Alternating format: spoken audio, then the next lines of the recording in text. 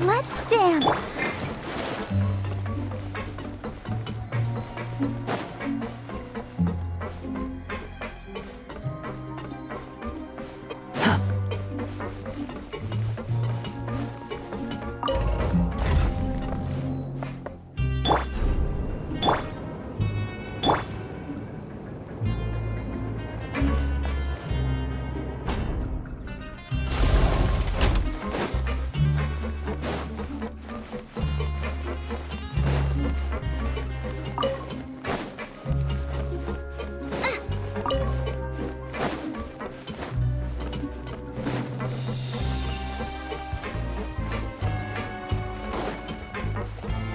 Swollen Fury!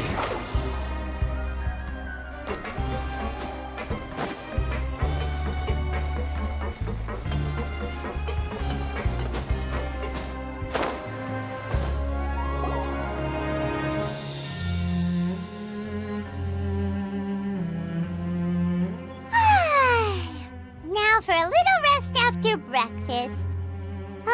This is the life. Wait a sec. Isn't something important supposed to happen today? Oh, today's our big day! We're supposed to leave the Fortress of Mirapede! Come on, we've got to go complete the release procedures now!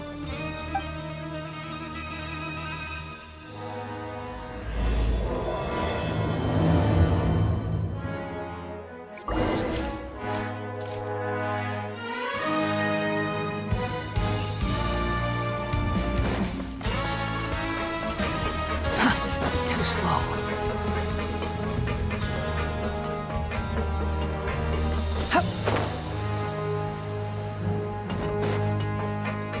Behold!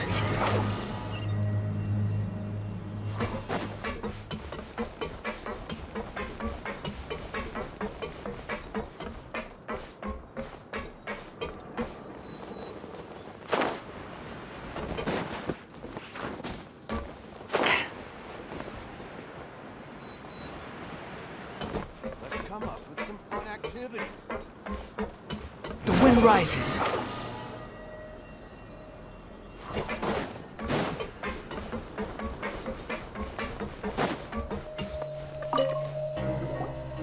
Please, sign here. This document will be effective immediately upon signing, and you two may exit the Fortress of Mirapede via the regular channels. It's been so long since we've been to the surface. Let's hurry up and... Huh? What's happening?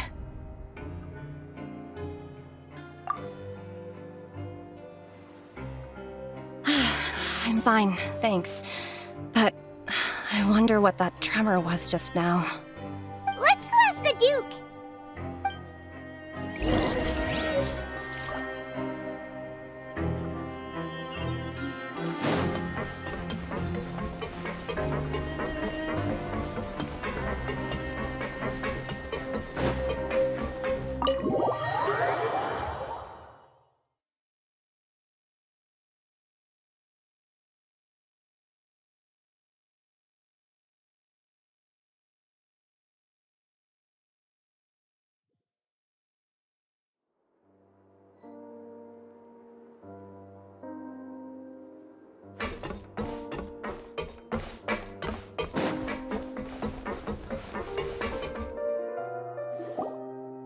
Your Grace?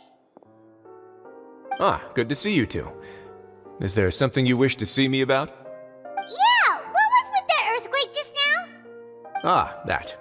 The tremor didn't originate from the seafloor. In fact, it seems it came from the surface. Over the years of serving as the warden here, I have developed a sense for distinguishing between what occurs on the surface and what occurs underwater. Besides, the seal that Monsieur Neuvillette set in place won't fail so easily. So the fortress is okay? If you recall our last incident, if there really were a problem, there would be crowds of inmates in a panic right now. Huh, you've got a point. Okay, seems we need to get back up to the surface and ask about what happened. By the way, do you know what day it is today? I believe today is this month's pipe cleaning day. Wait, seriously? Ah, yes. Have you completed your release papers? Yep. It's you two. Are you leaving now? That's right! Today is our last day in prison. But now, oh yeah, Paimon feels fond of this place now. Then be sure to come back and visit. I'll miss you.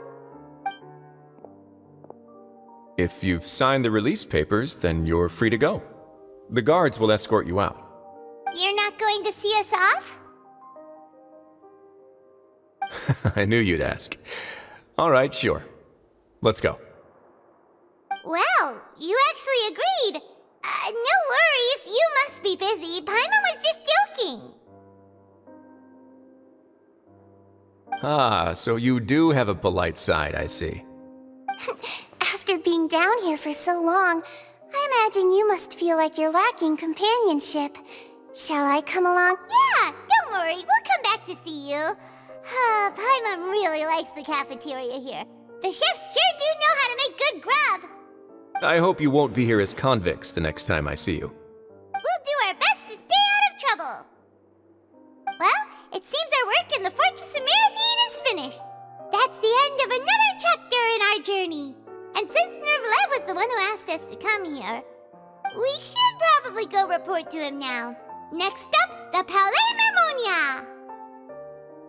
You're going to see Monsieur Neuvillette? Please pass on our kind regards. I'm sure just your regards will do, no? I believe it would be the polite thing to do. You're right. I've heard the Palais has been terribly busy these days. Tell him that I hope he hasn't been overwhelmed by the recent string of troubles.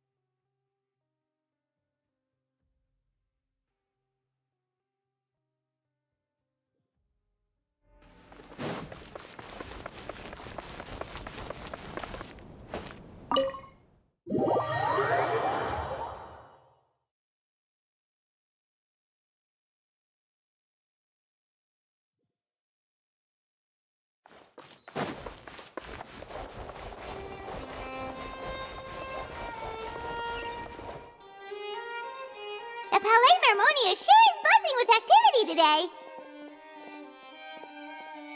Halt! Huh? Oh, it's you two. Apologies. Monsieur Neuvillette did say you'd be welcome at any time. Excuse me, would you mind helping me take a look at this report? I'll be right there. Sorry, I've got my hands full here. You can see yourselves in. Everyone's so busy. Seems a lot has been happening.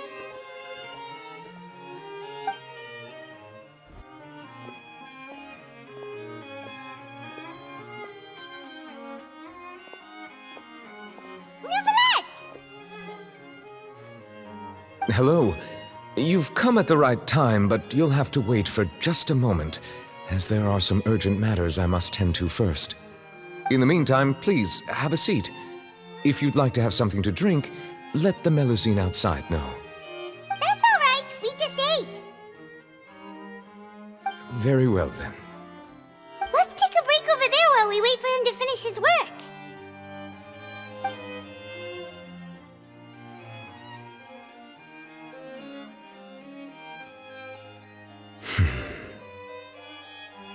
All right. That should wrap things up for now. Are you done with your work? Yes, sorry to keep you waiting.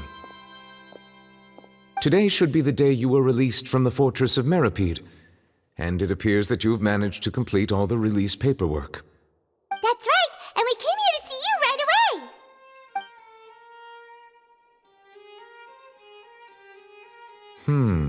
A massive whale. Do you have any idea what that might be? Judging from your description, that cannot have occurred in any ordinary waters, but rather something like the primordial sea. A whale of that size and shape cannot usually be found in the waters of Tevat. Therefore, we can only assume that Child is presently immersed in primordial seawater. Immersed in primordial seawater? But how? Most people wouldn't be capable of entering in the Yes? What is it? Oh, right! Paimon felt it too! We asked the Duke and he said it wasn't from underwater, so we figured you might know something about it. It turns out that I have just received a report about this particular matter. In fact, that's exactly what I was busy with a moment ago. The source of the tremor was here on the surface near Poisson. After the shaking stopped, the water levels in the Poisson area rose at an alarming rate. The water levels rose? Oh no! What about all the people there? Fortunately, the water levels only rose for a short period of time and have already returned to normal now. However, I still have a bad feeling about the whole phenomenon. If the change in water levels is connected with the leaking primordial seawater, then the situation in Poisson may be much worse than it appears. Navia should be in Poisson, right? We need to go check on her! I would also like to go there as soon as possible, but I'm afraid I can't leave just yet.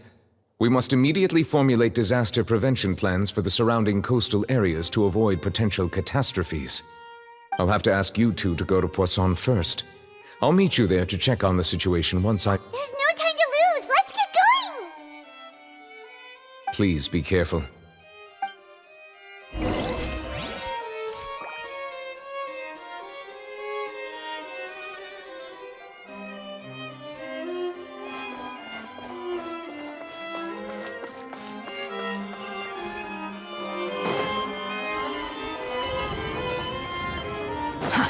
Too slow.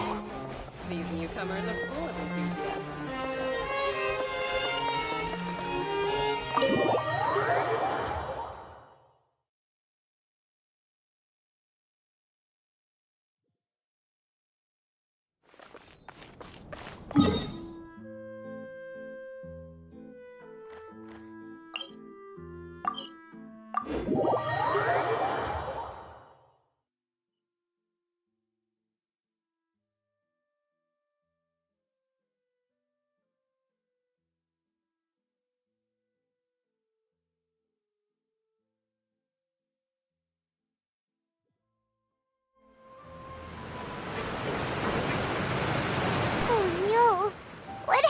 Here.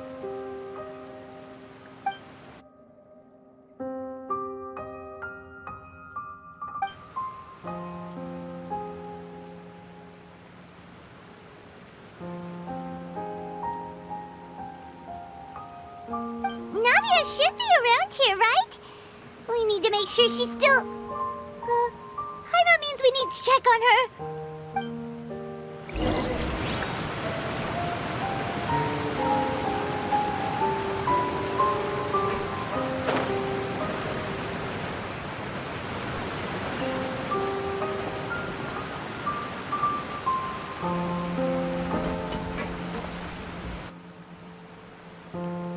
We haven't seen a single soul all the way here. Oh, this is getting scary. What will I ever do now? Look! There's someone on the roof over there! Just stay put! We're coming up! Watch your balance! All right! Just hurry!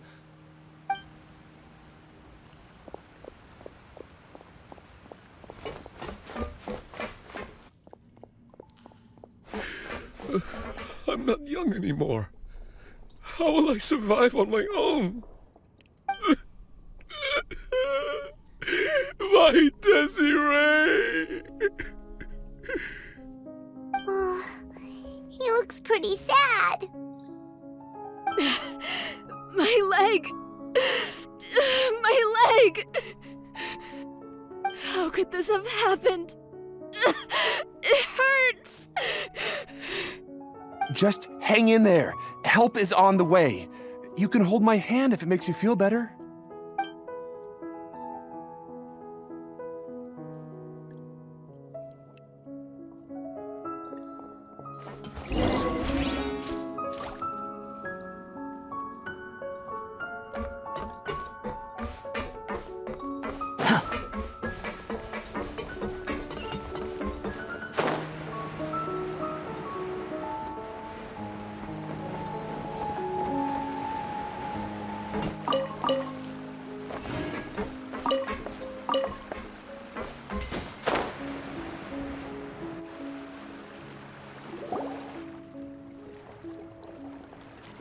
Oh, it's Navia! She's over there! Hey, Navia! Are you okay?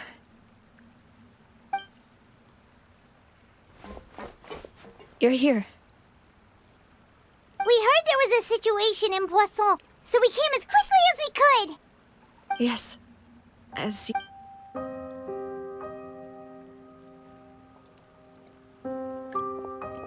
Demoiselle! There was a wounded resident next to a building southeast of here. We've already transported him to safety, but we've run out of medical supplies. He's wounded? How badly? He fell, so it's probably a broken leg. He's pretty shaken up. When the water level rose, he desperately climbed up to the roof. Once the water receded and he saw the ground, he became terrified and eventually... He jumped down then. Find the leader of Squad 1 and tell him to take the wounded resident to see a doctor. He should know where to go. Understood. I'll take over his search and rescue mission in the meantime. All right, you'll be in charge.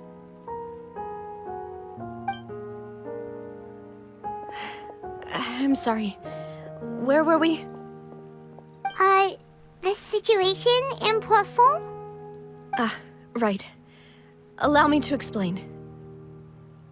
A little earlier, we suddenly heard a loud... The rushing water seemed a little odd. Almost everyone on the street who happened to be close to the water didn't have a chance. Those who realized what was happening, the Spina di Rosula initiated rescue operations as quickly as possible. But there have been the water that flooded the air. No one knows if this could happen again. All we can... How awful. It was quite frightening indeed. I only... Is there any way we can help, Navia? Thank you for being so willing to help in a moment of crisis like this. You don't know how much it means to me. I really can't express how... Don't say that, Navia. That's what friends are for.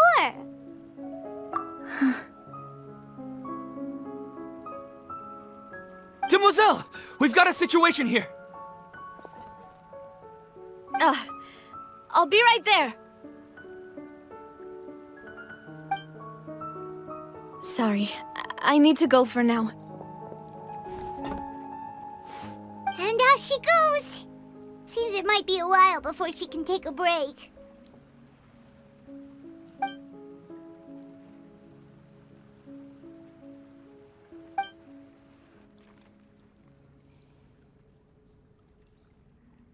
Okay, the wounded are being tended to, and we finished a preliminary head count. More support has just arrived, so I suppose I finally have a moment to focus on my own matters. Of course, we should remain ready for anything, and continue doing our best to rescue others. I'll be sure to have everyone at the Spina di Rosula ready to render assistance. Traveler, Paimon, would you two accompany me to my father's grave for a moment? Huh? Right now? Thank you.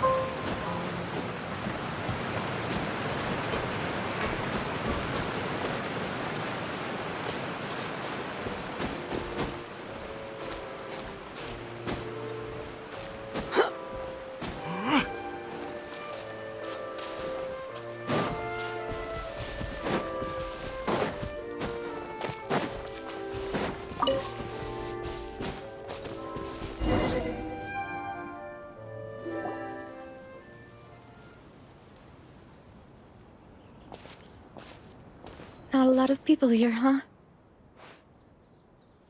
Well, given the time of day and the whole situation in Poisson, Paimon doesn't think there'd be a ton of people here visiting graves.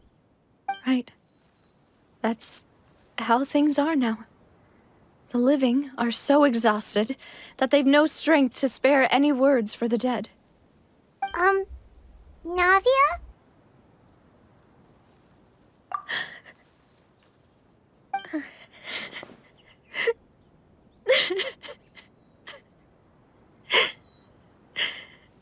Navia, what's wrong?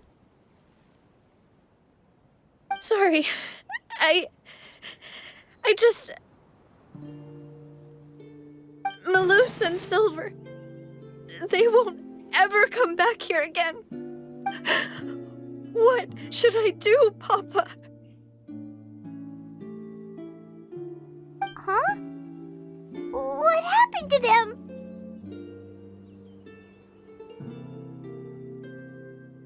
Everyone agreed on the rescue plan, but still, I was the one who initiated it. They were helping evacuate the residents, but they couldn't leave in time. And they were caught in the seawater.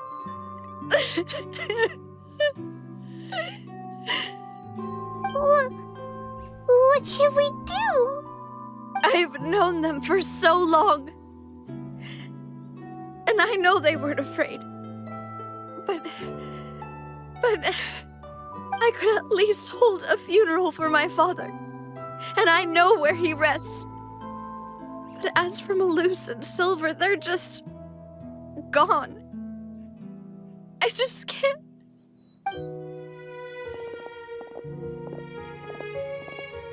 Everything looks so clean after it rains.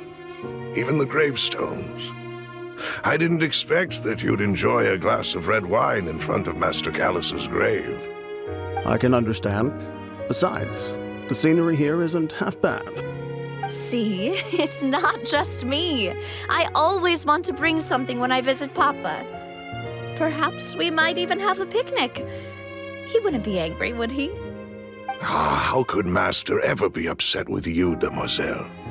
Yet the cemetery is the home of those who have passed, is it not? Everyone ends up here sooner or later, no matter who you are. Buying yourself a plot in advance, are you? No need yet. But when I do, I hope you'll let me be buried beside Master Callus, Demoiselle. Hey, stop joking around. I'm quite serious. That way, it'll save us both the trip to see each other whenever you visit your father's grave. That makes sense. In that case, could I be buried on his other side? After all, besides you, Demoiselle, The two of us could certainly be considered Master's closest companions, no? Personally, I believe we fill those shoes just fine. Why are you bringing this up all of a sudden? Seriously. All right. I'll remember your requests. But I'd really prefer not to talk about this stuff. And what do you mean by saving me a trip? I'd make the journey even if I had to visit you two somewhere else. I'd promised to let them rest in peace here. But here I am breaking that promise. I'm sorry for letting you see me in a mess like this. I don't usually cry, really. Paimon doesn't know how to help you feel better. But, well, she understands how you feel. I had always thought I could make my wishes come true. But now that I think about it, that never solely relied on me. Many things can only be accomplished with someone else's help. Malus and Silver have helped me so much. But by contrast, I could do nothing for them. I'm so sorry. You can spend as much time as you need here, Navia. We'll stay with you. Thank you. Right now, you don't know how much that means. By the way, you can have a look at this. It's a list of victims from the incident that took place here. Obena, Khan, Burnett, Giverny, Francine, Karina, Daisy Ray, Joinville, Julianne, Esson, as well as Malus and Silver. So, everyone else is safe. But still... It's okay. I know what you're thinking. And you're right. We lost Malus and Silver. But we were able to save more than we anticipated. The overall outcome indicates that the cost was worth it.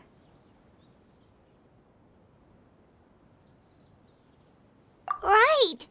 Don't think that way, Navia. One person might be saved at the expense of another, sure, but that isn't something we should ever consider a trade. Malus and Silver were not the price for saving anyone. They're heroes. You're right. Thank you, Paimon. What you said just now was pretty amazing, actually. I'll remember your words. Oh, really? Seems you've become more eloquent in the time since we last met. The knave? What are you doing here? Is everything going well on your side? Yes, my people are carrying out the mission according to your request. All the residents of Poisson have been evacuated, and we're preparing to relocate them to higher ground. As for these supplies, we have everything taken care of. There is no need to worry. Thank you very much. Wait, do you two know each other? We just met recently. Right, Miss Navia? Usually, I would call this a coincidental encounter. But that doesn't quite fit this time. Besides, it never even crossed my mind that a Fatui Harbinger would come looking for me. Thanks to the Knave, Spina di Rosula received generous support from the Fatui, which allowed us to complete the rescue and evacuation work so quickly. Mutual aid is essential to fostering positive developments. We were already in the area, in any case, so it was nothing. That said, I must say that you're a lot sharper than you let on. I'm sure you understand what I mean. I apologize for all the ways in which I tested you previously. We've never worked with a Fatui before, and it's extremely important for us to know who we're working with. My subordinates have reported that Fatui soldiers have been observing water levels and taking head counts in various locations. I hear that they've also prepared a large amount of emergency supplies. I'm quite surprised. This is nothing to brag about, nor do I intend to. It is simply the way of powerful organizations to act forcefully, whether they are doing good or ill. You've witnessed that firsthand, in any case. As I've told this traveler before, I know of the prophecy, and I intend to prevent the impending disaster. Lending your organization a hand was a natural first step in accomplishing that. As such, do not be troubled by this token of our sincerity. Perhaps one day, you'll also be able to help me in the same way. Without your help, there would have been many more casualties. I won't forget your kindness. Furthermore, I sincerely regret what happened to Malus and Silver. I only wish that my people could have arrived a little earlier to prevent this from happening. Don't say that. You and your subordinates did everything you could. As Paimon said, Malus and Silver didn't choose to sacrifice themselves for any specific person. And they weren't the price paid for other salvation.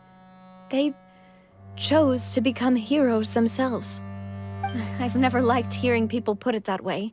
It's like trying to relieve pain by saying some noble-sounding words. But right now, there's nothing more suitable. They really did become heroes. You're right. I'm sorry for your loss, Miss Navia.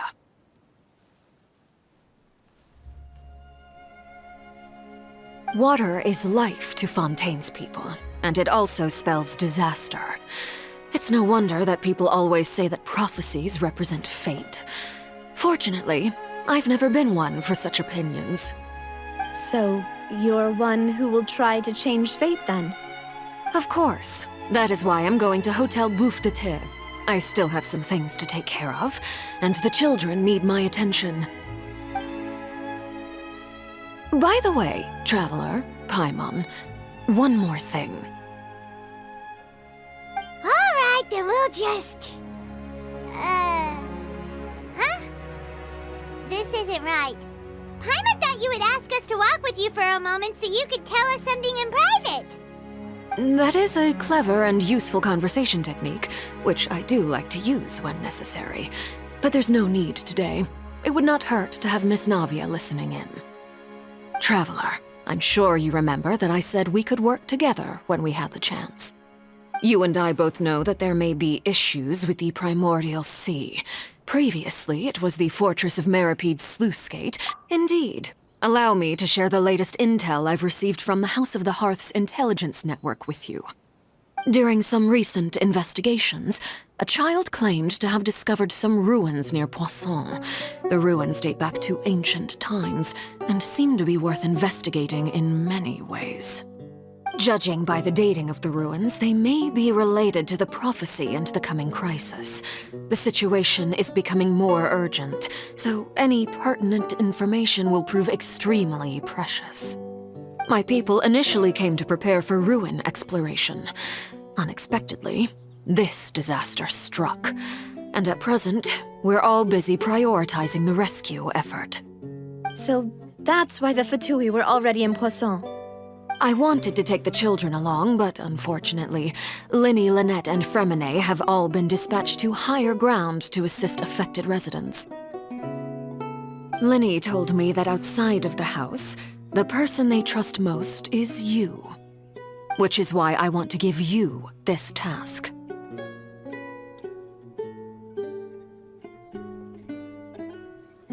The House of the Hearth's members see each other as family. But Linny, Lynette, and Fremine said that they also see you as such, even though you are not from the house. I'm sure you already understand how earnest they consider their friendship with you to be. Oh, that somehow makes Paimon feel kinda happy. The intel I just shared about the ruins could fetch a high price. But since the children consider you family, it's only natural that I freely share it with you. Got it! So all we gotta do is go to some ruins, right? We can handle that. Excuse me, but may I tag along? You wish to join, Miss Navia?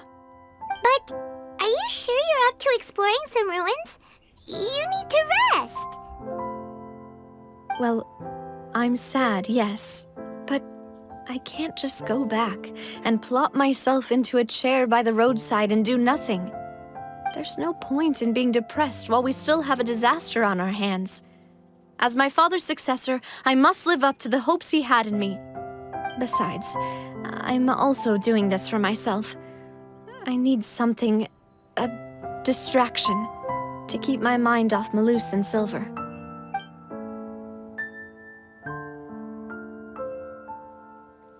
Since you put it that way, I have no objections. What do you say, traveler? All right. The ruins are to the south of Poisson. Here's the map. Okay, the three of us will handle it. Come on, let's pack up and get going.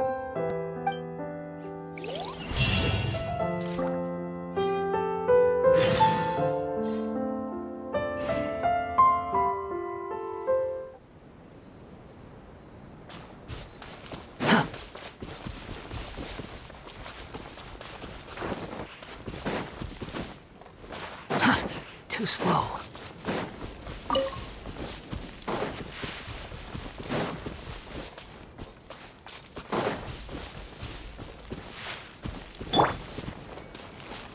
Let's dance.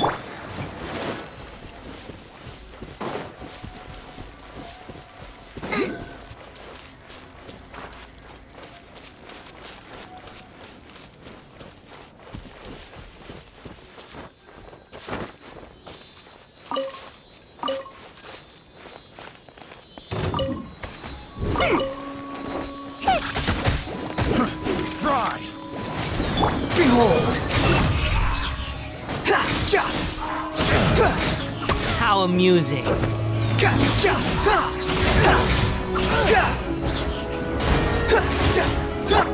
Oz, reveal thyself! Such a pain.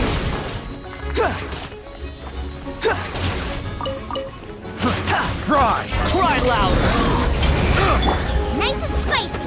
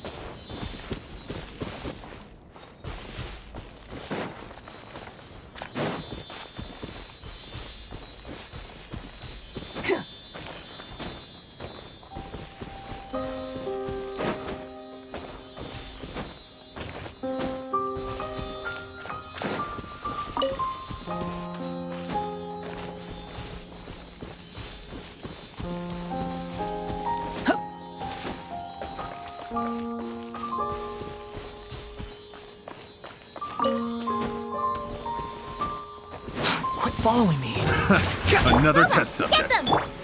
By royal decree, I'll protect us. The wind rises. The wrong test subject. Picked the wrong test subject.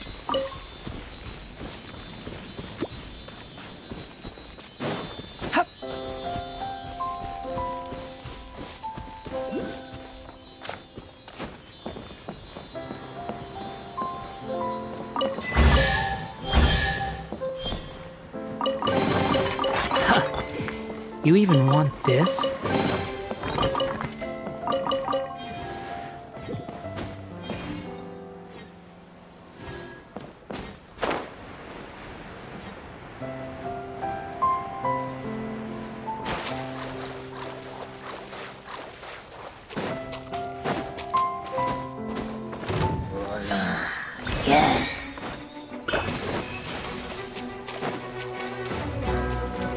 Quit following me.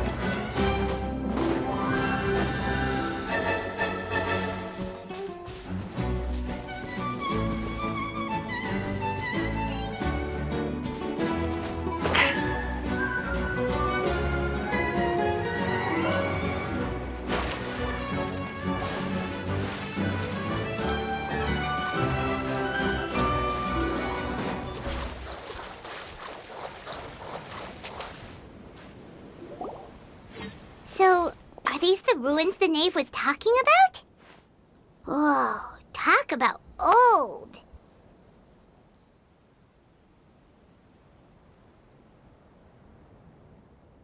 They seem to be pretty ancient, all right.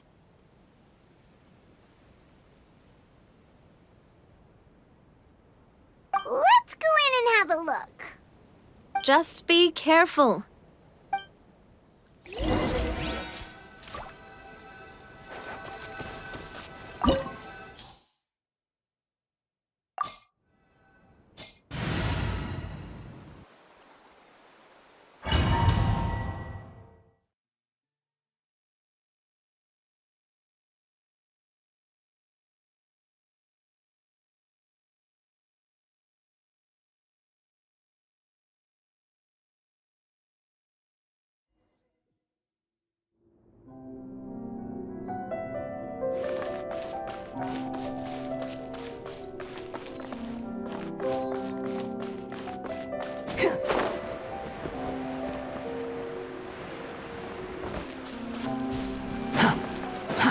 Too slow.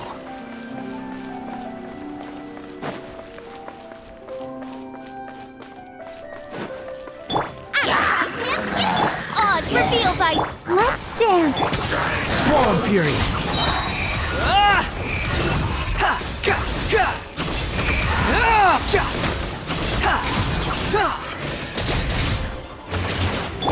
Nice and spicy. Quit following unsightly insects. The wind rises.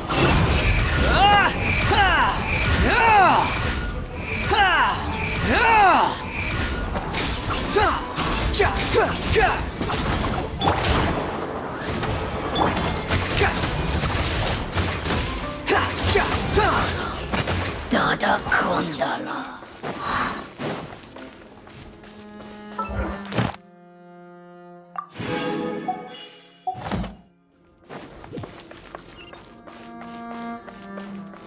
I'll protect us. Watch it! The floor here isn't safe! Kuma, get them!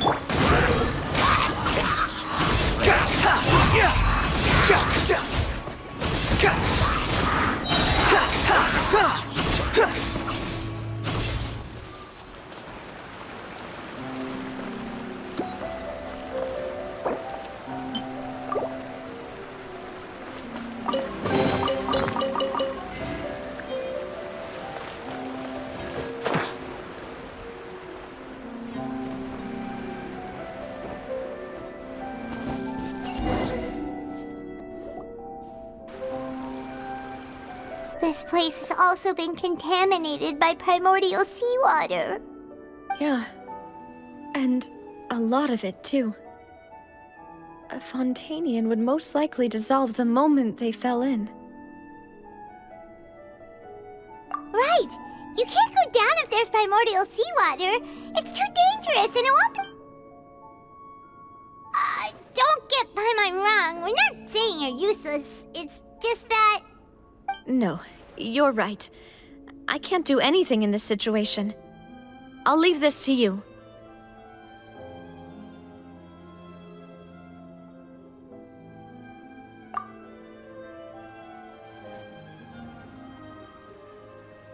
That complicates things. Maybe the only way left is forward. In that case, do you want to wait for us here? The water levels here are unstable, and there's a chance the water will rise. So, staying here wouldn't be safe either. I'll go together with you. Perhaps we'll find the exit just up ahead. All right. Come with us for now then, but please be careful.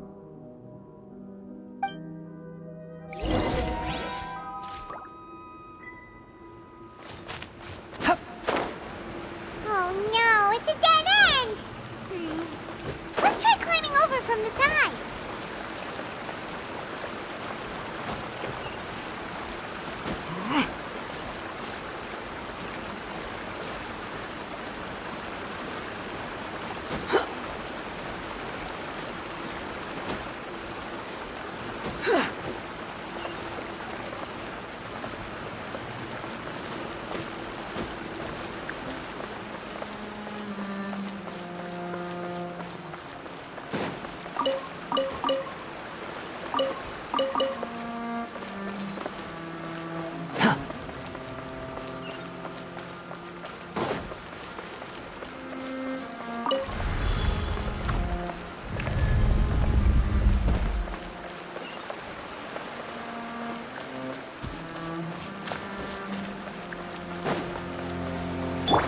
let the show be...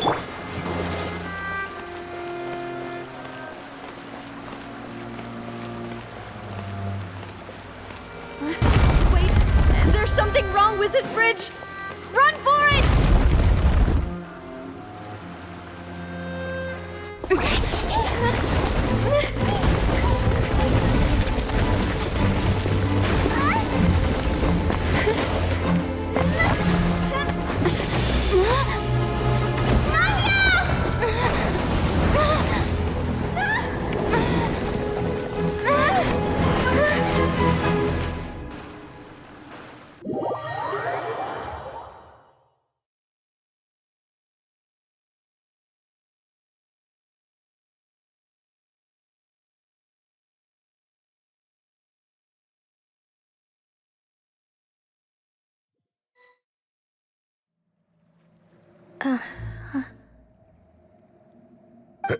Demoiselle?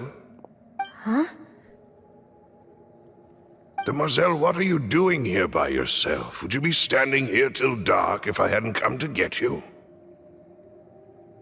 Maybe she just wants some time to herself, Malus. Hmm? Oh, was I sleeping? Yes, it would appear so. I must be tired.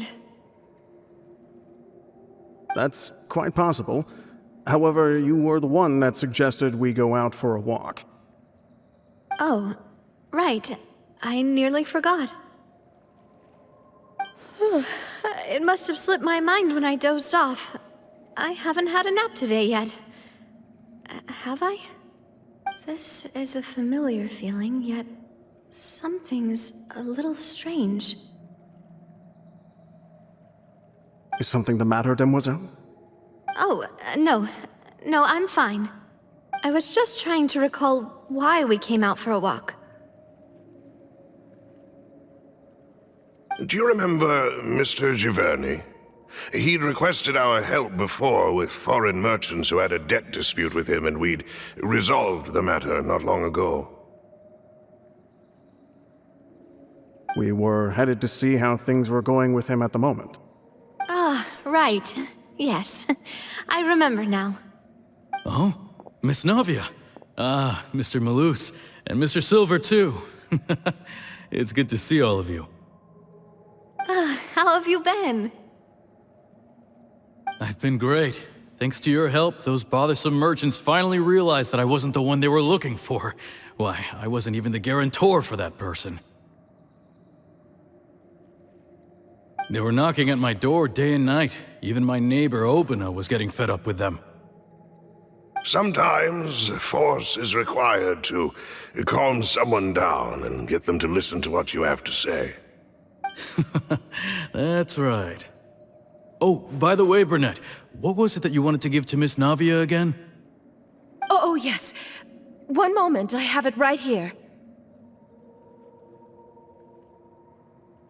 Miss Navia, these are some flower seeds that I prepared. Please take them. They're a very good variety, and they'll become very big and beautiful once they bloom. I don't know what we would have done without your help, so this is a little token of our appreciation. I hope you won't refuse. Ah, did you cultivate them yourself? Thank you so much. I'll certainly take them. Malus, we do still have some empty flower pots at home, right? Why, we can have as many pots as you'd like, Demoiselle. Perfect. In that case, we'll swap out some of the decorative plants for some of Mrs. Burnett's flowers. Very well. Wait. Something seems to be off here. Excuse me, madam. If I'm not mistaken, your name is Burnett, correct? That's right. Is something wrong? No, it's nothing. This is the first time we've ever met, but your name seemed familiar to me. I must have heard it when I was discussing things with your husband previously. I've heard this name before. Sometime recently, I'm sure of it. And why are there so few people around here? Where did everyone go? We must mind the time, Demoiselle. We still have important things to attend to today. Huh? We do? Like what? Well, now, did you forget? Miss Navia, here you are! I've been looking for you. Please, come to the Opera House. Your trial is about to begin. My trial? Wait, why would I need to go to the Opera House? Yes, she's right, Demoiselle. It's just about time now, so we should get going. Oh? All right then.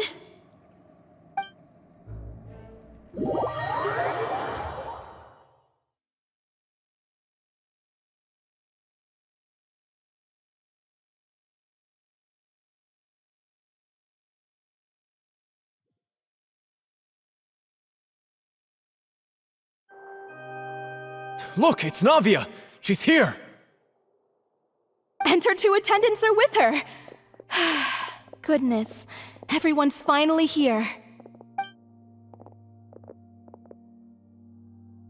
There sure are a lot of people here to see the trial. And they all seem to be oddly excited about something. I even know some of these people. Karina, Desiree, Joyville, Jolien, Essen. Why are so many people here? And why do I have no recollection of this case? And as for the judge... huh? Where's Monsieur Neuvillette? Please sit in the defendant's seat. Don't worry, Silver and I shall accompany you. All right. But are you sure you can stand behind me?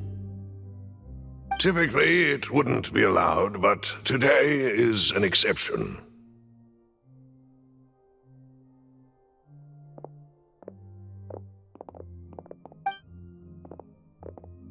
Hey, what kind of place do they think this is? Come on, do they have any idea what they're doing? Seriously.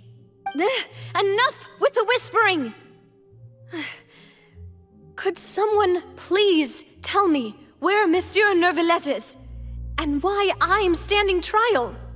My dear Miss Navia, have you not yet realized what you've done? In that case, allow me to explain.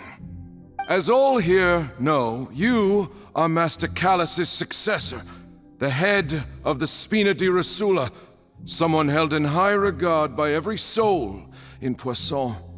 After you took over the Spina, you treated all of us just like the late Master Callus had. If anyone in need reached out to you for help, you responded. Not only you, but your butler, your subordinates, nearly everyone in the Spina di Rosula fought for the well-being of those in Poisson. Wait a moment. Aren't you just proving that I'm a good person? Yes, correct. Absolutely right. And that is why you stand accused. You have helped so many people get through so many difficulties. You are one with us. We are inseparable. We are one big family, all of us who are from Poisson, inextricably linked.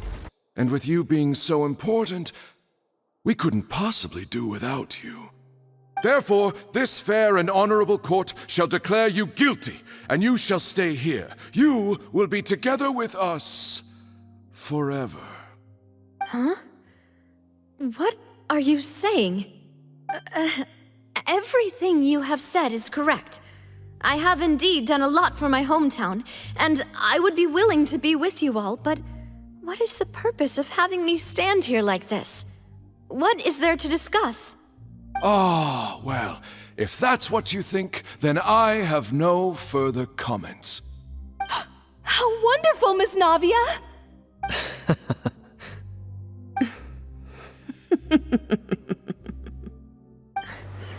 I know all these people. Why are they laughing? I seem to remember now. Yes, I get it. This trial is... Wait just a moment. This isn't right! Malus? What was that, Mr. Malus? Our conclusion is very clear and unanimous. Let the court judge her now. She's guilty! Stay here, Navia! You're one of us! Demoiselle, don't admit guilt. This trial means to keep you here forever. I wish to exercise my right to defend Our Lady. Mr. Joinville, you only know of Navia's goodness, but nothing of her utterly independent mind. She was born a free and independent spirit. She has never been tied down by anything. Indeed, even the death of Master Callus couldn't stop her. Her actions cannot serve as proof that she identifies herself as part of any group. She merely acted as an individual, extending her hand to help others. Please do not mistake her actions as being otherwise. Really? As an individual, you say? Don't forget, we are all Fontanians here. This is the nation of justice, the nation of Hydro! Even if Miss Navia only voluntarily rendered her assistance, that doesn't change the fact that her beautiful soul must return to everyone. Water accepts all, blends with all. It will surely accept her kindness. Everything is measured here in the nation of Hydro, and in the end, everyone shall meld together. Thus, when a unanimous opinion emerges, that opinion represents justice. Now I speak for everyone. Our opinion is consistent. Navia should stay. We and Navia are one. And you would call this justice? Preposterous. You are merely jealous that Demoiselle still has a chance to exist as an individual. Have you forgotten how much you all once longed to become individuals, to become independent? Do you mean to defy our justice? If your justice is flawed, then why should we acknowledge it? As you said, we can also have our own justice. Silver and I shall defend Demoiselle. And that is how we will enforce justice. Ugh, my head... It hurts. Demoiselle. Silver, it hurts. My head is spinning. All I can see is stars swirling in front of me. I remember now. Everything that seemed odd from the very beginning.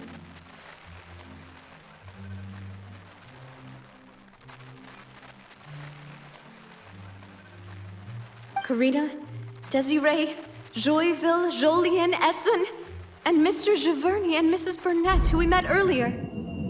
Even Malus and Silver.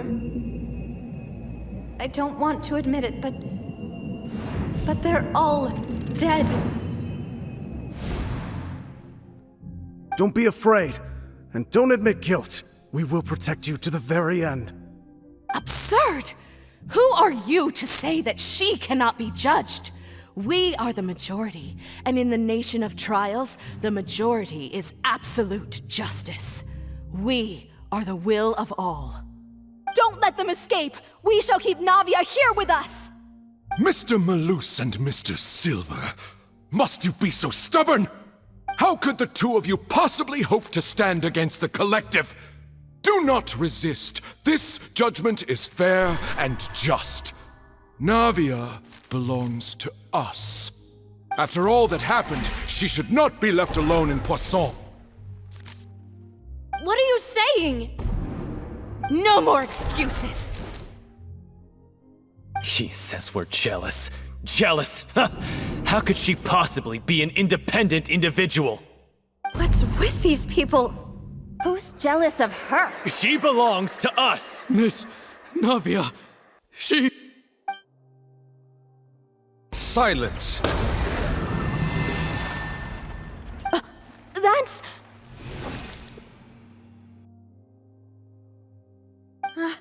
Monsieur Neuvillette! Such commotion is prohibited in the court. The accusations you just presented are nonsense and cannot constitute a proper trial. The court will adjourn for the rest of the day. In this, I shall hear no objections from any unauthorized party. Our thanks, Monsieur Neuvillette. Please leave with me, Miss Navia, while there is still time. But... Go on now, demoiselle. This is your only chance to leave this place. What, can't bear to leave us behind or something? Malus. My apologies. I couldn't resist making one little joke once I realized that this shall be our last goodbye. Malus. Silver. Quickly! You must come now! Goodbye, demoiselle. Farewell.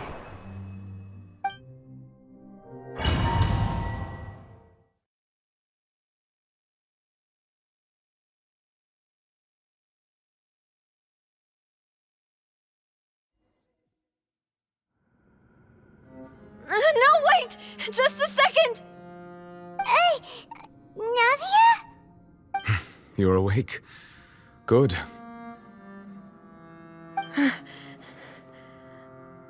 I must have been dreaming. Malus and Silver were still alive, and they were defending me at some insane trial. It looks like you're all right. Did all the sad feelings cause you to have a nightmare? Paimon could give you a hug. The ruins you were exploring suffered a cave-in. When I arrived, I found you falling toward the water. You were just about to be dissolved within, but I...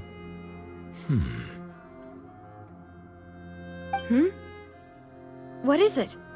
I think I saw 2 Oceanids protecting you. It was only for a moment, perhaps even a fraction of a second, but they gave me the chance to retrieve you. Were it not for their intervention, I would not have been able to rescue you before your consciousness dissipated. Wait, did you say Oceanids? You mean like what happened with Vache? Perhaps those 2 Oceanids were the people you saw in your dream. I always told them that they didn't have to protect me. To think that they'd keep doing so even after death.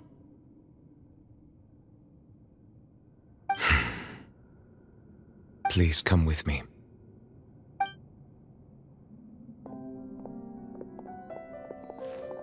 Neuvillette, are you okay? Oh, I am quite all right. Perhaps there's something we could chat about? Why do you look so stiff all of a sudden? Oh, Paimon knows. You're the type who feels awkward when there's nothing to talk about, right? I merely thought that we should give Navia some time to herself. Huh? Why didn't you just say so then? Don't you think it's even more awkward to call us over like this and then have nothing to talk about? I suppose so. Ah, Sigewinne. I hope all is well with her these days. Her work in the Fortress of Meropide has not been too much for her, has it?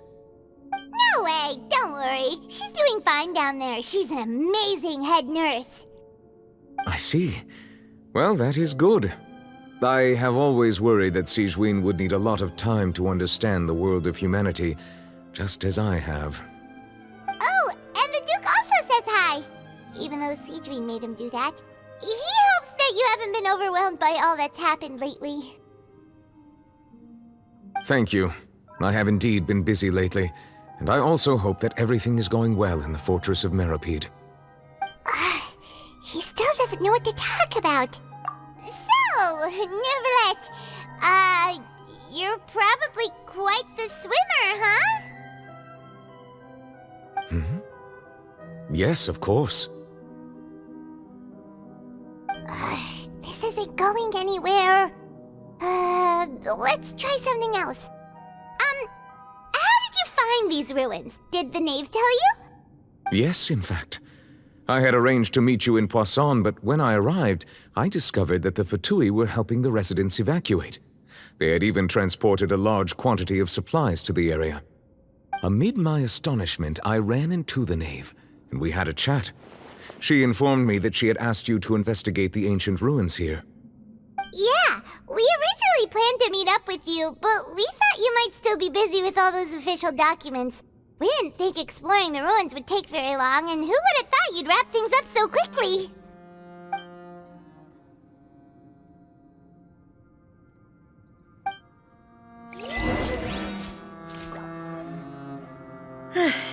I'm sorry to have kept you all waiting like that. I'm feeling much better now.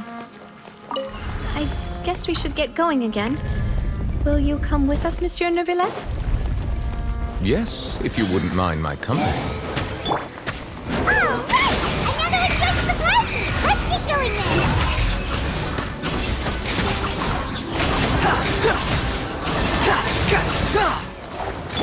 Nice and spicy!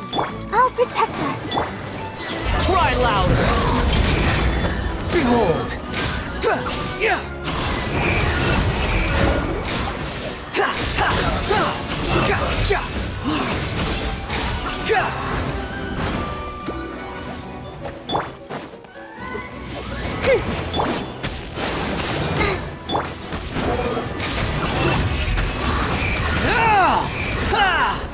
Dada Kundala.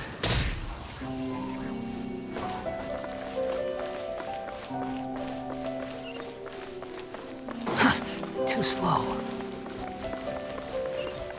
Oh no, another unstable path. Watch your step.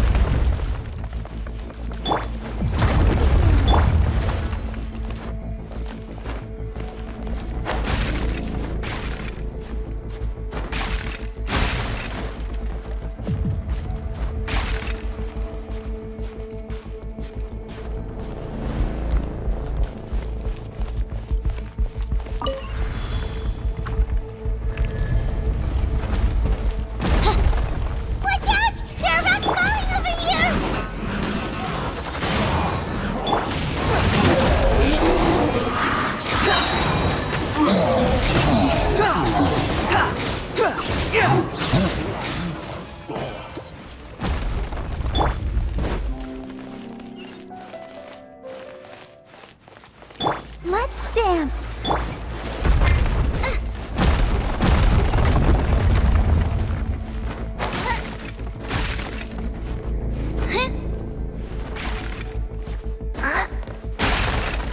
Seems we're almost at the top.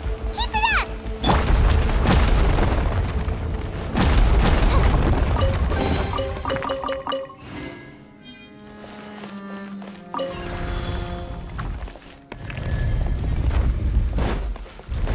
Yeah.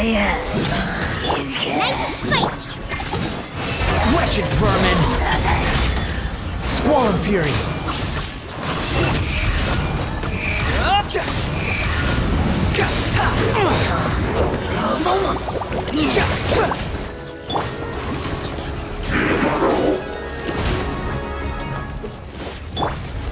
Shadow Raven, let night fall. The wind rises! That's far enough! You're toast! By royal decree!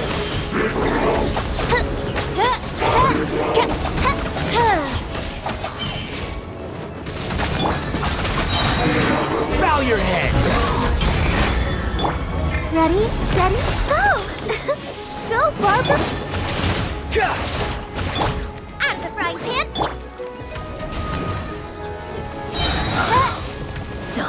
As you wish, main Fräulein. Ha! I'll protect us.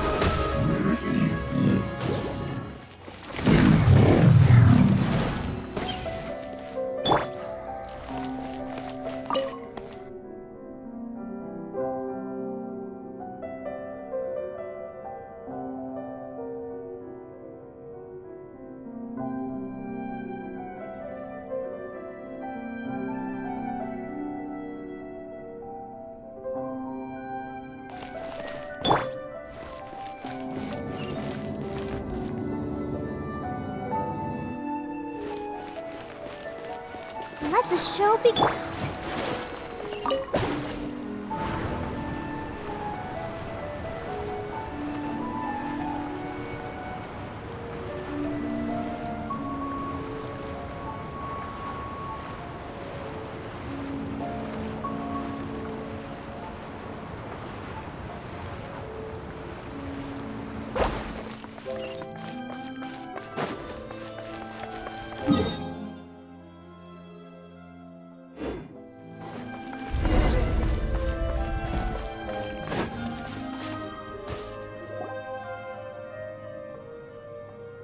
Looks like we've reached the end. This is the place. There should not be any other hidden spaces in the vicinity. The path sure had some twists and turns, but it turns out that this place isn't actually that big.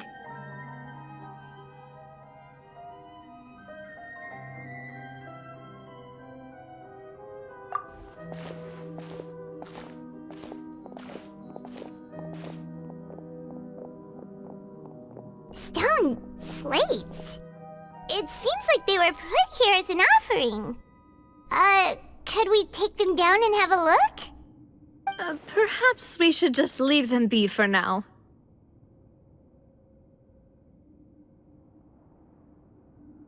There are 4 locations in total, but only 3 stone slates. The slate that should be in the first empty spot is missing. The surrounding walls also show signs of damage. There's something written below. Let Paimon see. Reason dictates that this nation be destroyed. I shall record the history of its future here in its past. Say what? It feels like someone left these slates and these words here for a purpose. But does he mean that Fontaine should be destroyed? That would fit the circumstances dictated by the prophecy, yes. Indeed, the slate's contents correspond to it. Take the second slate, for example. There's a person kneeling here. She seems so dedicated. And there's a whole bunch of other people behind her doing the same. She's facing this... what is this? Some kind of island in the sky? And is that Lady Farina in the third image? Did the Hydro Archon fall into the water? And is that a ring of people around her? Paimon doesn't quite get it. Are they all in the water? The fourth image. I know this one. This exactly matches the content of the prophecy. The people will all be dissolved into the waters, and only the Hydro are...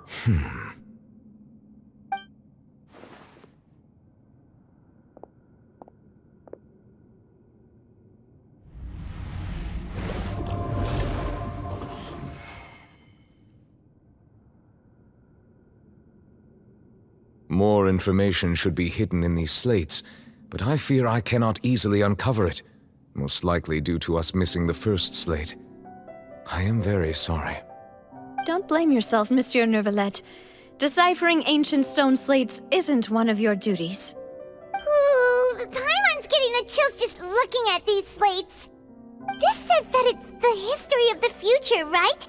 That means the prophecy's sure to come true. I really hope it doesn't mean that.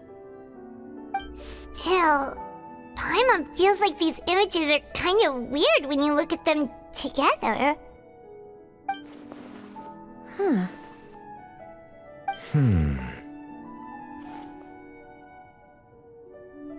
That's right! If the images are in chronological order, shouldn't the fourth, the waters drowning Fontaine, come before the third, where the Hydro Archon herself falls into the water? And yet the order is reversed here.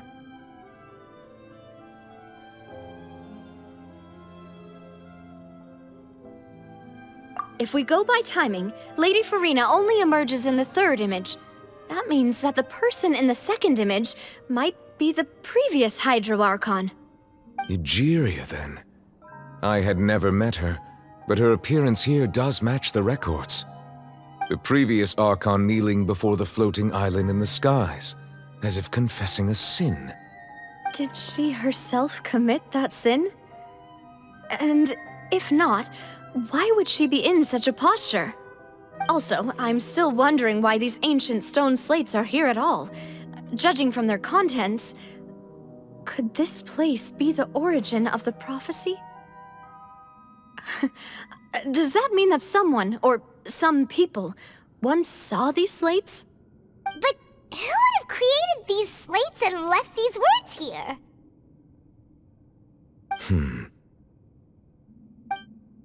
It seems that any further clues will have to come from Farina. In that case, there's no time to lose. There's nothing else to be gained here, so let's head back first. Yeah, we better get somewhere safe for now.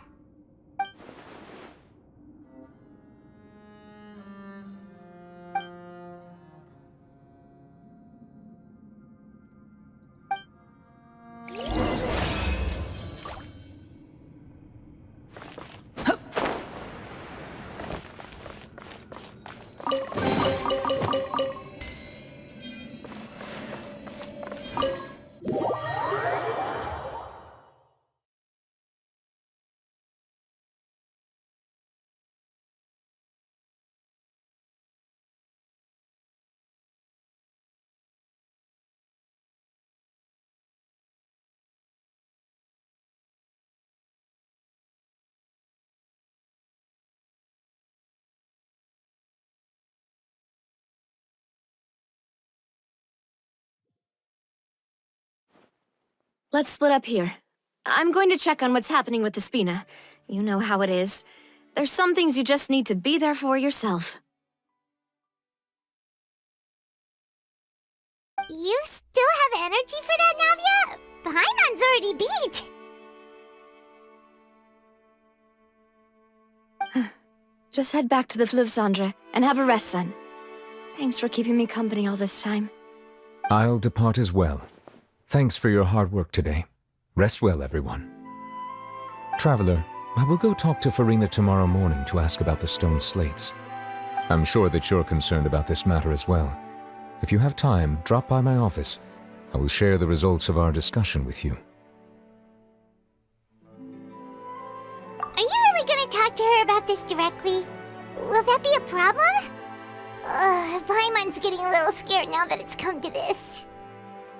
She has long been harboring secrets and will not give them up easily, which makes it all the more my duty to ensure that she understands the present situation.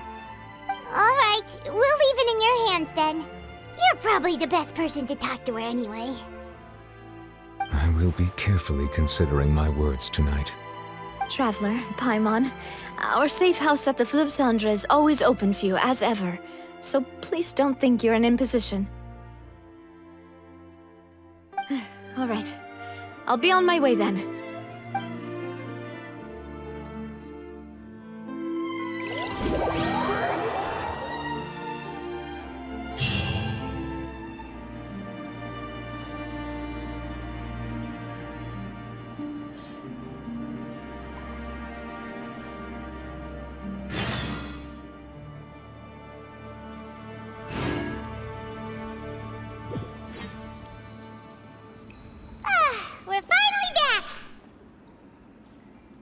Welcome back.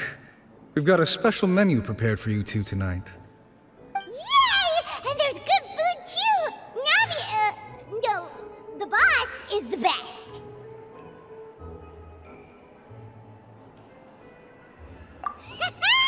Ooh, desserts! Nice, these are all Paimon's! Paimon's already starting to forget what happened today. Oh, that voice. Is that who I think it is? Huh?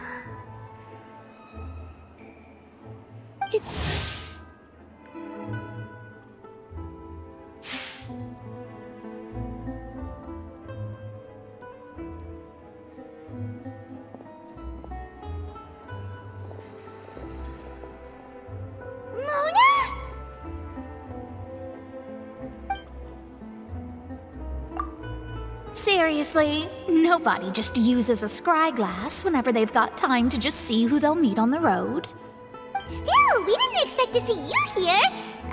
Wait, you're not a Fontanian, are you, Mona? Well, I have some business to attend to here, so I booked a hotel in the city.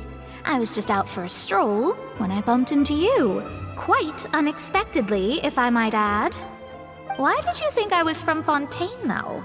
Is that because Magistus doesn't sound much like a Mondstatter surname? Yeah, let's go with that. Well, I used to have my own surname, which was well, some other thing. Either way, the old hag told me when she took me as her disciple that the first step to being a great astrologist's pupil was to change that name. There was nothing for it, really. She really is amazing at astrology, so I changed my name to what it is now according to her wishes. To my surprise, however, Magistus is not the name of some ancient house or clan.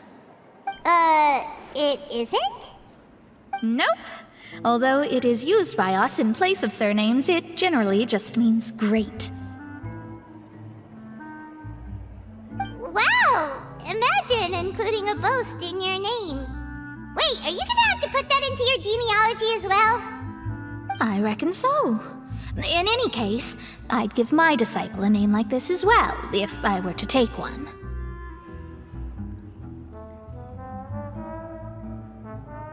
Astromancer Barbeloth Trismegistus. Whoa, that's a long one. Does it also mean great or something? My name means Mona the Great Astrologist. As for the old hag, hers is, in plain speech, the thrice-as-great Scholar of the Stars. Just take it as a title specific to astrologists. Thrice as great? That's so petty. I know, right? That's just how she is. She used to call herself Magistus, actually, but when she took me in, she changed her name to Trismegistus. Talk about excessive. Magistus is thus the calling card of our school, so to speak, which makes it about the same as a surname. It's all right if you don't get it. You can look into it. That sounds terrible!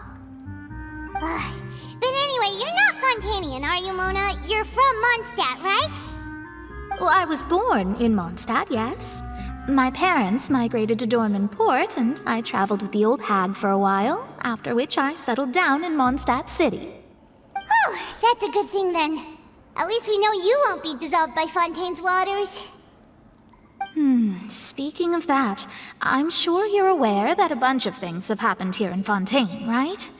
I know you're not a local, but I'd avoid getting too close to any water that looks strange all the same. There's something ominous about it. Well, the water, I mean.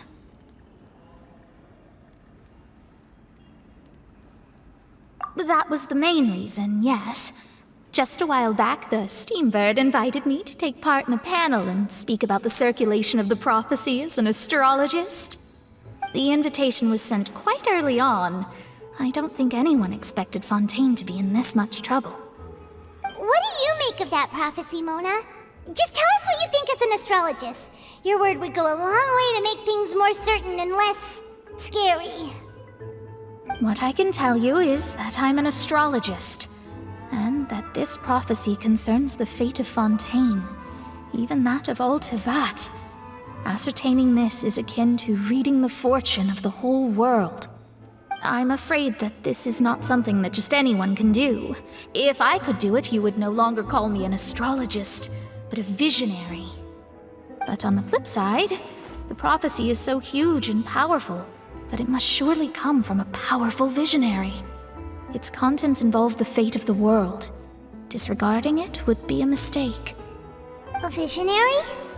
Sounds really powerful and all, but does such a person really exist? Of course. The old hag could do it, and I'd bet there are others amongst those Hexenzirkel. Are you sure? All right, I'll help you. It isn't often that I see you with such a serious look on your face. I'll tell you once I hear back from her. Thanks, Mona! You're amazing as always! Oh, well, this is something only I can do after all. So yes, your praises are quite welcome. That's the greatest of astrologists for you! Of all the people we know, you know the star's the best! Indeed. That's the spirit. Oh, sorry. I came to see what all the commotion was about. If there's anything you need, do not hesitate to inform the Spina di Rosula. Oh, whoops. Guess we were getting a little too carried away there. Well, I'll go tend to my own business now. If I receive any news, I'll be sure to come find you two again. And there she goes, quick as rushing water. And here we are with the Spina guy giving us suspicious looks.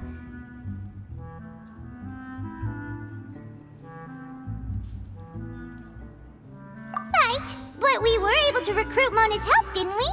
Our Fontanian friends will thank us someday.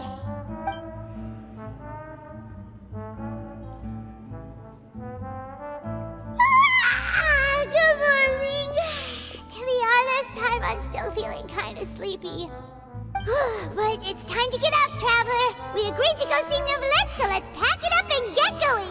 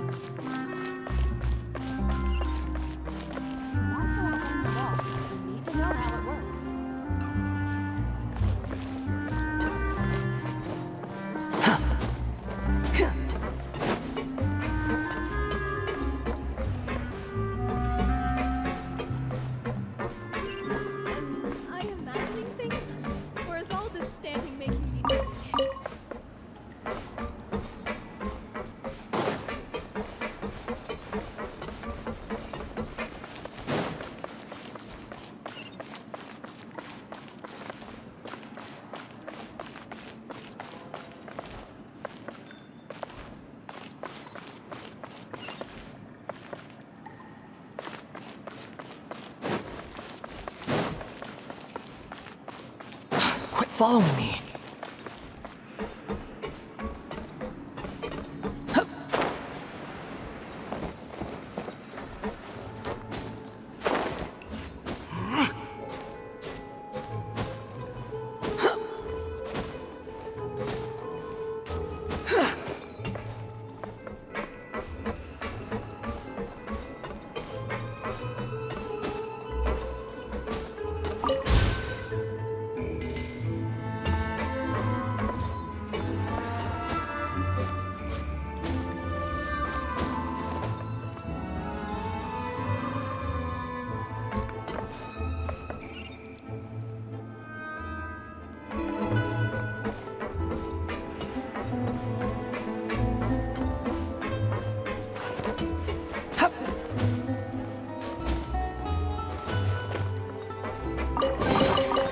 Unnecessary.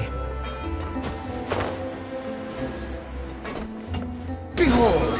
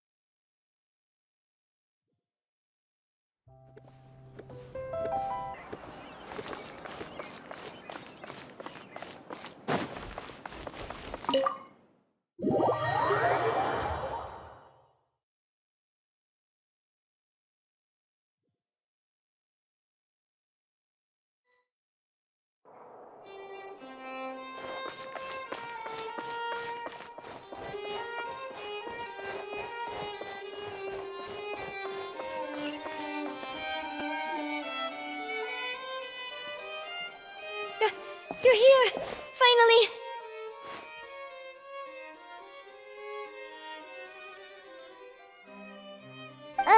Is something wrong? Monsieur Neuvillette and Lady Fr...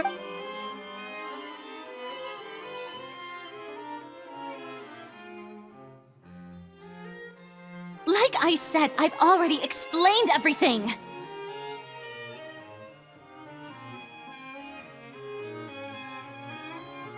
And yet the problem has not been properly solved. There is little. It is not my intention to offend you, but please tell me where you stand. You are the Hydro Archon Focalor, are you not? Look at this. This is a list of the victims from the recent Poisson incident.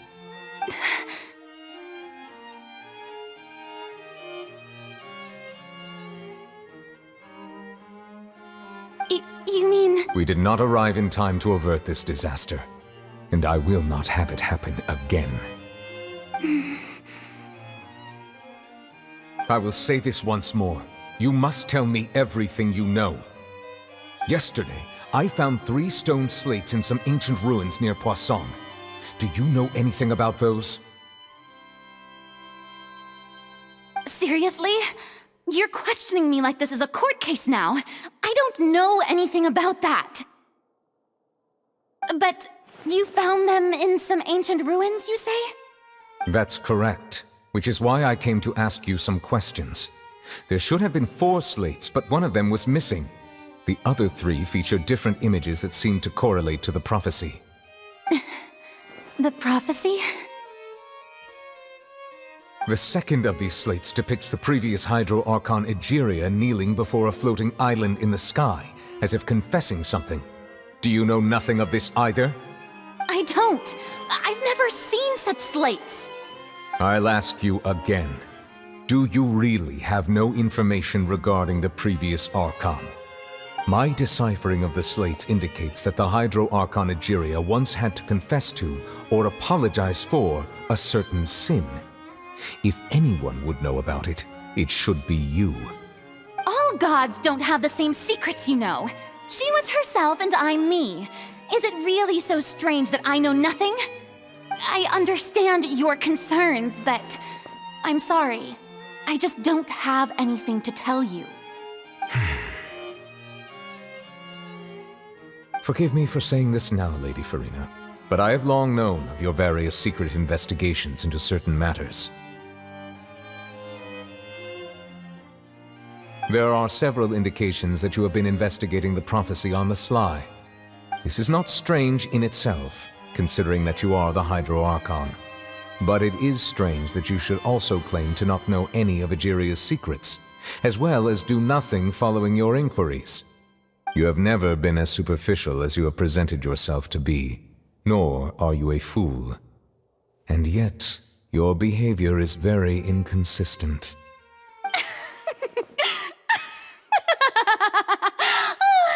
So you've been watching me all this time, have you? I didn't think you were that type. You... Well, since you know about my secret investigations, then you should know I'm actually working to take care of it. There's no point questioning or suspecting me. You're the Eudix, but you're still my subordinate. You should be following my lead. Just trust in me, you're Archon, and do as I say. Never mind whether you can truly convince yourself to or not. It'll all turn out fine. That's all I have to say. We do not discuss this matter again. Oh, the opera's about to start. Toodles!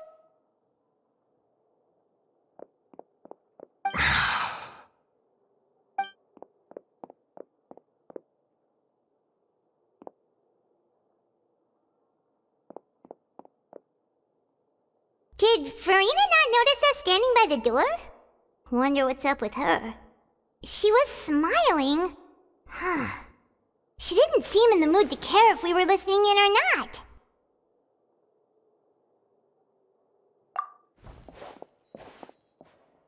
I assume you've been outside for a while now? Oh! You noticed! Seems Farina didn't even realize we were here. She was in a great panic, though I cannot discern the reason. Our discussion reached impasses time and again, a state of affairs that we cannot allow to continue. Still, I do not understand. Dialogue is the basis for understanding. Everyone in her inner circle has noticed that she is hiding some secret. The issue is her attitude. I fear that she will not reveal anything unless absolutely forced to. We may have to create a situation in which she will have no choice but to speak. Oh? Like what? Normally, people will only reveal the truth when standing trial. Perhaps we must have the Hydro Archon experience just such a scenario. But Farina's seen so many trials, and she's really good at dodging questions. How do we make sure that she won't just slip away at the first chance she gets? We will need to consider this thoroughly, join forces with various parties, and then do what we can. If at all possible, I would prefer to recuse myself from this affair, but we must prevent the prophecy from coming to pass. This may be cruel to her, but all Fontaine is But who will lend us their aid to do such a thing?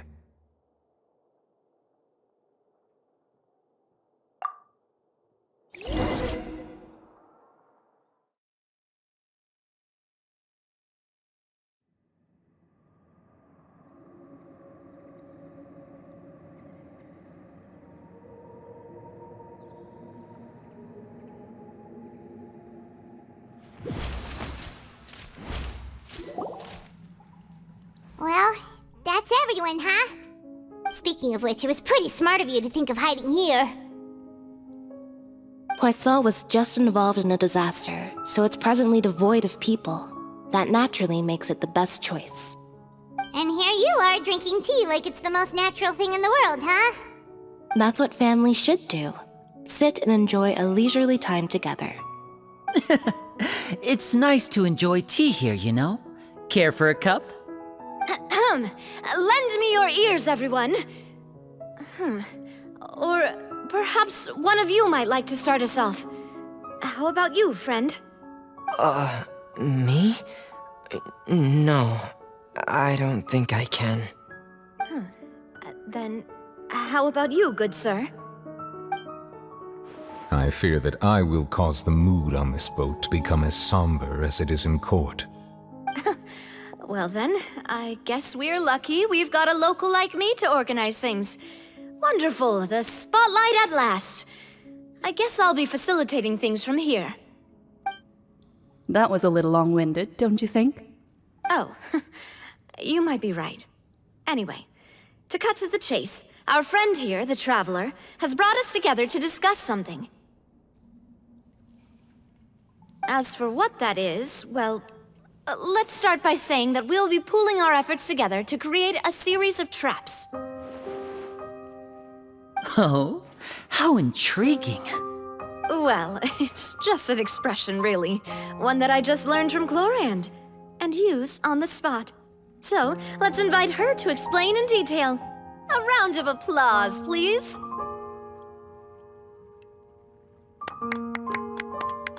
Huh? Didn't you say that you would be facilitating this? Oh, come now. Your work doesn't involve much public speaking, right? This is a good chance to practice. You might even pick up some fancy oratory tricks to impress your boss with in the future. I see.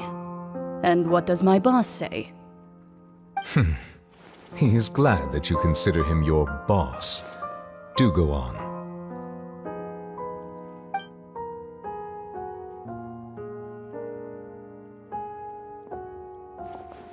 In that case, do any of you have experience hunting? Not that I recall. Fremine and I once used a wooden stick in a basket to catch wild rabbits when we were younger. As for Lynette, oh, right. You were sick that day, weren't you? I've also gone diving to catch some fish before. Does that count? I'm afraid not. You may or may not have heard, but Fontaine once played host to a group known as the Marechaussee Hunters. Though that was their name, they did not hunt animals, but rather various monsters left behind by the ancient dynasty of King Remus. Today, Fontaine's monster population has already thinned greatly, so the hunters have blended back into society, taking up arms in other lines of work. They even left a unique methodology of hunting in their wake. A trap comprises of the following components: bait, a trigger, and a containment device. Sometimes a lethal implement will also be necessary to deal with the prey. So, if we were to build a trap together, right now, What would you choose to build it with? For me, I would prefer something basket-shaped. Pigeons and rabbits will see the bait and naturally enter the snare. Our line of work requires a deft hand, and we're some of the best in the industry, so you can count on our techniques. You used some of those techniques while moving the people of Poisson, didn't you? My subordinates mentioned that you even performed some magic for the bawling children. Yes, and I even managed to gather some intelligence in the meantime. I'm quite the multitasker if I do say so myself. I'm afraid I can't claim that as my strong suit. I prefer more stable methods, like placing bait in the water and waiting for the fish to come within reach. That's the kind of method I would count on. Calm and steady. Exactly the kind of person who would catch loads of fish. And I can be their assistant. With discretion, I'm sure. I'd probably use some sort of mechanical animal. Papa once bought me some small clockwork squirrels, mice, and such. When placed in the forest, they can attract others of their kind. I remember that you liked those too, didn't you? I did. And that would be a good way to go about it. If they're realistic enough, animals of the same kind will follow them all the way to the trap. What about you, Monsieur Neuvillette? I fear I do not have any related experience. That makes sense. You usually solve problems directly, without the use of any such tricks. But I do have one more question for you, Monsieur. If we were to create a trap now, how would you design it? I would like for it to be effective, but bring no harm to the prey. A more gentle trap would be ideal. Kind, as always. However, our intention doesn't necessarily change the containment device and the type of implement we need. If we wanted to kill the prey in one strike, we would need a powerful implement. However, that also goes for prey that must be captured and safely contained. Wait, why's that? Only a hunter who's a true expert at subduing their prey can snare it without harming it. The line that divides life and death is often exceedingly thin. So are we going hunting together? We hadn't thought of seeing ourselves as hunters. It kinda works, but maybe it's still not the best metaphor. If our means of capturing and dealing with our prey is to put them on trial, then the hunting metaphor is actually quite accurate. But we shall require much more courage than any hunter to judge a god, a being whose seat is an exalted throne.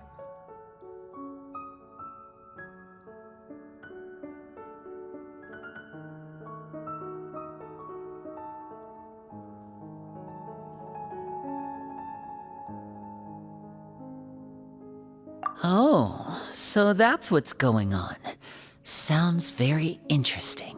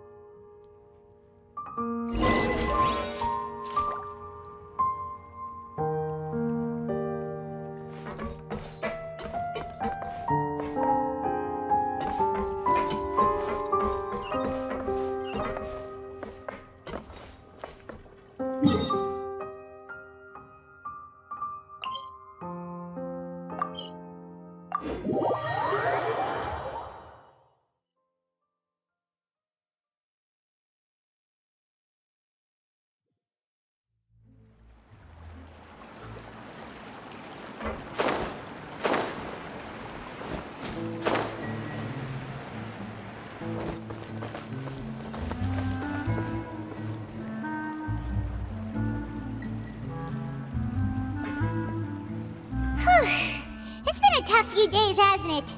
So much has been happening. Paimon didn't think the meetings would go on for so long, but everyone seemed pretty fired up, huh?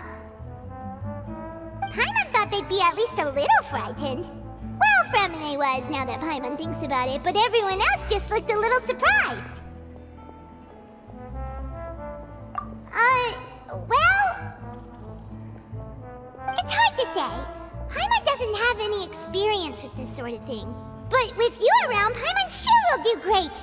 After all, you're the most reliable person in the world, aren't you? Huh?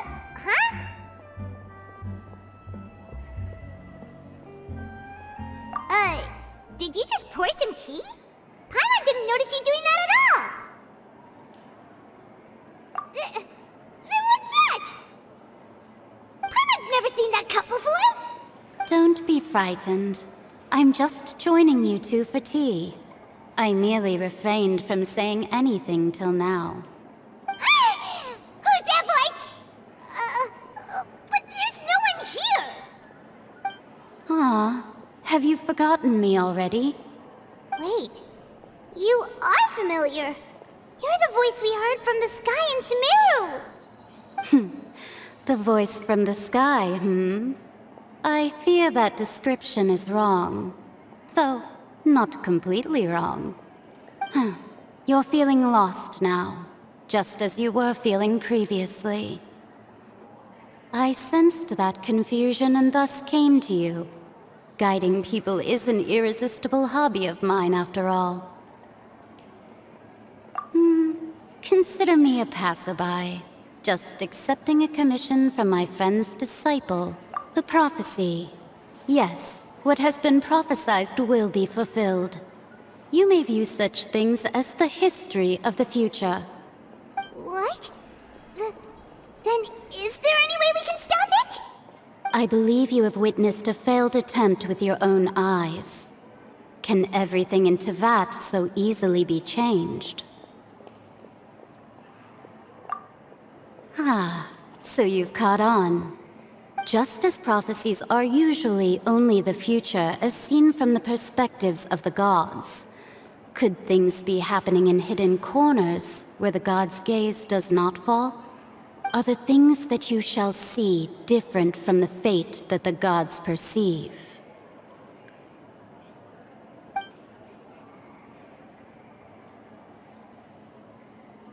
What is she talking about? It all sounds really impressive and important and stuff, but it also sounds kind of scary.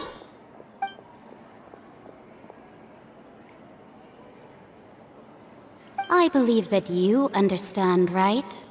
Some things are insignificant, but others you must reach out to change.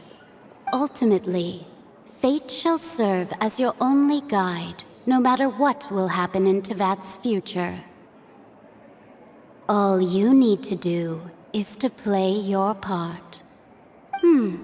This was good tea, by the way. Thank you for your hospitality. Well, that'll be all for today. The voice. It's gone.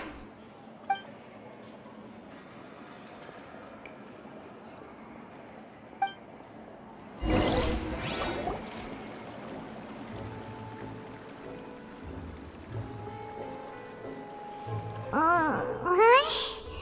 I want to hear someone talking. All right, coming. Hey, it's you who's getting lazy, okay? Well, I see I've walked in on some lively banter. Mona! Fine, just fine. I went to take part in that Steambird panel. It turned out to be more interesting than I expected. Not all Fontanians are pessimistic about this. One journalist mentioned that sitting around and waiting for the end to come would be wrong, and that they should make their own rescue preparations. I agreed, so we had a brief chat with her. Did she have pink hair by any chance? Why, yes, it was Charlotte. I assume you've heard of her, no? That daredevil journalist? I'm in full support of her view. Prophecies are very important, but How can people allow their lives to be commandeered by just a few words? That's right! Paimon's glad to hear something sensible for once. Ah, yes. About what we had discussed before. Huh?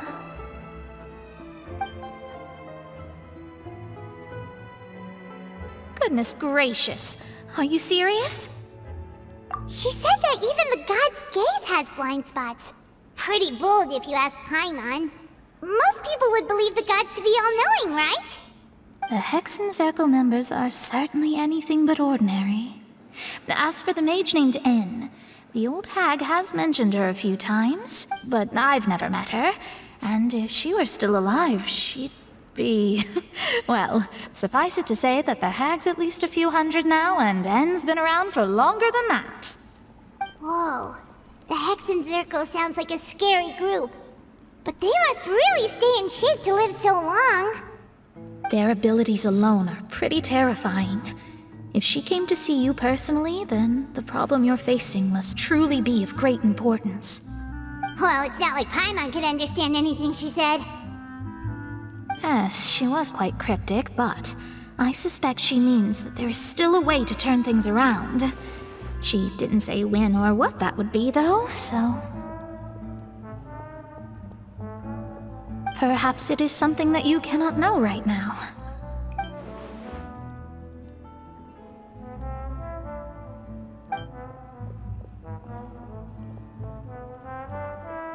Traveler, Paimon, are you two all right? Oh, we're fine. We're just a little down right now. It kind of feels like the end is coming, you know? I see. I feel that same sense of desperation, too. I guess you could consider me someone who has often witnessed fate. So far as I have seen, it cannot be swayed. But even so, I still hope for, and believe in, miracles. Astrology is eternal and rational, but fate may not be. It is cruel, but it can also be beautiful. Perhaps that's what En was trying to tell you. Not to lose heart, and to believe that what you are seeing playing out before you is not yet set in stone. I did originally think of steering clear of all this, but I couldn't. Even if this is all futile, I still wish to help everyone. If we don't struggle to the last, then how can we face the end when it comes?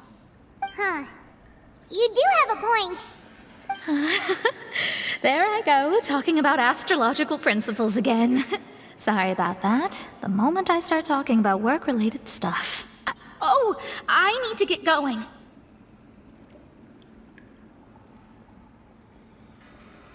It was worth trying to comfort you, even if only a little. I believe that you'll help those who are struggling in the same way I did. I suppose that might be why we always seem to meet by coincidence. Paimon feels kinda moved by what Mona said. But also kinda sad, too.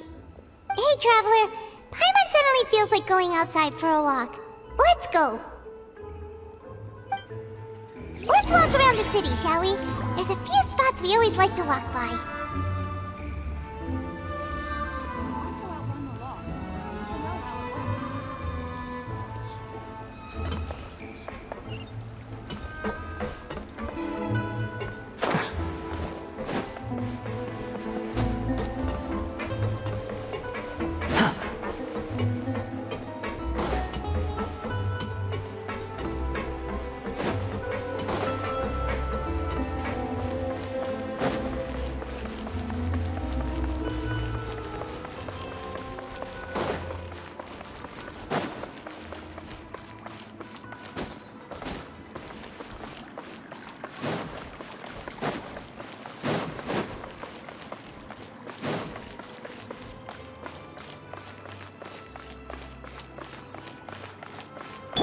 Let's dance!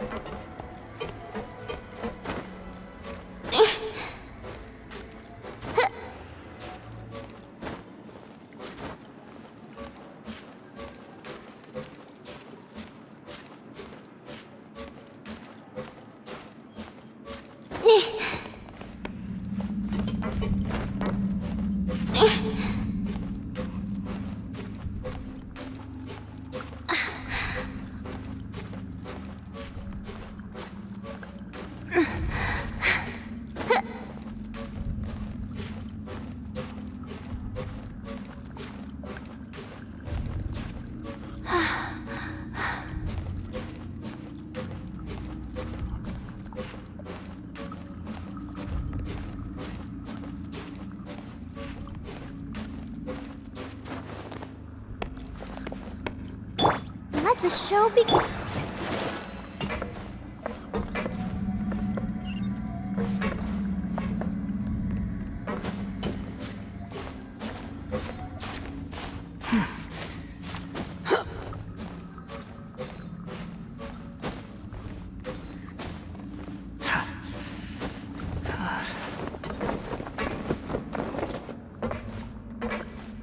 Behold!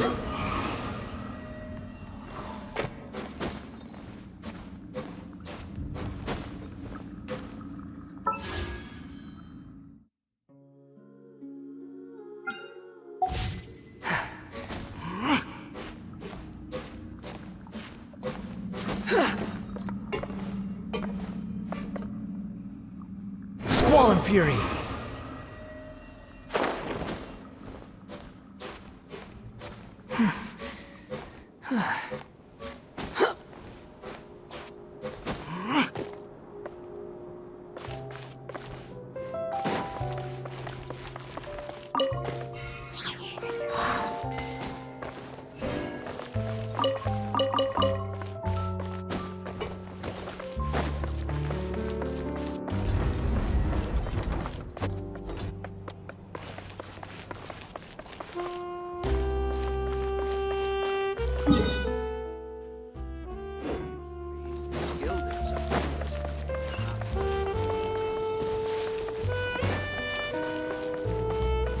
Quit following me.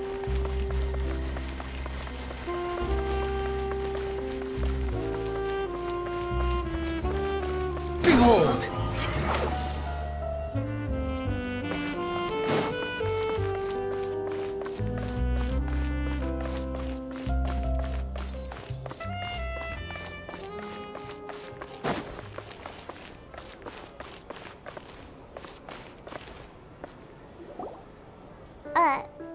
Huh? Our names are written in this newspaper. What's going on? Let Paimon see! The underwater stronghold, the Fortress of Meripede, has continued in its noble autonomy, but that does not mean that others cannot interact with it. My recent attempts to enter the fortress bore little fruit. Huh. Guess Charlotte still hasn't given up on that. Thus, did an Outlander friend become the focus of this report, a blind adventurer with their white fairy legends trailing in their wake. It is said that this mysterious traveler once visited the underwater fortress. So while the fortress's interior remains a mystery behind closed doors, do not fear, for the tales of the traveler contain surprises in spades. Journalist Charlotte's biggest scoop yet, the Traveler's Trail, World Walker. Huh. Charlotte took so many awesome photos of us and we never even noticed her! She hasn't been able to get a hold of anything at the fortress, so since we're easier to find, she's using us as the subject matter instead?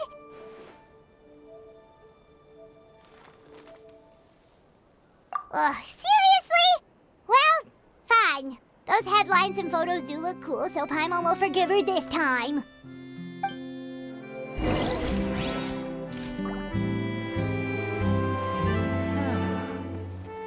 These are the kind of headlines that go in for these days.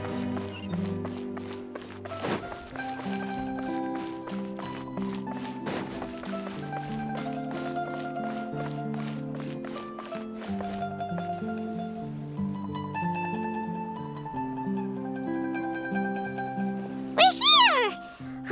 Paimon's hungry. Should we go in and get something to eat?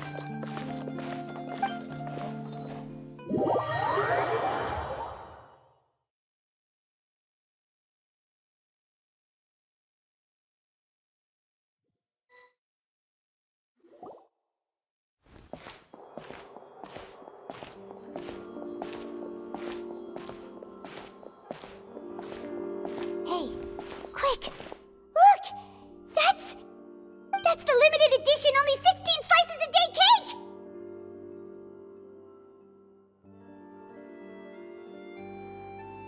It was so delicious the last time we tried it, despite the tense situation we were in. Let's give it another go. I'm sure it'll be... One slice of cake, please. Someone showed up after all.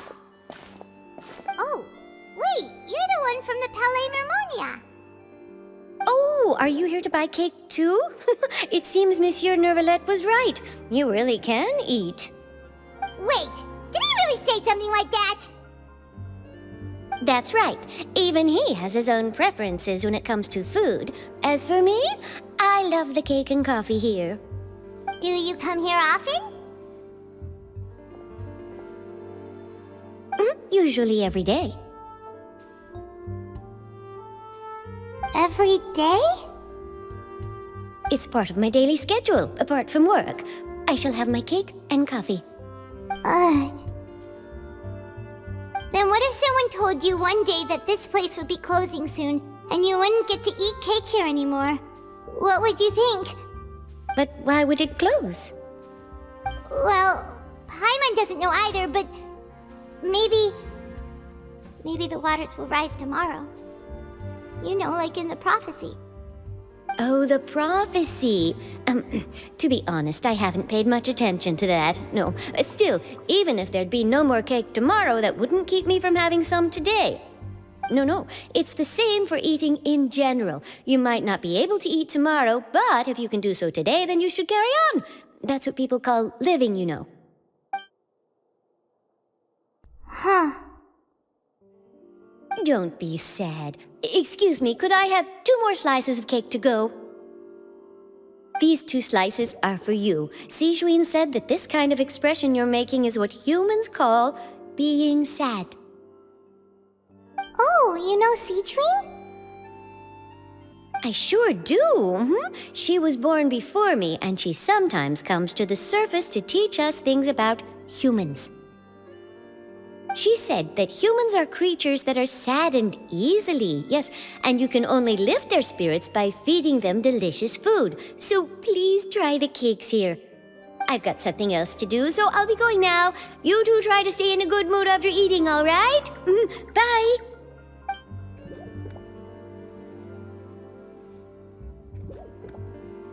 And there she goes. All right, let's dig in. Paimon's sure this cake will be delicious.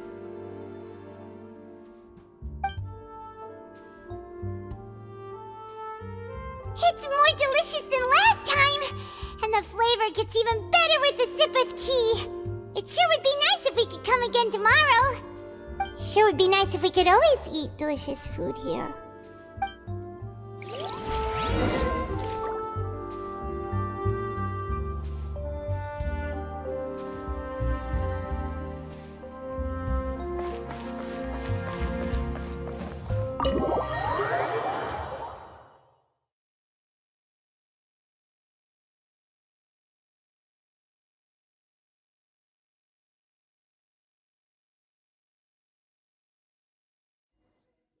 Oh, we're near the Steambird office. Let's go look for Charlotte and have a chat.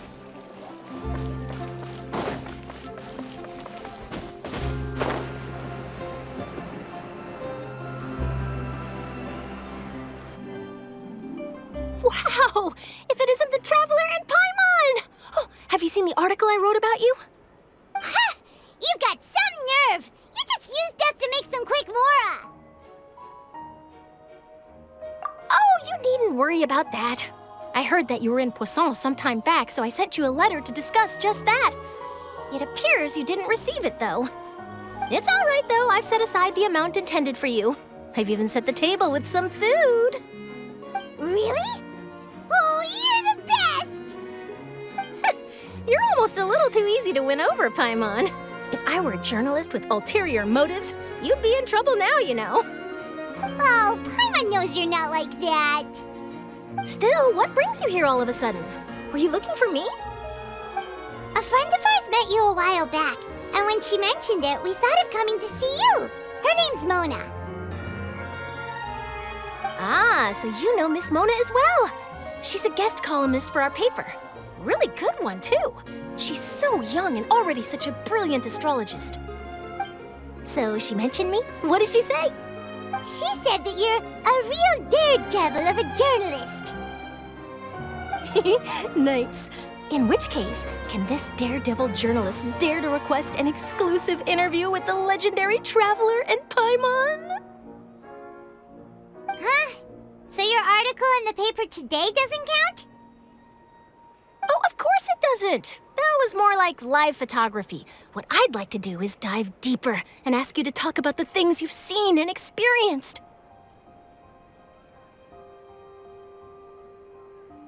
Yeah, are we even qualified enough? Why not? If I say you're worth an interview, then you're worth it. But not right now, of course. I'll need a few days to prepare. Oh, in that case, we'll just chat when you have the time then? Oh, so that's a yes? Ooh, splendid! I'll tell the editor-in-chief immediately. I'll have to apply for lighting, a venue, some props, and... Whew, so much to get done now. Talk to you later. Wait, Charlotte, Paimon's still got a question for you. And what's that? If, just for example, Fontaine were to be flooded tomorrow, what would you do today? Huh, that's the prophecy you're talking about, isn't it? I mean, I do hear about it often, but I've never once thought that the day could be tomorrow. If you're seriously asking, then I might try and think of a way to leave Fontaine. Oh, but I'm still a journalist first and foremost. That means I have a duty to be reporting from the scene. And secondly, I wouldn't forsake my homeland that easily. From what I've seen, most people don't know what they'd do should the worst come to pass. In truth, it might be better just to behave like normal rather than worry over such an end. So in all likelihood, I'd probably still be prepping at the office for that interview of ours. I know what you're thinking. That sounds a bit sad, but I've always believed that it's best to do what you enjoy. Just think about it. If this nation really were to be suddenly destroyed tomorrow, but I still successfully finish an exclusive interview with a truly unique person, then the story I would wind up writing would truly be timeless. And then do you know what I'd do? Well, I'd write that story, send it for printing, and use messenger pigeons to get copies out to the various nations as soon as possible. I'm not a dreamer, nor am I a workaholic, but I do love my job, and I'd be proud of leaving such an article behind. I guess you could say that I was born to be a journalist. But anyway, that's my answer. And on that note, I'll get back to my preparations. That's so nice. All of a sudden, Paimon actually kinda envies her. Anyway, let's go and take a look at the sea, shall we?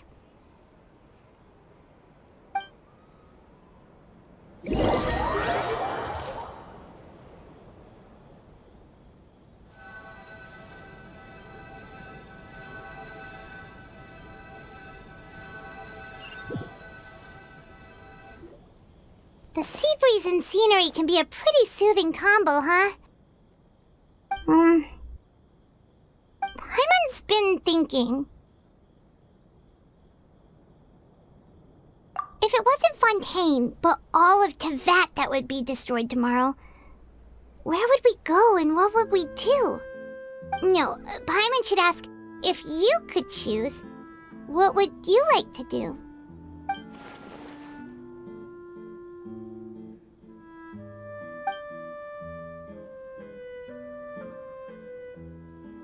We've always been moving to the next destination, so we haven't spent much time thinking about these kinds of things. We didn't have to either, with us always being on the road and whatnot.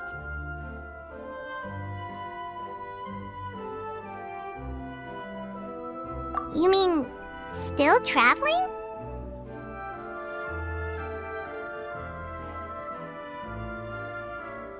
Huh. Wait, isn't that what we've always been doing?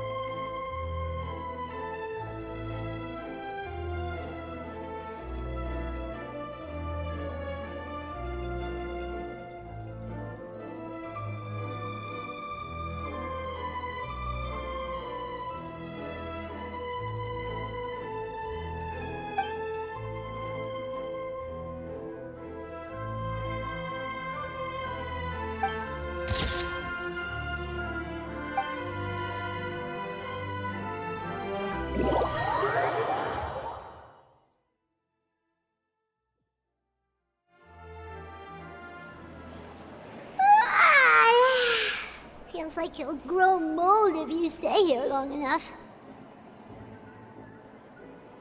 But it's still better than the Fortress of Mirapede, that's for sure. It's not only damp there, but salty too.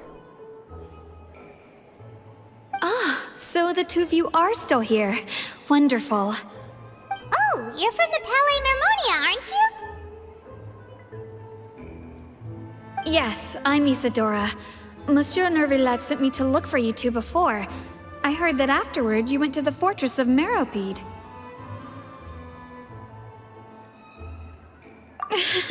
Not at all. I'm well aware that you're friends of his. Actually, I'm here to pass along a message from... Yes, inside the Opera House. The Maréchaussée Phantom has declared the incident a small-scale riot. A riot? Well, that said, I don't personally think it was that serious. Lady Farina was watching a performance at the Opera House, and while she was resting during an intermission, some other audience members suddenly started harassing her, loudly accusing her of doing nothing about the prophecy crisis. And before she could respond, others started to join in.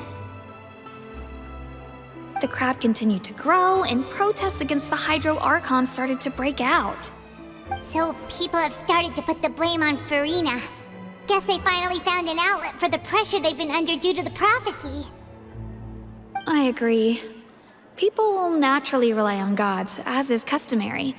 But the moment people feel threatened, gods are also the first to be blamed. So what happened after that? Is Farina okay? Seeing that the situation was spiraling out of control and that further argument was pointless, she claimed that she'd gotten tired of this and left in a hurry. The Maréchaussée Phantom had their hands full maintaining order and did not catch where Lady Farina had gone. Only when things had stabilized did we realize that she had gone missing. So, you mean she's still missing? That's right. The Maréchaussée has dispatched many people to search for her, but we don't have any leads yet. That said, I don't think there's much to worry about. She is a god after all. Even if she were to fall into the hands of rioters, what could ordinary people do to her?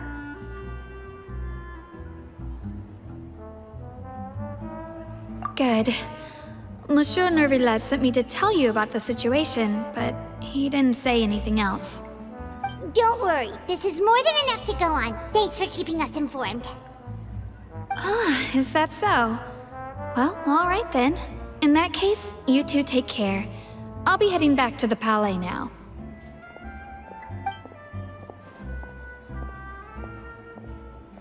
Well, sounds like we should hurry over to Poisson then. If we know Farina, she won't try to fix things in this situation. Instead, she'll look for a place to wait out the heat. And as we also know, she may be loud and dramatic, but she doesn't have a heart of stone. When Nervillet was talking to her in the Palais Mermonia, and she heard about Poisson, she couldn't hide her sadness and remorse. It would be hard for her to ignore being accused by the public today. Paimon thinks Farina's probably taken the opportunity to slip away to Poisson and try to relieve the sense of guilt that she's feeling. Huh. Well, what do you think? Paimon knows the answer, of course, but Paimon can do the analysis to back it up, too. Cool, huh? In that case, there's not a moment to lose. Poisson, here we come!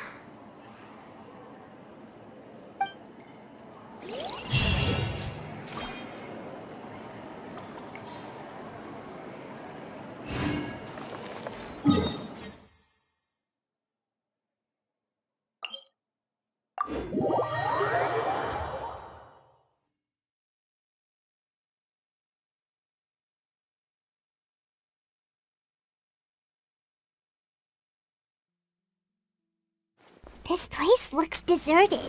Guess all the survivors must have evacuated already. All that's left here are signs of devastation. Could Farina really be here?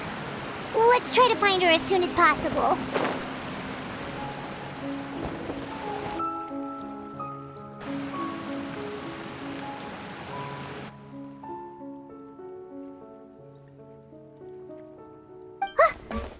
Farina, right over there. She really is here all on her own.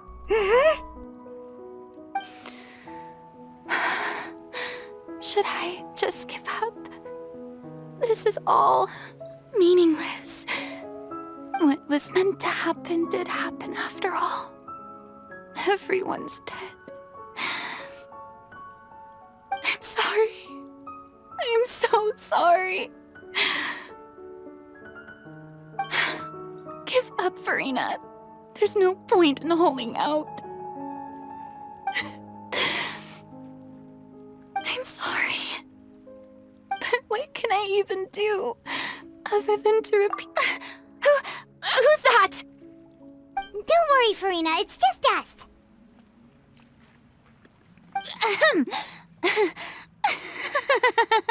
So it is you, blonde traveler from another land. Why, I almost thought you were someone from that mob of my ignorant subjects, come to kneel and beg for my forgiveness. Farina, you were crying just now, weren't you? The tear stains on your face are obvious. What do you mean, tear stains? Oh, I remember. The show at the Opera House earlier this morning was so moving. I'm still trying to process it. Who did that uncivilized rabble think they were, disturbing my enjoyment of the arts? They even dare to tout their Archon! I must teach them a lesson. I can just imagine their twisted and frustrated faces once they realize that I'm nowhere to be found. Oh, and I'm sure Nouvellette and those people from the Maréchaussée Phantom are freaking out right next to... of course not! Hey, there she is! The Hydro Archon's over there! Quick, after her! Farina, those people seem to be after you. They are? They're just some rabid fans who want to cut the line because they haven't been able to meet me in person, aren't they? That's against the rules. I can't let them get their way. Farina just ran off! Quick, we have to catch up with her!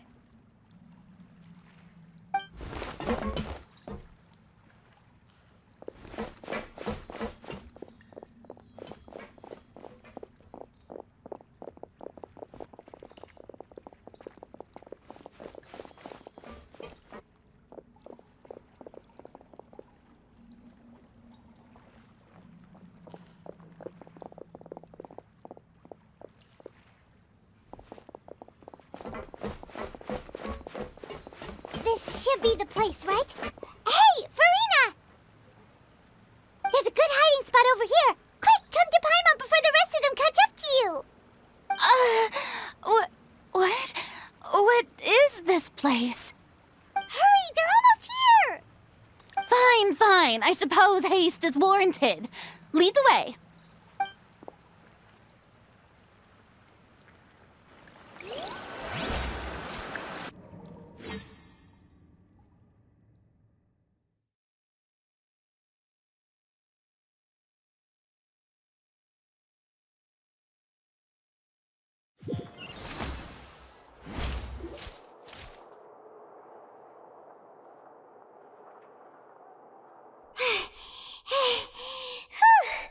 Paimon's exhausted.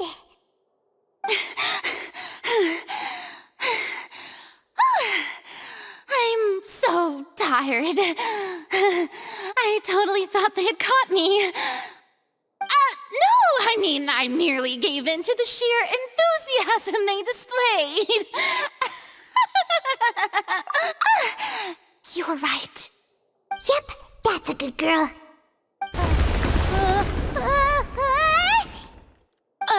What's happening? Yeah, a quake of this kind preceded the flooding in Poisson, didn't it? It can't be. It's happening again. Well, there's no need to worry too much about that. Nouvellette's made some emergency plans, so the evacuation should go a lot smoother this time. Yeah, I hope you're right. But the people of Poisson, they've already...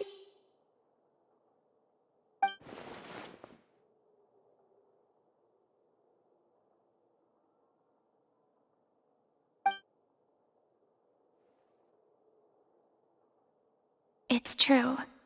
I've been investigating the prophecy for hundreds of years. I once had informants all over Tevat, searching for clues and feeding information back to me. I've tried all kinds of ways, too, to hold back the sea. Anything to keep the coastline from advancing. But all my efforts proved to be futile in the end. Really, the truth has been clear to me for a very long time. We cannot make an enemy of the divine. No matter what we do, the will of the heavenly principles will have its way, and the prophecy shall give up. I do love the sound of that phrase. It would mean finally coming to terms with fate, but also for me to finally be free. Indeed, I've thought about giving up so many times, especially after we almost lost Poisson. Fate is really unreasonable, isn't it? It has no heart and obeys no rules. The prophecy has only just started to come true, and so many people have already lost their lives. But just now, it all became clear to me. I still don't have the right to come to terms with fate on behalf of everyone else. As long as the final moment hasn't come, it's still not too late. Don't worry. I will keep hope alive for everyone until the very end. Well, that's enough for now. I got the impulse to play the stricken maiden, but honestly, considering my rank and station, that wasn't a good fit at all. Don't take any of what I just said seriously. How could I possibly let Fontaine fall to the whims of trivial prophecy? Come on! Paimon could have sworn you were actually being honest just now.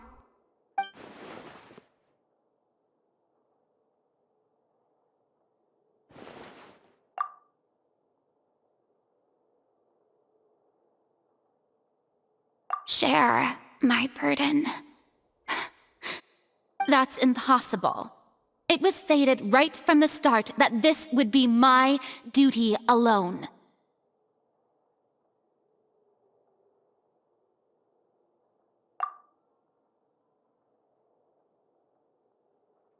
A witness.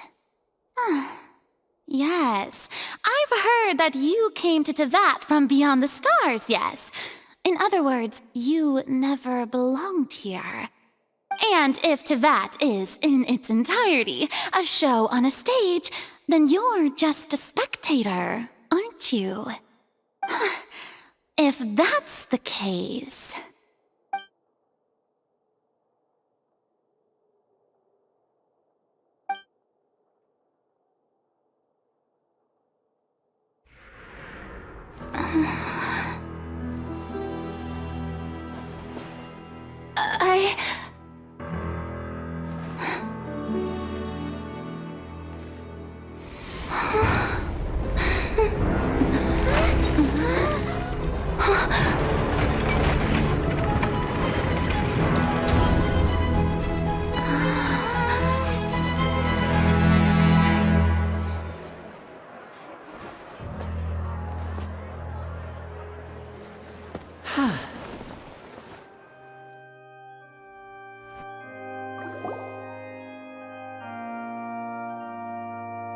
Ladies and gentlemen, this concludes my opening performance. Now, without further ado, we may proceed to the trial of our god. So this is what it is. Yes, you deserve praise for the effort you took to raise the dramatic stakes. Do not forget, however, that I am Focalor, the god of justice, the embodiment of justice itself. Does it not strike you as even the least bit absurd to bring the very concept of justice to trial? May I interpret these words as your refusal to stand trial? In that case, you will have the opportunity to defend your honor through a duel. You would draw your blade against a god? I see. It seems like you have made up your mind.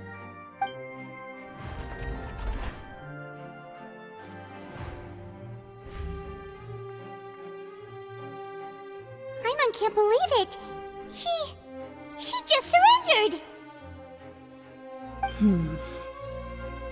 What the heck is going on? Did I just see an Archon surrender to a human? Wow, how utterly humiliating. Lady Farina, what is the meaning of this? It would seem that there has been a misunderstanding. To be clear, the raising of both hands is not always an indication of surrender. Looking for excuses again, huh? I raised my hands just now to indicate my acceptance of the trial. No duel shall be necessary. I will admit that I've been running away for a long time. I'm sorry, everyone. I was unable to protect the people of Poisson. It is my duty to stand trial for my crimes. You are not the only ones to be disappointed in me. I, too, am exceedingly disappointed in myself. But now, it is time for the Hydro Archon to show you her courage and resolve. I, Farina, will use this trial to show the world the true meaning of justice! This time, I will protect you. Applaud and rejoice! One of the most outrageous and fantastical arcs known to the opera epiclese is now unfolding before your eyes. Mark my words, this shall be one of the most exhilarating and brilliant shows ever to grace the stage of Fontaine! The trial of the Hydro Archon, Focalor, will now begin! Woohoo! Oh, now we're making history! Why does it feel like Farina just took over the whole thing? Like, come on! Didn't she just get forced to stand trial for her crimes? Also, even though she's still acting super dramatic, she is taking this seriously this time, right? All right, then. Who will be my opponent in this trial? The court asks the prosecutor to please take the stand.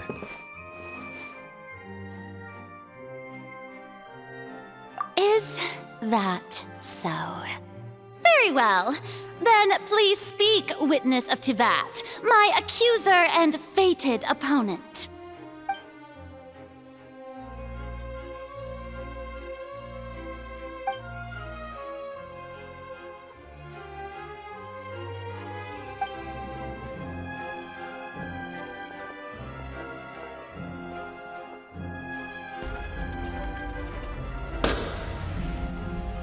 Also, please allow me to ask, as a final question before the trial begins. Just how much work did you do to force me onto this stage? Well, we did do a lot of prep after the meeting that day.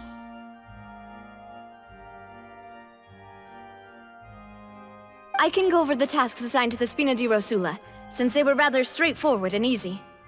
Navia, the president of the Spina di Rosula. Most of the people who participated in the disturbance this morning were my subordinates.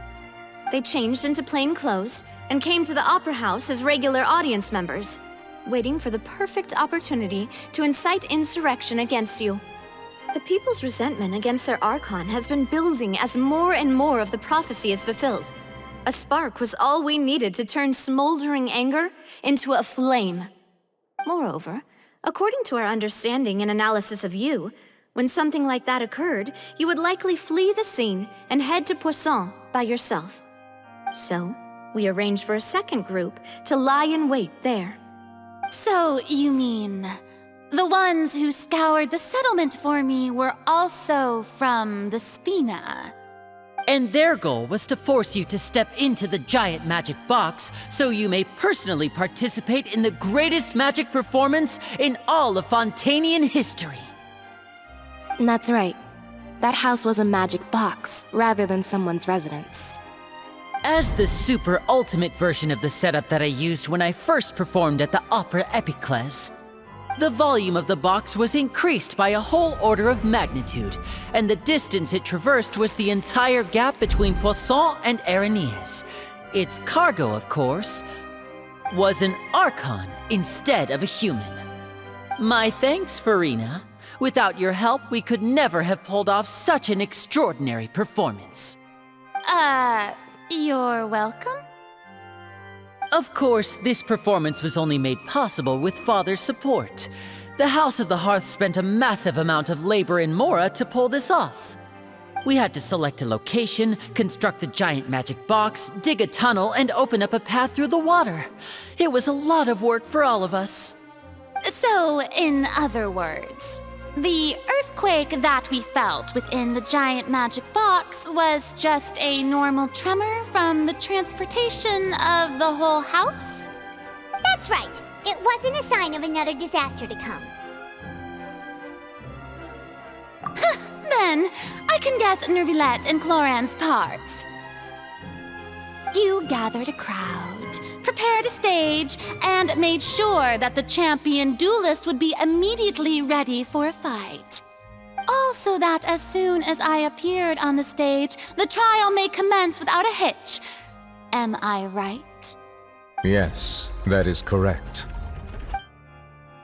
Well, Clorand, I must commend you for your courage.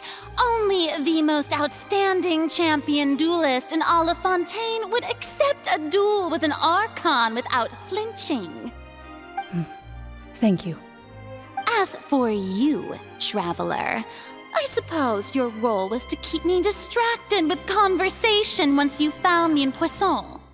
You'd make sure that I didn't notice anything amiss before revealing yourself as my prosecutor once we'd arrived onto the stage. Oh?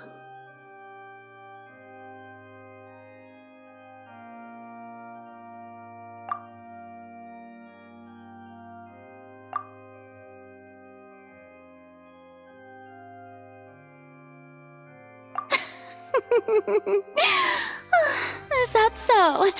Then I suppose I must have missed my final chance. It's fine. It matters not. What's done is done. The stage is already set, so there's no reason to disappoint the audience. Let's see this trial through to the very end.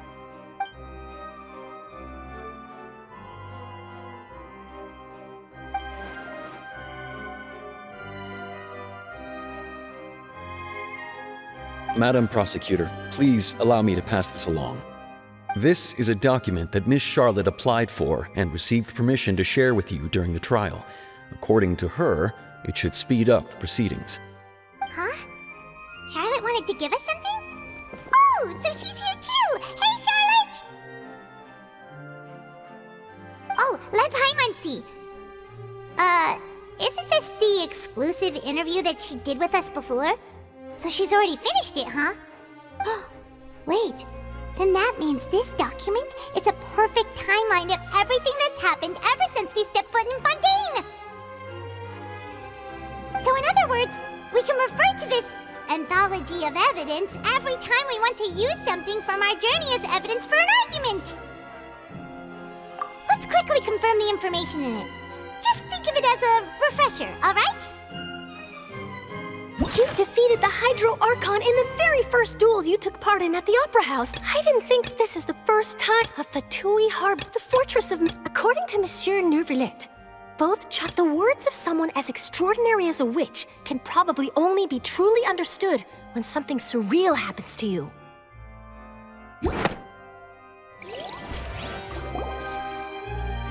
The prosecution and the defense are both in position. The trial shall now begin. Oh, come on, Nervilette. There's no need to repeat all the unimportant legalese. Just fast forward to the part where the prosecution lays out my offenses. As the defendant and the lead actress of this performance, I still haven't even been informed of my supposed guilt in all of this. Of course, it is only natural for humans to struggle to understand the actions of a god.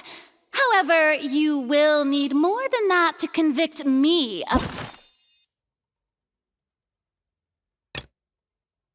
crime. That's true, but my charge here is unrelated to your conduct as an Archon. Instead, I would like to charge you as a fraud who's never been the Archon in the first place. Wait, what was that? Lady Farina's a fraud? Hey, I came here thinking that we were going to try the Hydro Archon for forsaking her duty, but did I hear that right? She's not our Archon at all? Charge accepted. Lady Farina, do you plead guilty to the charge?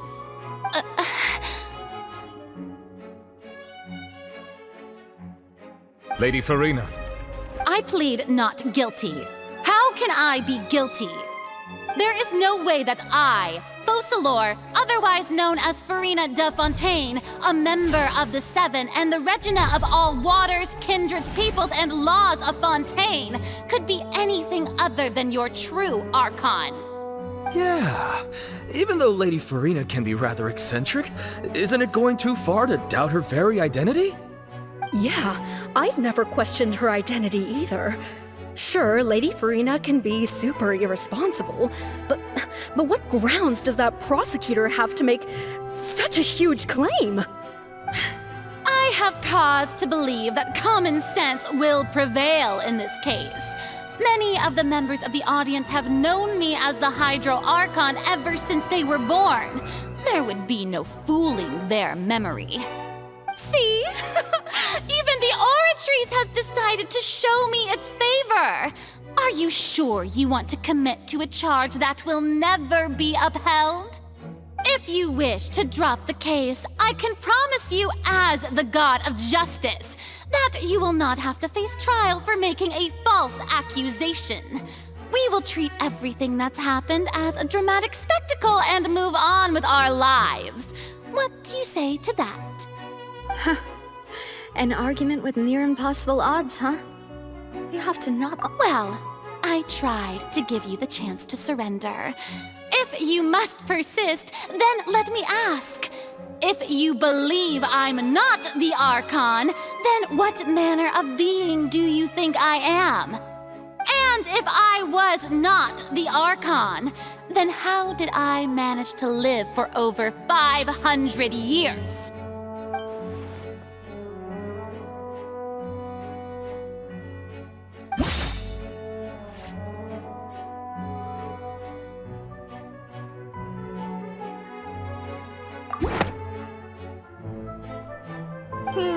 That doesn't sound right.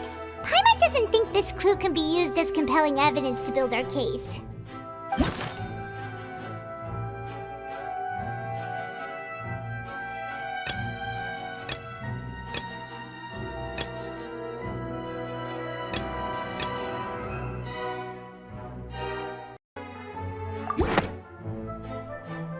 First of all, you may be a member of another long-lived race, which would allow you to naturally possess an extended lifespan. And second of all, even if that wasn't the case, there could be other ways to extend your life. Who gave you that idea? Was it the knave? You'd sink so low as to use a harbinger's words against me.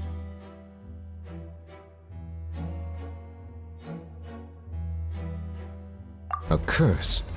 I once thought it possible that the aura of an Archon might naturally resemble a type of curse.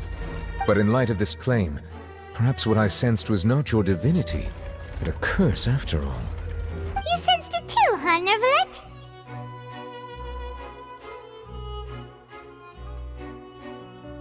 Lady Farina is actually a human? Well, it is true that it's extremely difficult to tell humans and gods apart just by looking at them. It's not impossible.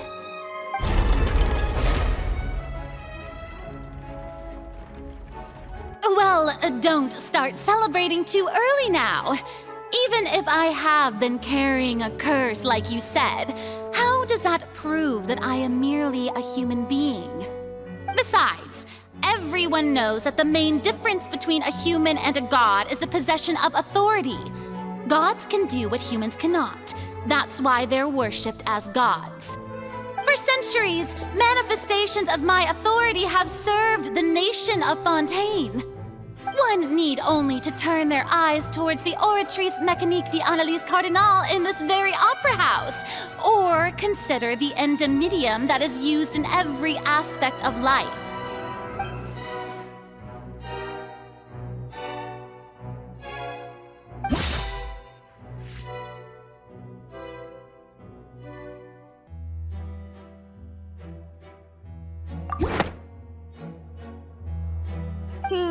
That doesn't sound right. Paimon doesn't think this clue can be used as compelling evidence to build our case.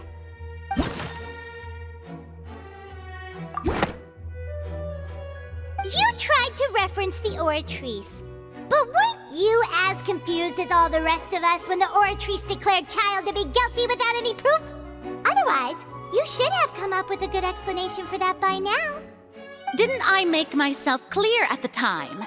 The decisions of the gods are naturally difficult for humans to comprehend. There is no need to provide an explanation. Lady Farina, I believe a reminder of your current circumstances is in order. While the court is in session, the principles of justice and the law must come before all else. While you are an Archon, you are also first and foremost the defendant in this trial. You will prove yourself unable to defend against the prosecution's charges if you continue to withhold vital information against the rules of the court. I never thought you'd use that kind of rhetoric against me. That was no trick of rhetoric, Lady Farina. I've merely reiterated the rules of the court. Rules that all should respect and follow. So, you neither knew why Child was declared guilty, nor did you understand the structure and operations of the Oratrice. Instead of having been created by you, the manifestations of authority you mentioned have been made by the real Hydro Archon, haven't they? The real Hydro Archon? Well, now you're really losing me. It is true that I did not know why the Oratrice gave out a guilty verdict that day. But the Oratrice handed out that verdict unilaterally, and it has been operating independently ever since it was first created. You can't argue that just because a divine creation is flawed, that the god behind it must also be no god at all. She's still throwing out all kinds of excuses. Seems like she's confident that we won't be able to produce proof that she has no power over the Oratrice. My power as an Archon. There are many ordinary citizens in the audience. How can I just carelessly demonstrate the formidable power of an Archon? If that poses a concern, I'm prepared to extend my protection to the audience. You don't need to go that far.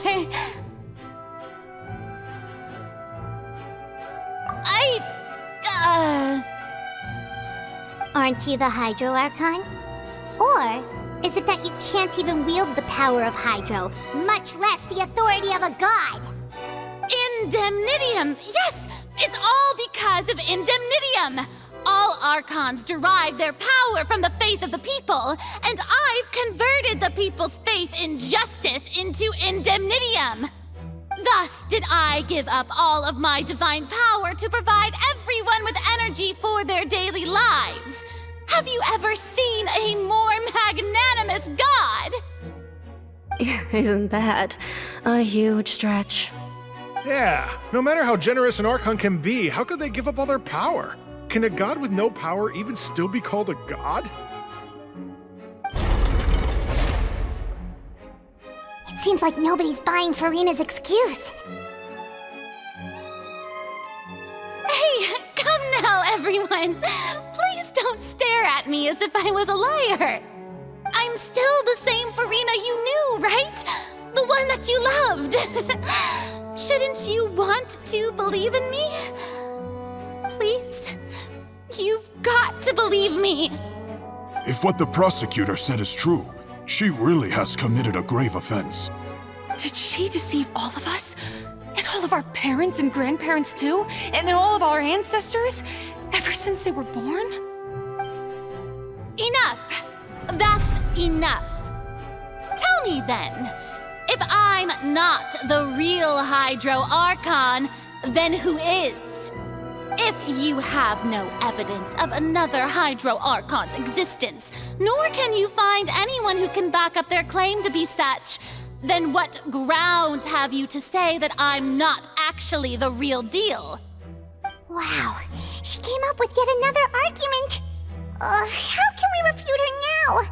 Seems like she really doesn't want to give up.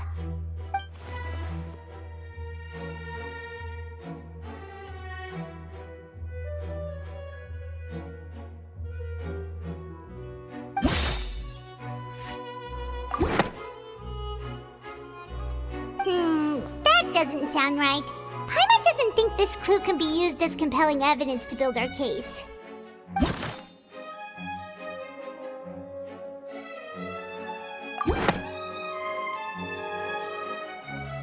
It has been established that all Fontanians can dissolve in water from the primordial sea. And that means...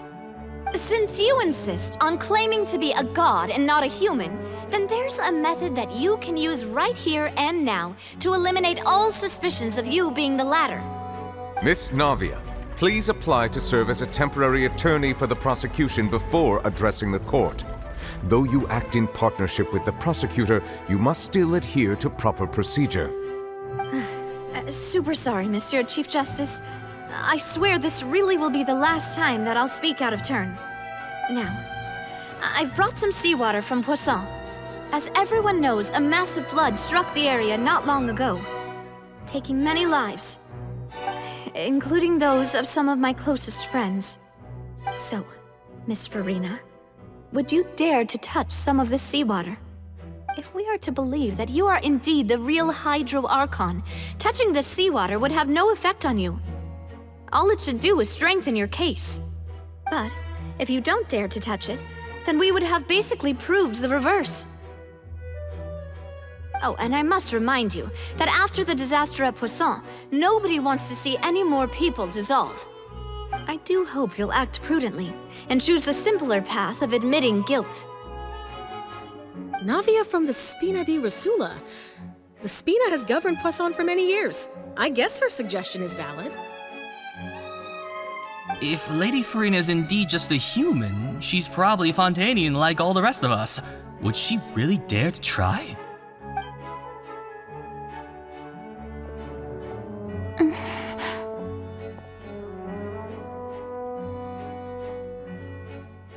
Lady Furina, this test has been unilaterally proposed by the prosecution. As it falls outside the realm of standard court proceedings, you possess the right to decline participation. Well, of course he had to tell her that. But refusing to participate is basically the same as a confession of guilt. She's just staring at the water without saying a single word. It really does seem like she's quite terrified of it. That could only mean... What's going on? Is she really planning to... That's not what we thought she would...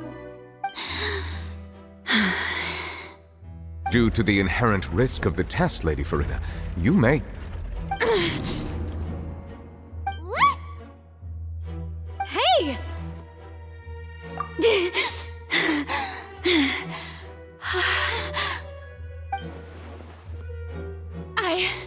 I'm fine!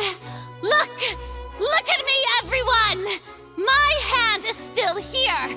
I haven't been dissolved! Will you believe me now? I really am your Archon!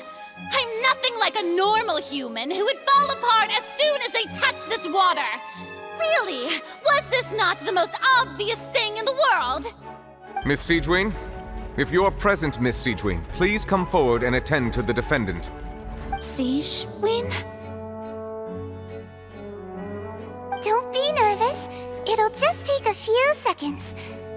Let me see. That should be enough. Please announce the results of your evaluation to the court, Miss Siegewien. As everyone doubtlessly saw, Miss Farina was displaying symptoms of hyperventilation and flushed skin. These indicate that she was experiencing the adverse effects of exposure to primordial seawater. The extent to which she was affected is the same as other humans when exposed to primordial seawater of a similar concentration. Thank you, Miss Siegewien. Lady Farina, you may return to the defendant's stand. Oh, wait. What did she just say? I didn't get dissolved. Shouldn't that be enough to prove my innocence? Well, considering your tendency to run from your problems, we did originally prepare a direct sample of the seawater around Poisson. However, after extensive discussion, we exchanged it for a sample that is not concentrated enough to dissolve an actual human. After all, on the off chance that something entirely unexpected might occur, we don't want anyone else to lose their life to the sea. Yeah, so out of regard for Farina's life, you secured a low-concentration sample and asked the head nurse to serve as an expert witness. It's a great thing that the direct sample wasn't actually used. Farina could have... I can't believe... you...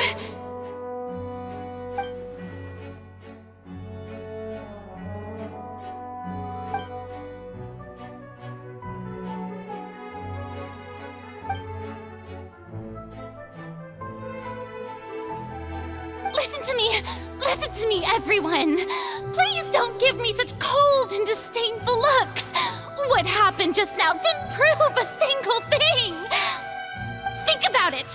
How can you conclusively prove that an Archon can't also be affected by the primordial seawater?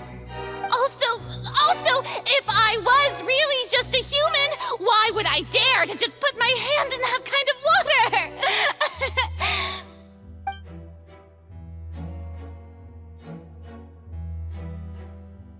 Please, everyone, anyone, just listen to me! I swear, I really am your Archon!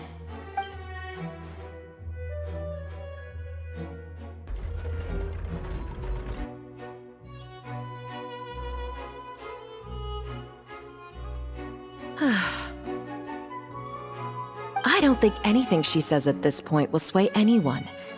The odds are just too stacked against her now. With all the things that have been said, Paimon doesn't think there's any way left for Farina to win.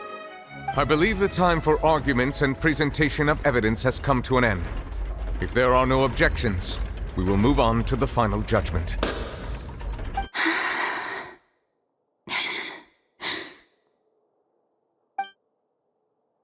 I don't think anything she says at this point will sway anyone. She's too stacked against her now.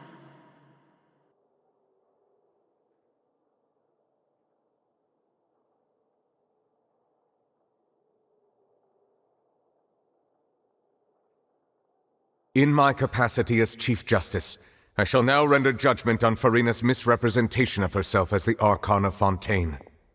As a human who knowingly deceived her fellow citizens, Farina is...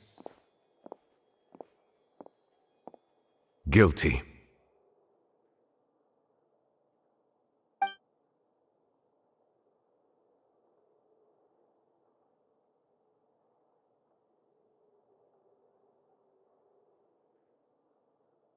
We shall now turn to the Oratrice Mécanique d'Analyse Cardinale to render the final verdict on the charges.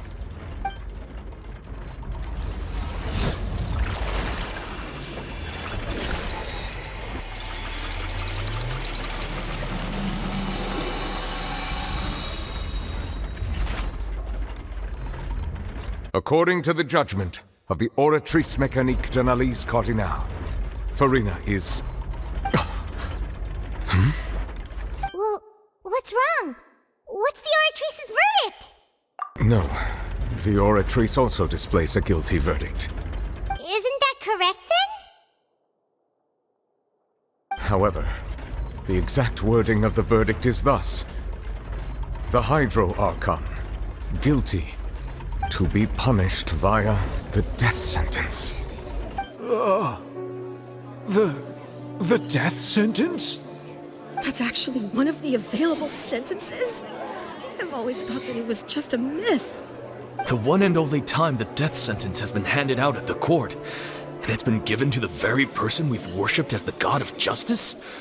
What an unexpected twist. Furina's been sentenced to death by the Oratrice?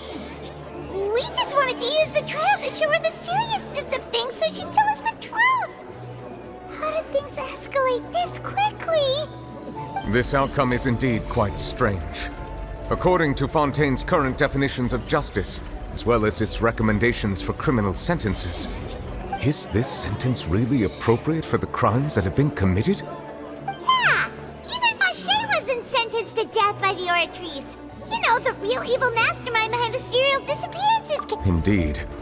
Not only is Furina's sentence overly excessive, the very point of our trial today was also to prove that Furina has never been the Hydro Archon in the first place. But now, the Oratrice seems to have deliberately invoked the title of the Hydro Archon.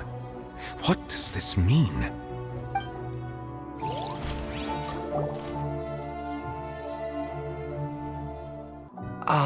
Excuse me, if I may interrupt. Is the trial still going? Fremine! You finally made it. I assume this means you've completed your mission? Mm-hmm. Any mission Father assigns to me will always be top priority.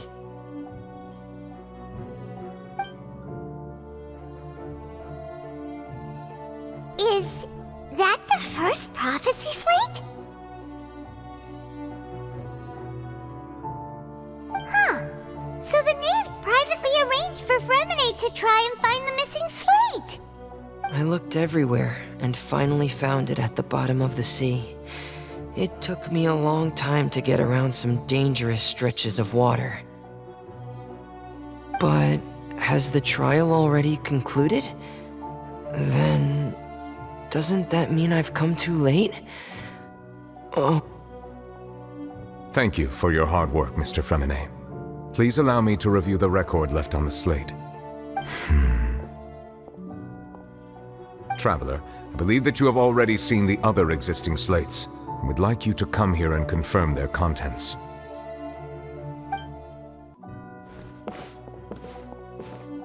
Huh? So what do you see? I believe I have now made sense of the Hydro Archon's crime. It has to do with Fontaine's lost history. Huh? Isn't the Hydro Archon just guilty of deceiving her people? Oh, wait, no, that's Furina, and we've already proven that she's not the Hydro Archon.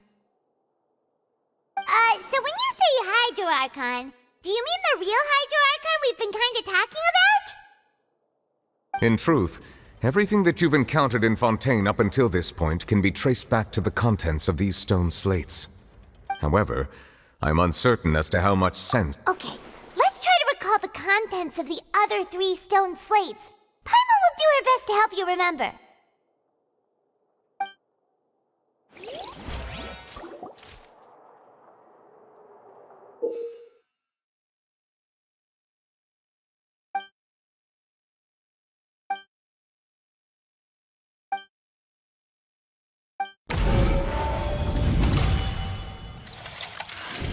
The first stone slate describes what you just said.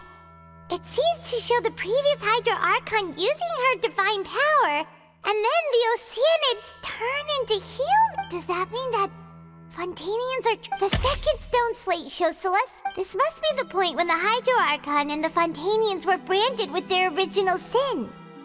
Does this mean that the original sin and the Hydro Archon sin are the same thing?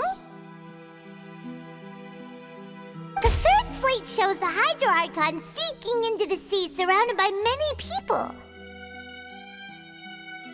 That reminds Paimon, didn't we also watch that happen to someone else?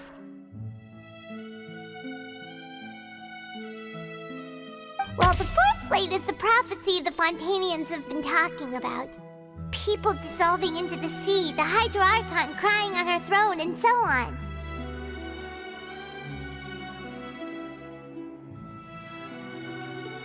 We didn't believe that such a crazy disaster could happen at first, did we? But after that incident, it was just a question of when and not if.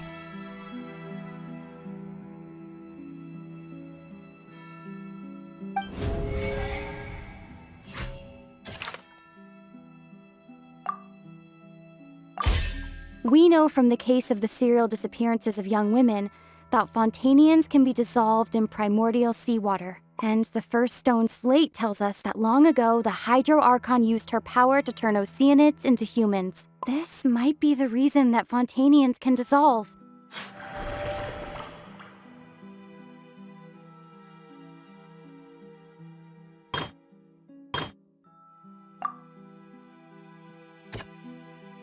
That doesn't sound quite right. That doesn't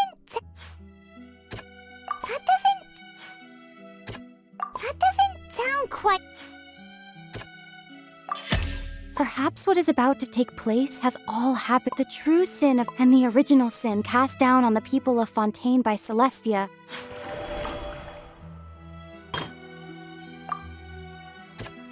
That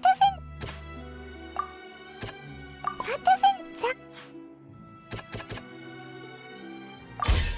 It's not as simple as falling into the sea. When Navia fell into the sea, her consciousness was subjected to judgment. The stone slates show the people gathered around the Hydro Archon in the sea. That doesn't sound quite right. That doesn't sound...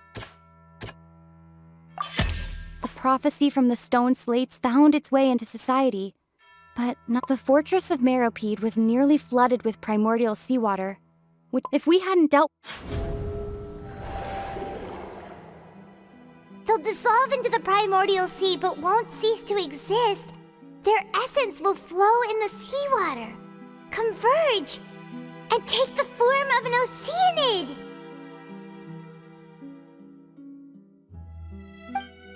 The Hydro Archon was sentenced to death in court, shocking everyone present.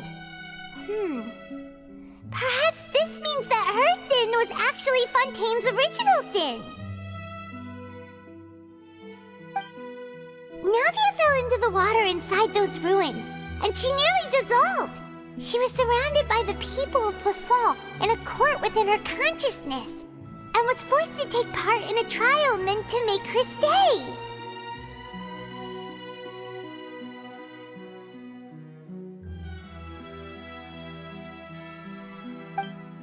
The eruption of the primordial sea at the fortress of Meropide was the surest sign that the prophecy was about to come to pass no matter what.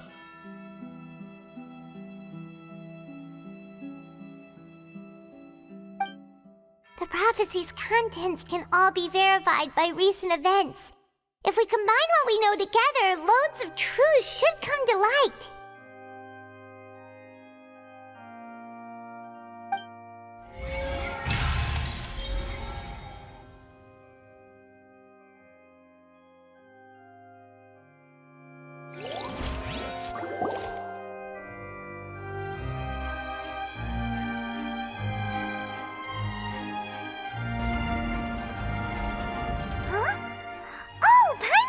Now, so that's how you can make sense of it.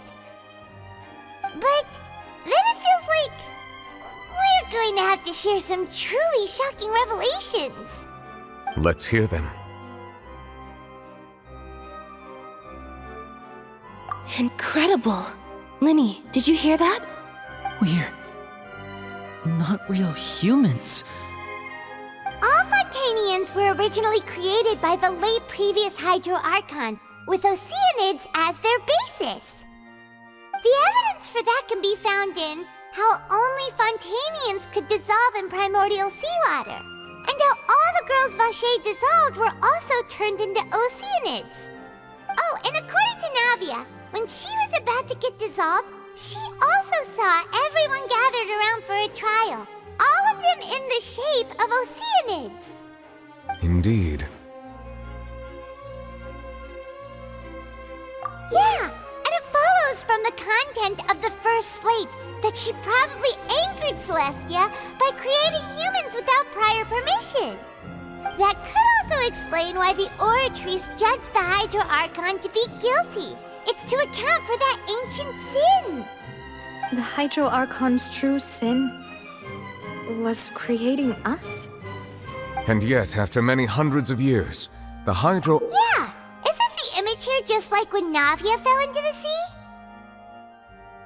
So wouldn't it be trying to show the image of the Hydro Archon? In the end, the people will all be dissolved into the waters, and only the Hydro Archon will remain weeping on her throne. Only then will the sins of the people of Fontaine be washed away. Did Paimon get all that right?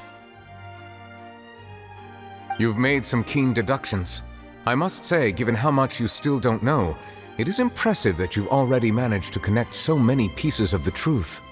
However, while you were able to decode all the information on the slates, they've also been etched with an additional layer of hidden information using a different power source. When we were at the ruins, I tried to decipher the hidden information recorded in the slates. But since we only had 3 slates at the time, I was unable to come to a full conclusion. Now that the slate collection is complete, I shall make another attempt to decipher the narrative recorded within. If everything goes well, we should finally be informed of the unadulterated truth.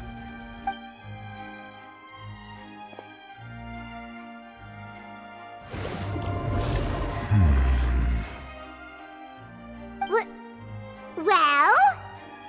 Did you get it? I believe I should share this truth not only with you, but with all the people of Fontaine as well. I will try to briefly summarize it for you.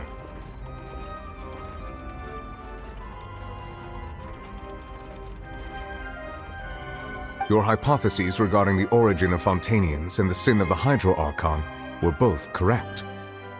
In the Fontaine of old, the previous Hydro Archon sensed the yearning of her Oceanid familiars for life on land.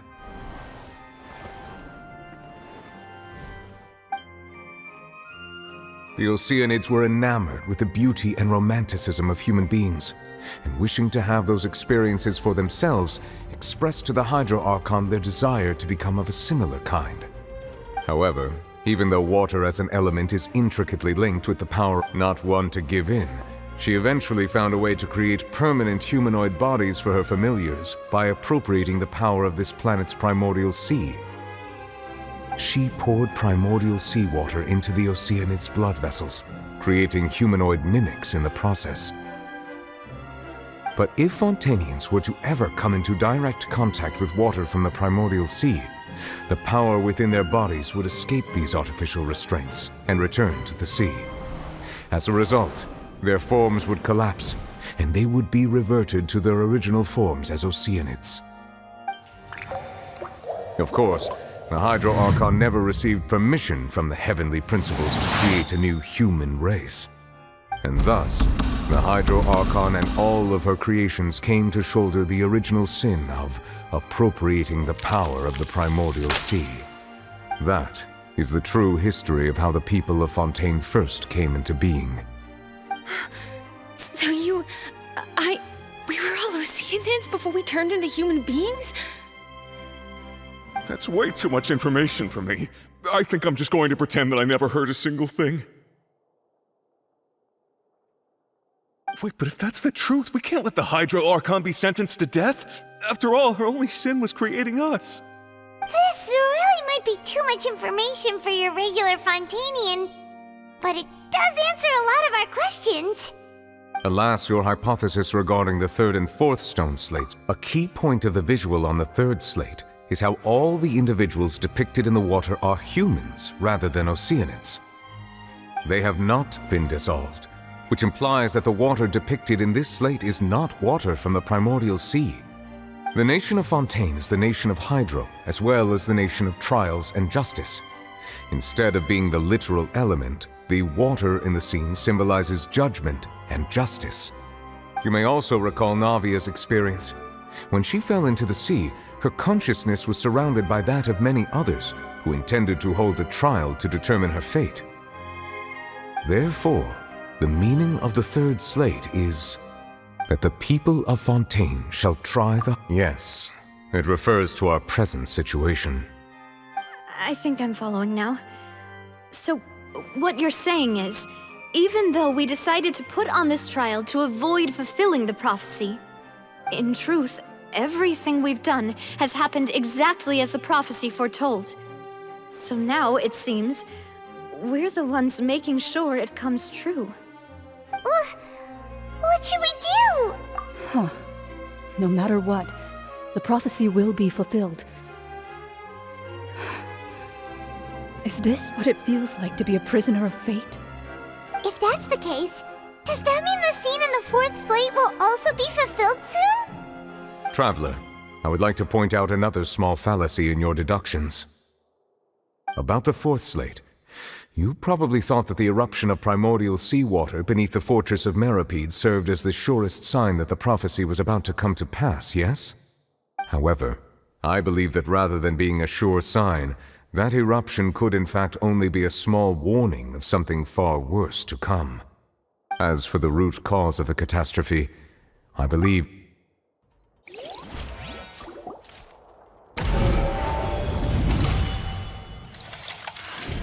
This eruption was just a small warning of the things to come. We must find the root cause of the disaster.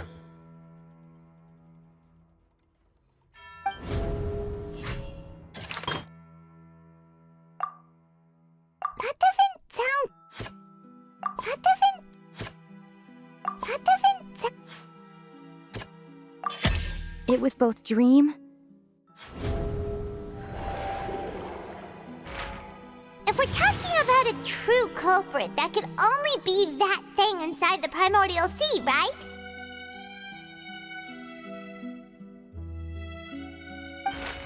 The truth, the original sin, the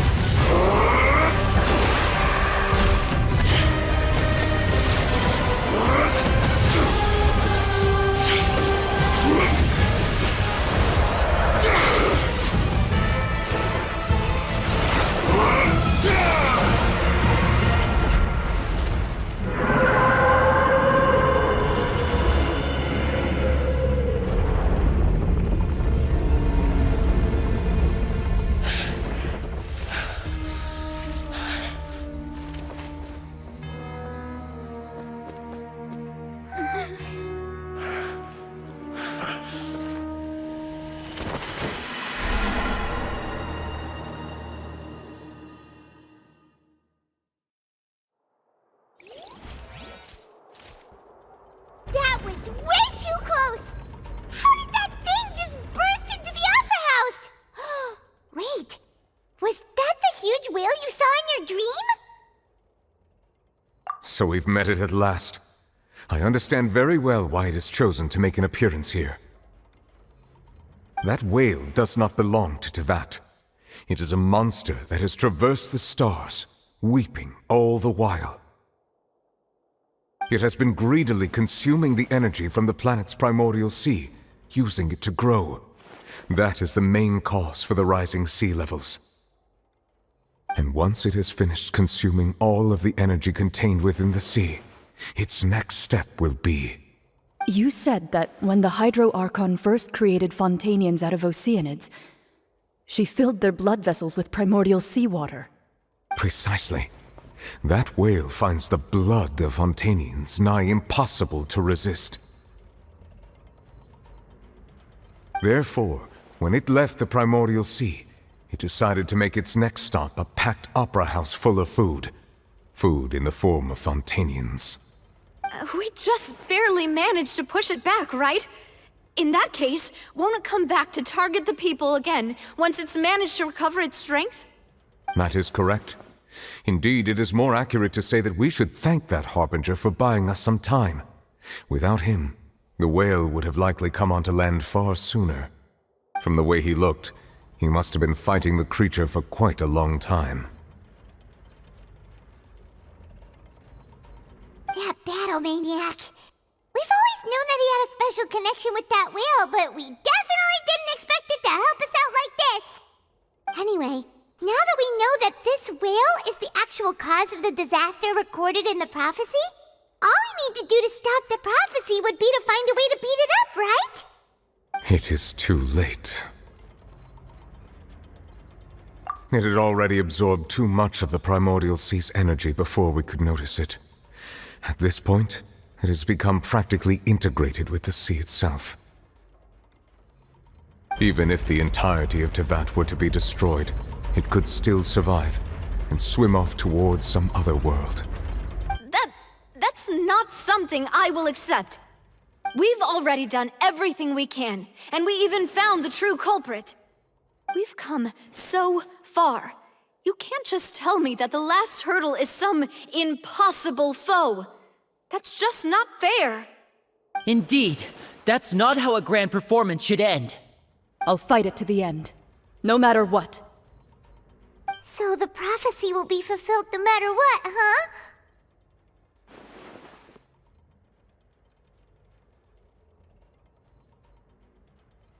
The prophecy. Yes, what has been prophesied will be fulfilled. You may view such things as...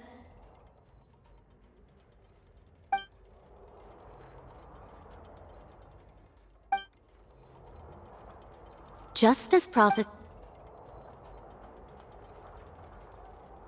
ultimately...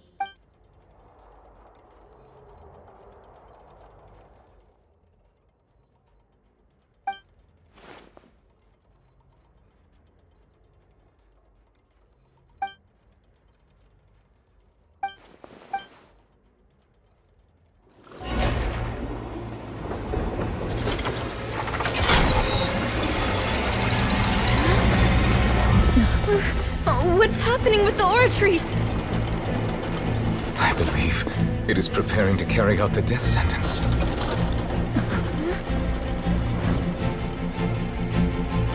Farina!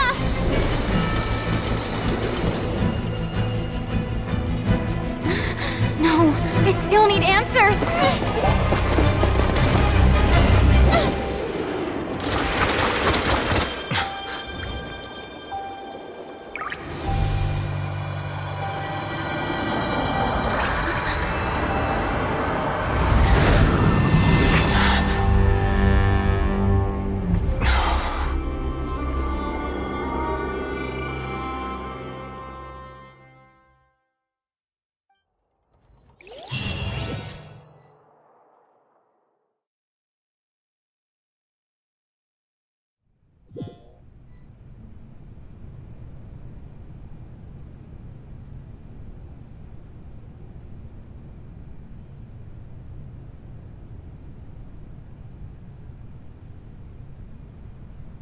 You...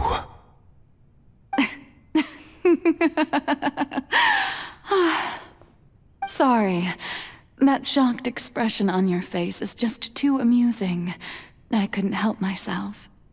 You are not Farina. Who are you?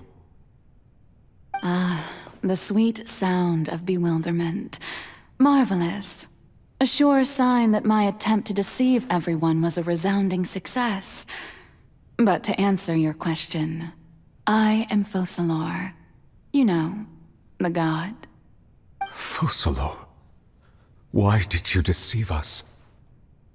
Oh, that wasn't my goal, of course. Goodness, no. But I had to fool everyone else too, if I was to stand any chance of deceiving the heavenly principles. Deceiving the heavenly principles? It's all because of that pernicious prophecy. Dreadful, wasn't it? Everyone doomed to dissolve. Fontaine condemned to be flooded. One was not amused. In fact, one was positively bemused when that problem was thrust upon me by my dearest predecessor. That's the former Hydro Archon Egeria, for the uninitiated.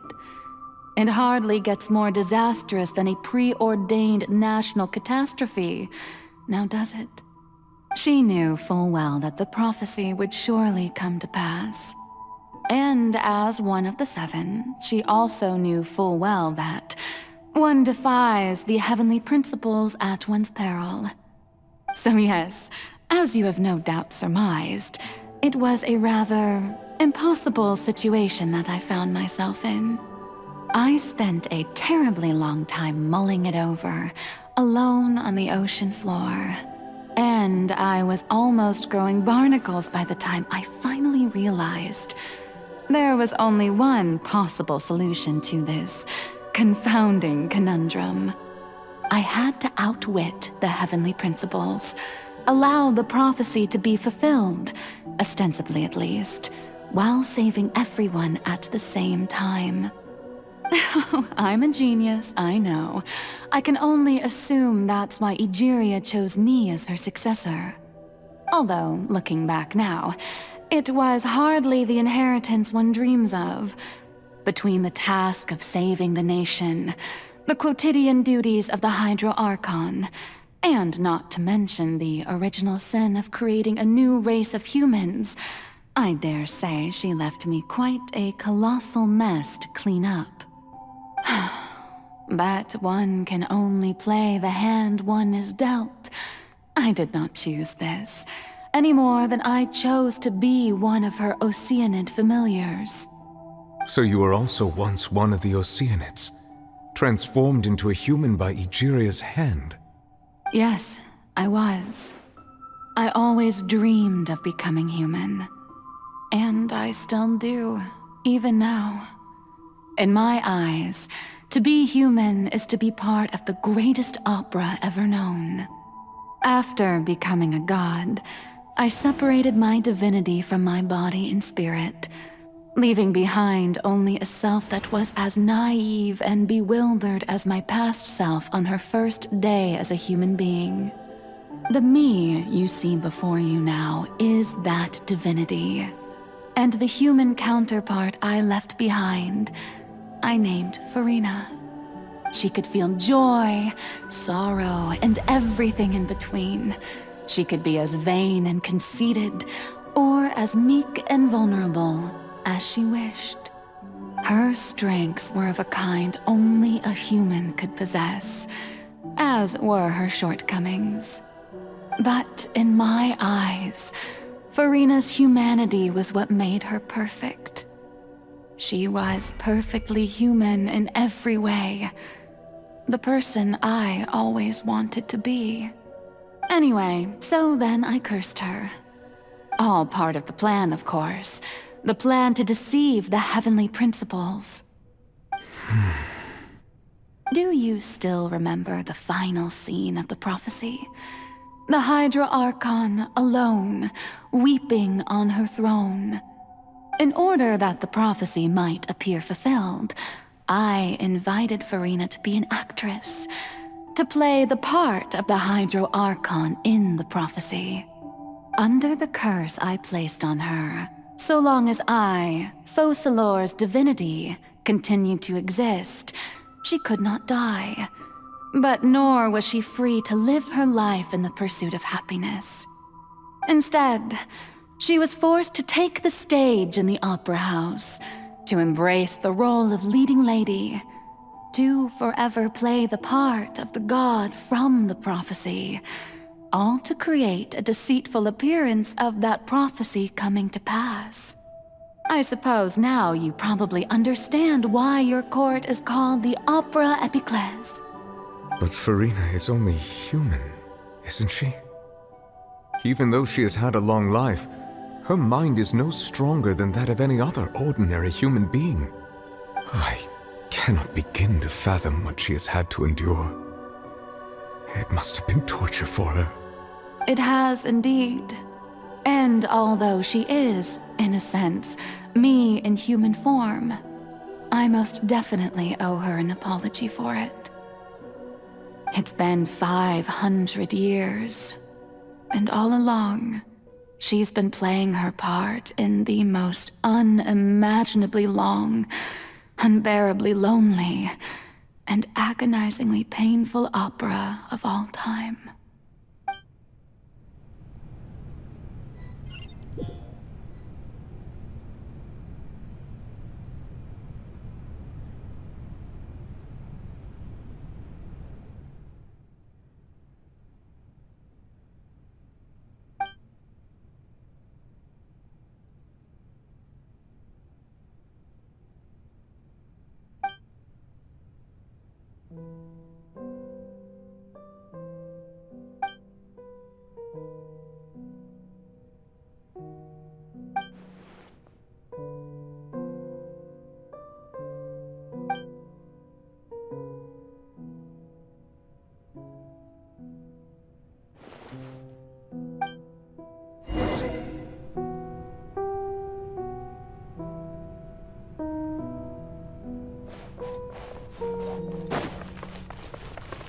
The wind rises.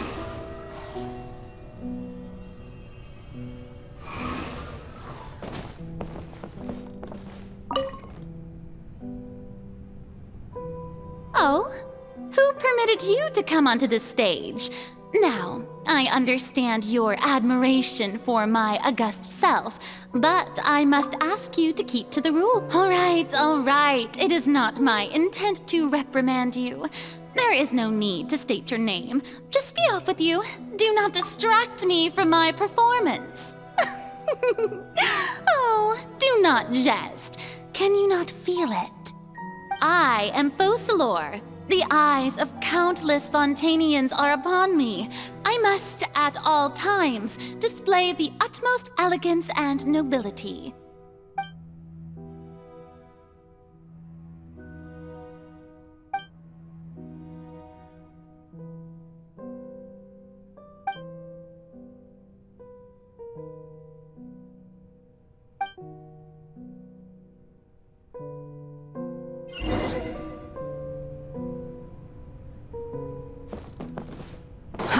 Too slow.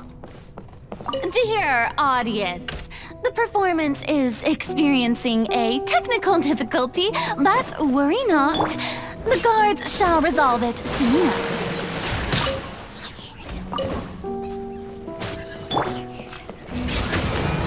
Behold!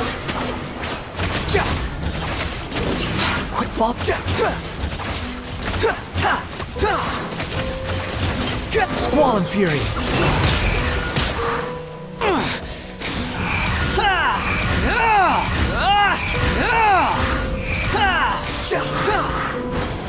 Nice and spicy. The wind rises.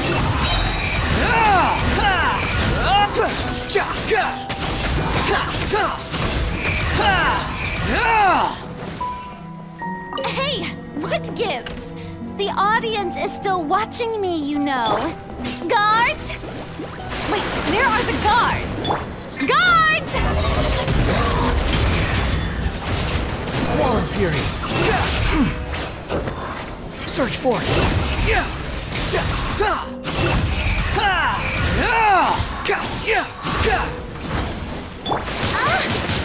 Midnight Phantasmagoria! Behold! You're dead!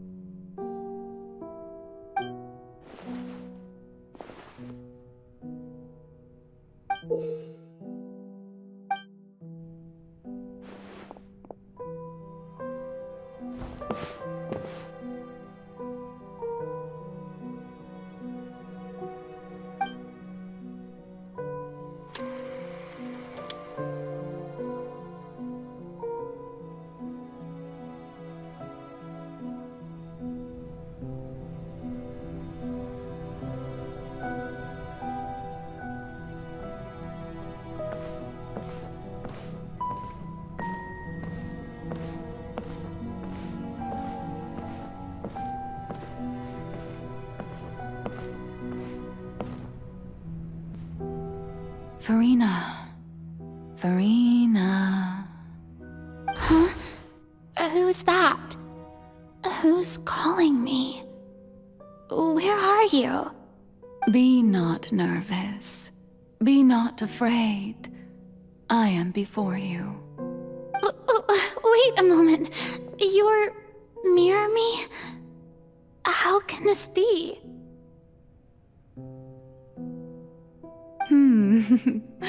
Mirror you, huh? You know what? That's not bad. Let's go with that. Mirror me? What do you wish to say? The prophecy. Have you heard of it? What prophecy? Wait. I know. I think. I don't know why, but it's in my head somehow. The people will all be dissolved into the waters, and only the Hydro Archon will remain, weeping on her throne. Only then will the sins of the people of Fontaine be washed away. Oh, very good. You know it well.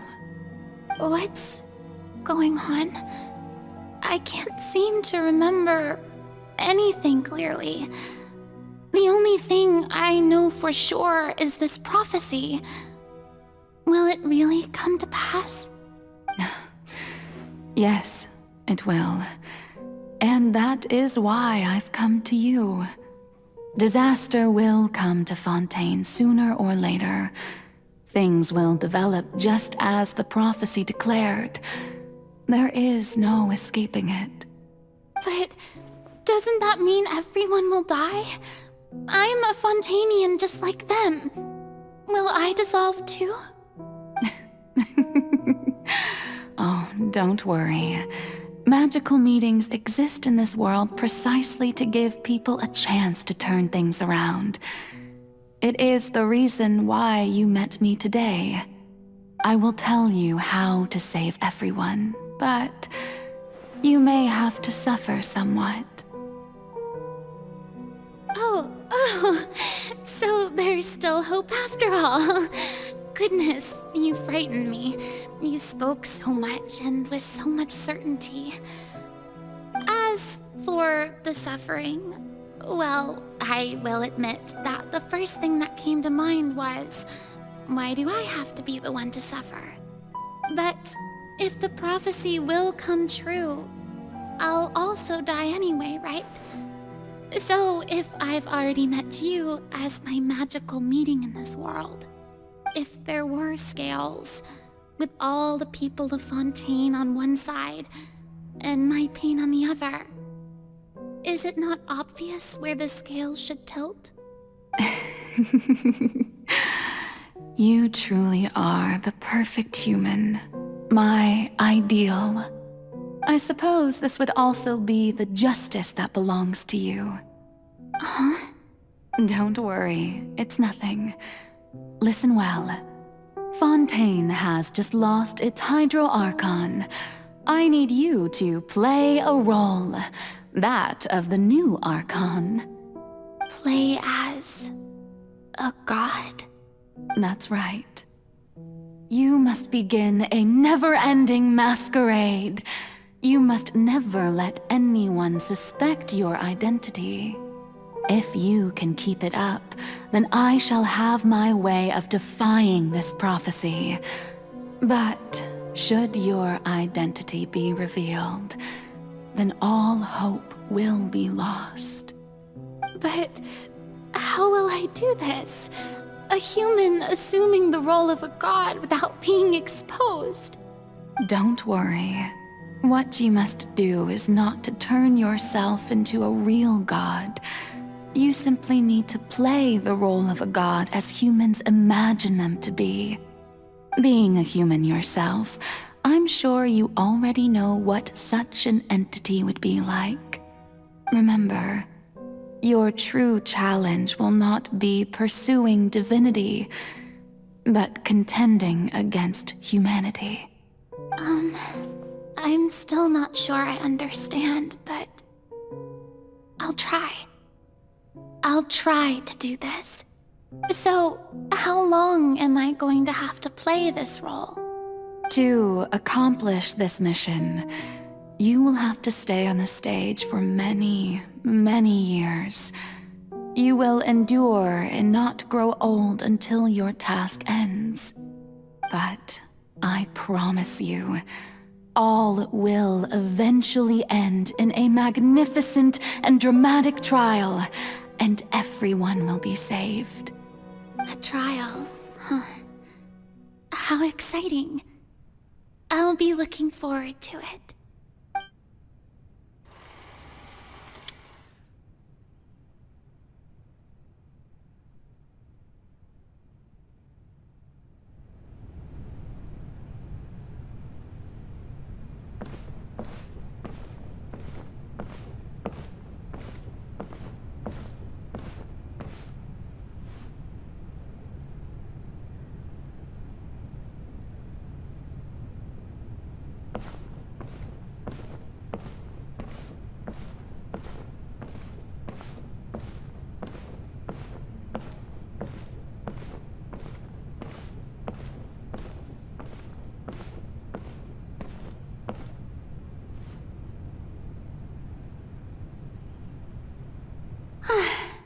The Maison Cardinalise has announced my accession, but this is my first time facing the people. What should I say to most appear like a god? Ladies and gentlemen, good evening, and welcome to the Opera Epiclese. I'm sure you've all heard about how in truth, I know little about becoming a nation's new god, but it will be my honor to guide you all. As the god Focalor, once again, thank you all for coming. If you should have any questions or suggestions, please send them to the Maison Cardinalise. The future of Fontaine will require us to work together, after all. This should do it. I thought I might stammer, but thankfully, I was able to convey my thoughts just fine. Okay, and next. That's the new Hydro Archon. Is this some kind of joke by the Maison? I would have thought that a being that surpasses humanity would be a bit more assertive. Hey, did you hear that? She even told us to send her suggestions there at the end. Shouldn't gods be all-powerful? She's being so modest. What's the difference between her and an ordinary person, then? If you ask me, perhaps the succession didn't actually happen. She might just be a Maison-backed puppet. Wait, what's going on? Why is everyone suspecting me of being a fake? Oh, this is bad. If I get exposed here, there'll be no saving the people from the prophecy. Right. Mirmi said that I just need to play the role of a god as humans imagine them to be. Calm down, Farina. Think. What do the people want? How would they imagine a god to speak and act? Assertive, with a strong sense of presence. One who can dispel all doubt. That is the character I'm fated to play.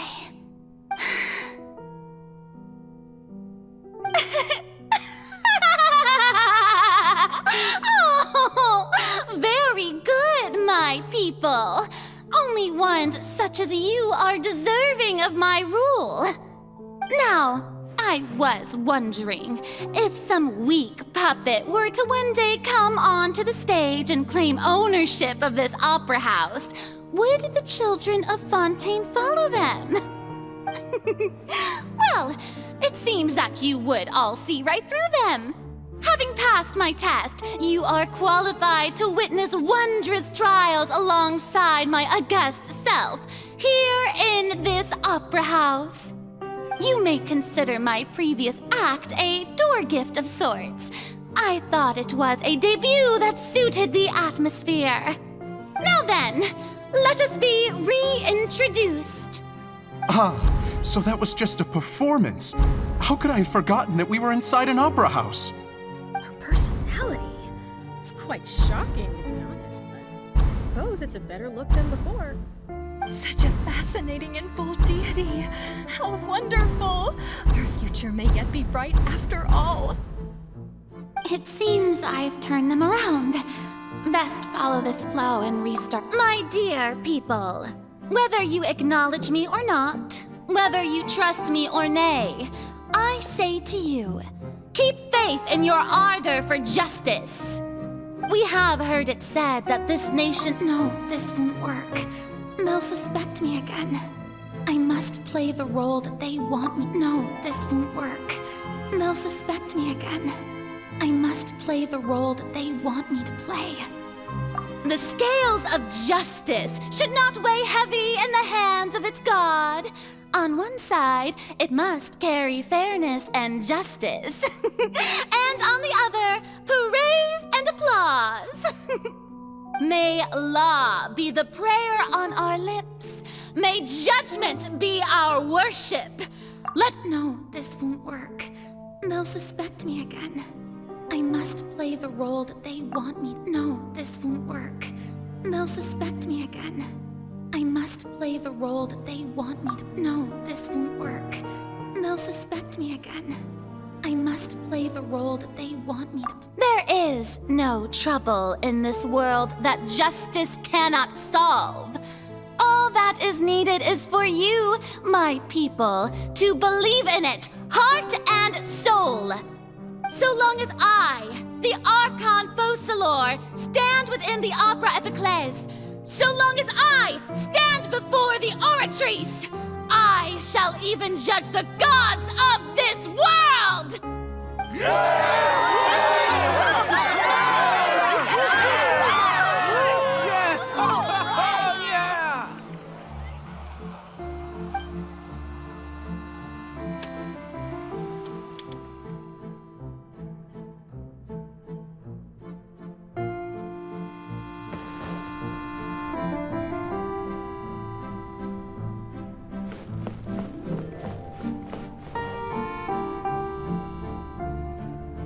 Lady Farina, here are today's case reports, as well as a summary of the follow-up for your perusal. Come now, was I not just at the Opera House in person? Leave these kinds of things to Neuvillette. Besides, none of these trials were the one that I'm looking forward to the most. If I may be so impertinent, what kind of trial are you truly looking forward to? A magnificent, dramatic, and wondrous trial. A trial to end all things. How could you hope to understand? That's true. I fear I lack the ability to grasp your divine thought, Lady Archon. No need for fright, and do not take what I said before too seriously. Go now, do your duties. The trial I await. It will come one day.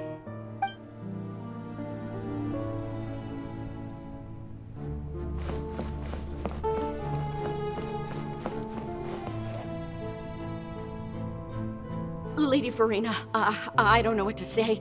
Thank you for agreeing to see me. No need to thank me. Or rather, thank your own sense of perseverance instead. Long have you stood in line to meet me, have you not? Oh, I'm afraid that's just an inevitable consequence of my divine charm. All right, Deuteria, is it? How is your son's illness?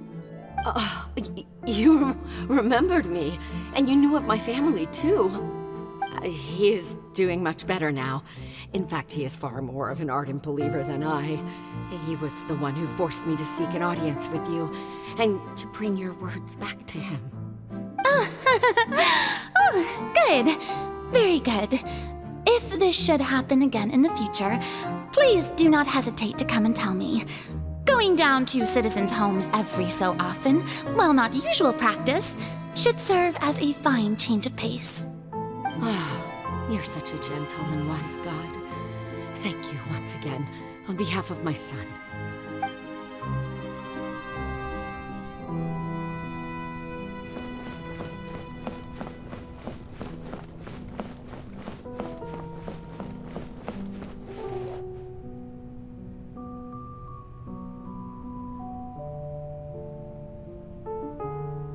Lady Farina, here are the latest hydrological reports.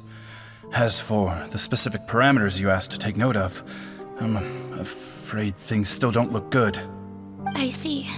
It's as I thought then.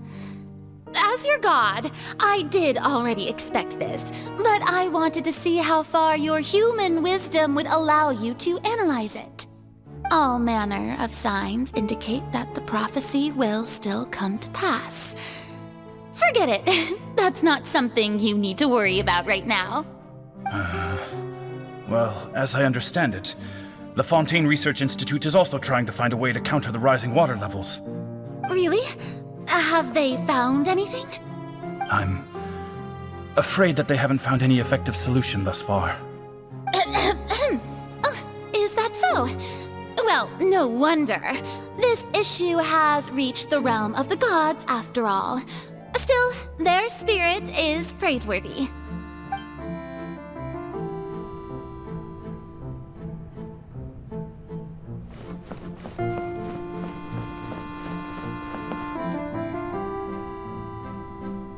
The day is finally over. I haven't had a moment to breathe this whole time. But it's good to see that everything's getting on track. There are no longer any voices of suspicion. Maybe this is fine. I just need to keep going, and everyone will be saved. Alright, Farina, don't think too hard about this. You need rest. Tomorrow's a new day.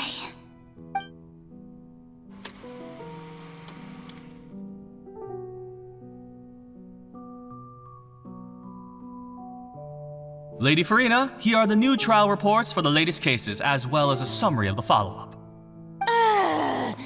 There'll be no need for that. I've seen them already. There's no need to go back over scenes I've witnessed in person before. Lady Farina, I've waited so long for this chance to see you in this manner. Indeed, my dear, loyal citizen. This joyous moment is an honor for us both. Lady Farina, we're detecting significant hydrological anomalies near Poisson. Understood. Keep monitoring. Keep me informed should anything come up at the Institute.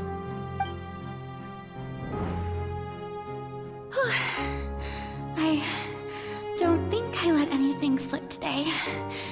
I must show the people that there is nothing to worry about. I just don't know when these days will end. I feel utterly exhausted. Best to rest early today, too.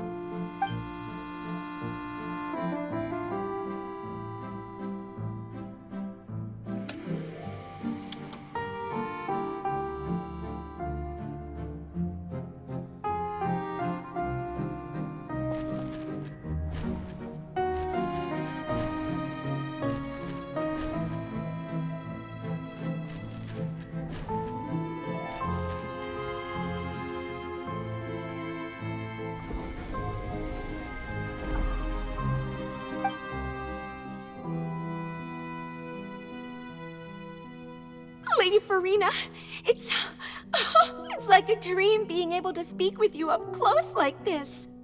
I've heard that the first member of our family who was honored to receive an audience with you was Madame Deoteria, almost 20 generations ago. And what a fine family yours is indeed. It brings me great joy to meet such a faithful believer. A descendant of a line most ardent.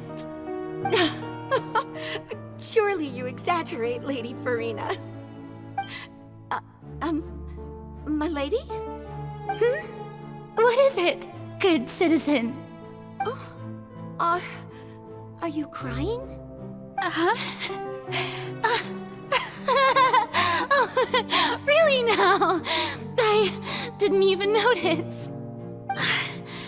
This must be the overflow of hydro from my person. Well, can't quite help being the god whose dominion is the waters, can I? No wonder. No wonder. A manifestation of your power, then. Oh, Archon, I am honored to have witnessed it. Honored indeed.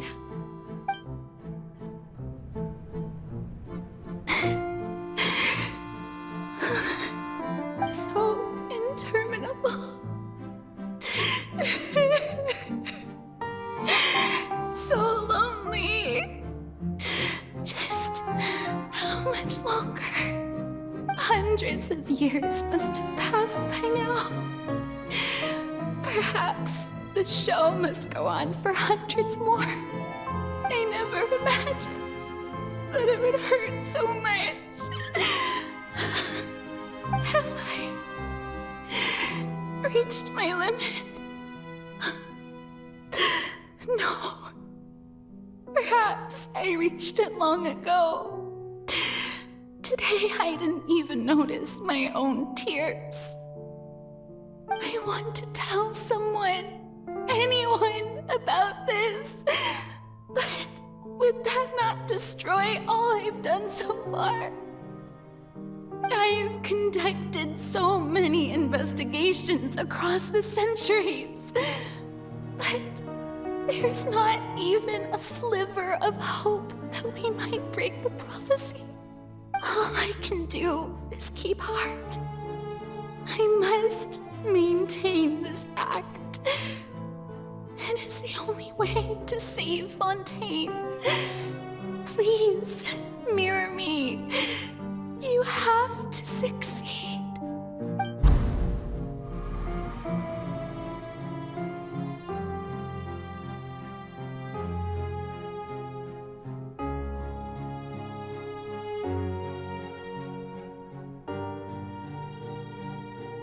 Farina, you don't have to shoulder this burden alone. Although I don't know what you might be keeping from everyone, your people are more than willing to share your burden with you.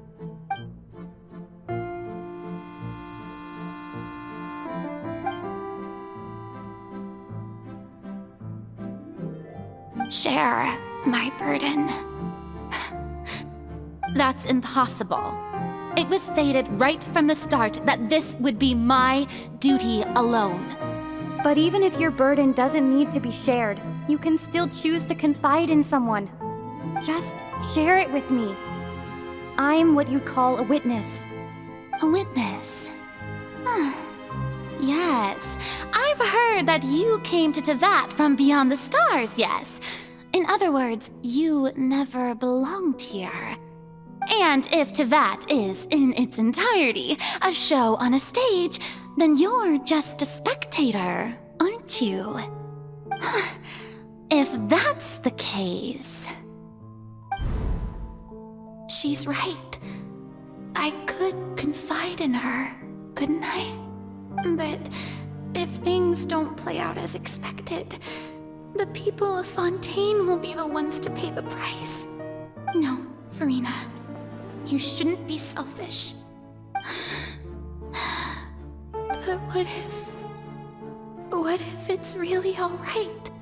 Farina, you've worked so hard for so long.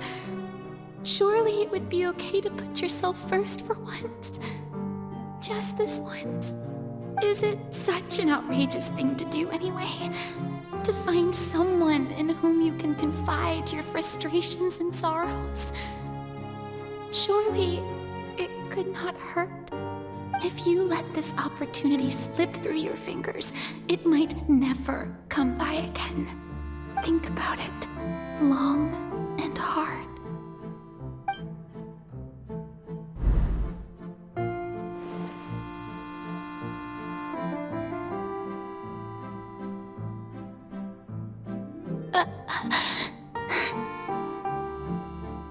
No, I have nothing to say. I am Farina, the Archon of Fontaine. Everything will surely get better. All you need to do, dear spectator, is to witness my performance until the curtains fall.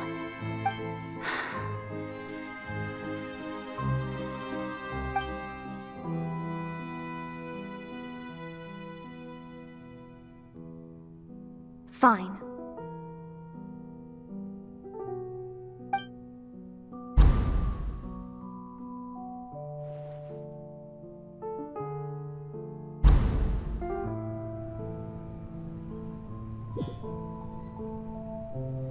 So even Farina doesn't know the truth? You've never once let her in on the full plan? Yes, it had to be done. To deceive the heavenly principles, you must first deceive yourself.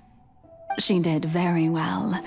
If she had let her resolve falter even once in these 5 centuries, Fontaine would have been doomed to the most tragic fate.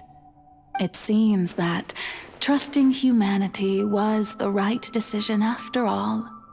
I believe that I understand how your deception works, but that is only half the truth, is it not? How would you build on this foundation to save the people of Fontaine? That is the most important thing. Ah, good, good. Of course, the Iudex of Fontaine has pinpointed the crux of the issue. I'm sure you've long sensed that the Oratrice is no simple machine, yes? I've always suspected that it had its own consciousness, and Lenny did mention that he heard a human voice within the core chamber.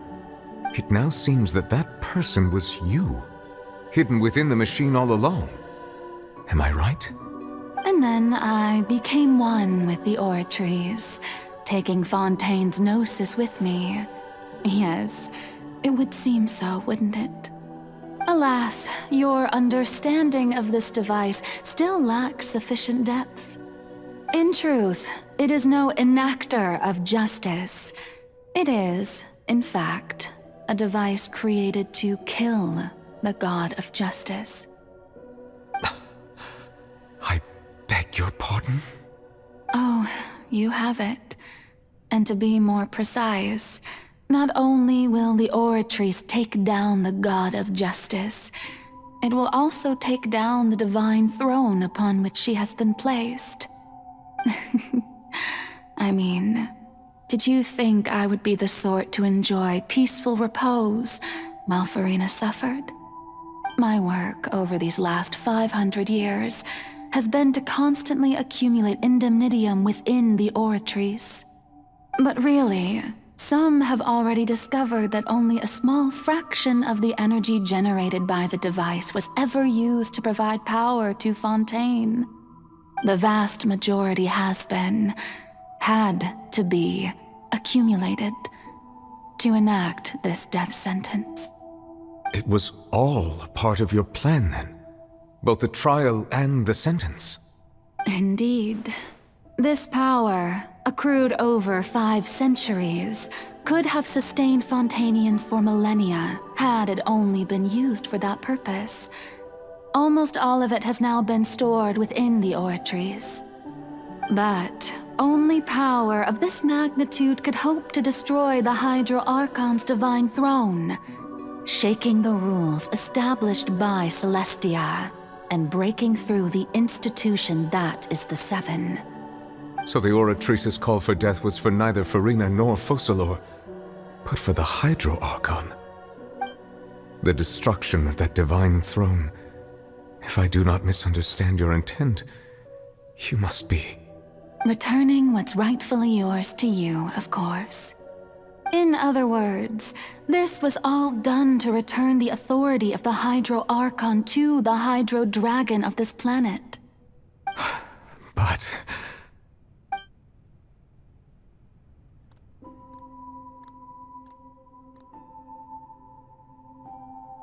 Oh, what? Getting sad again, are we? The authority of the ancient dragons shall soon be yours once more, O Hydro Dragon Sovereign. And this is the face you make. All you've done throughout the years is just so you can sacrifice yourself at the very end. I've never quite seen it that way, you know. Even now, I'm quite pleased at how well my deception worked.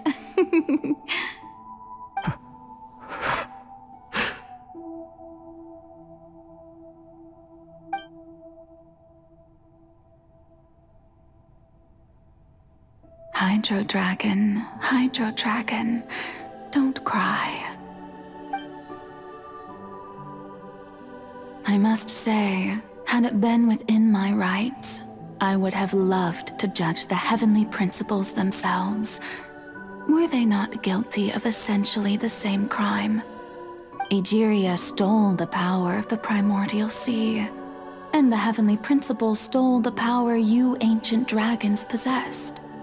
I, for my part, am the god of justice. And is it not just that your original powers should be returned to you? Speaking of justice, I have always believed that justice lies in the process of pursuing human existence itself. So, if the theft of the primordial sea's might was Fontaine's original sin, then, leaving matters of procedural right and wrong aside, the descent of the Fontainians as humans and their right to exist in this world would be Fontaine's original justice.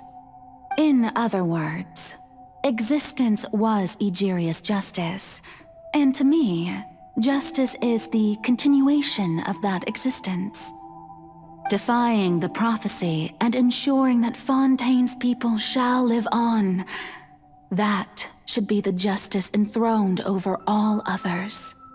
At this point, we, whether it be myself or all other Fontainians, have shouldered the burden of this sin for far too long.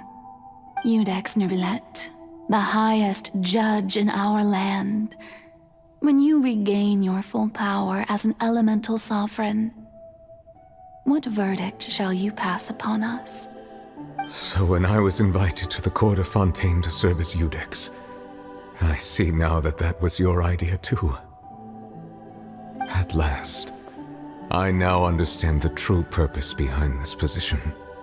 In the beginning, I was uninterested in human existence.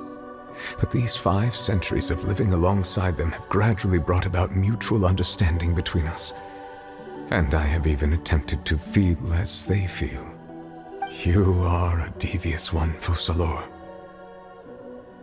Things being as they are, surely you know that I could never declare them to be guilty.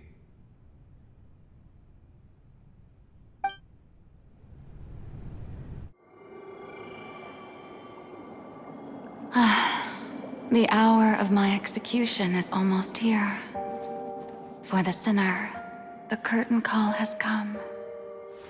I know I may not sound it, but faced with death, I find myself a little afraid.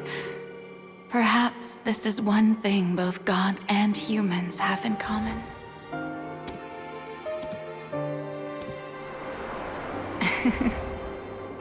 Farewell, Neuvillette. I hope you've enjoyed the part you played these 500 years.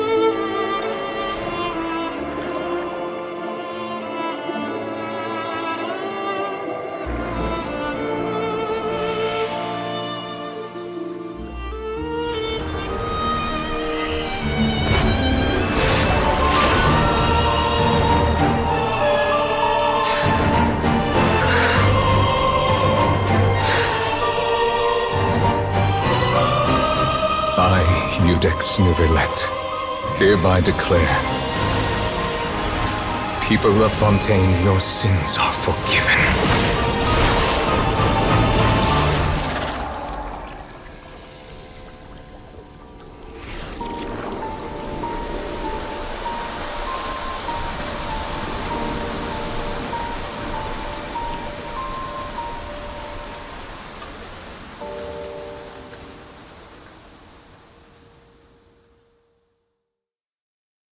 There's no such...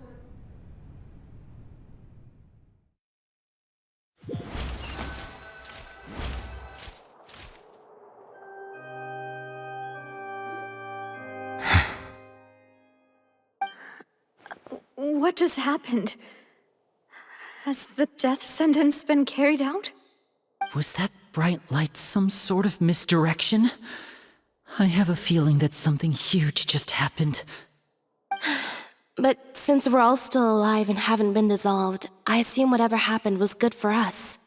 It's time to end this. We must mete out punishment to that beast. Didn't you say just a moment ago that it can't be defeated? I have gained the strength sufficient to deal with it. Through certain means, I now have the ability to separate the power of the Primordial Sea from that creature. We should seize the opportunity to pursue our quarry. Traveler, now that the oratories can no longer function, I require an executor to help me mete out justice. The root of the calamities befalling Fontaine, the beast that enacts the prophecy. Its name is the all-devouring narwhal. Come with me, traveler. The hour of execution has come.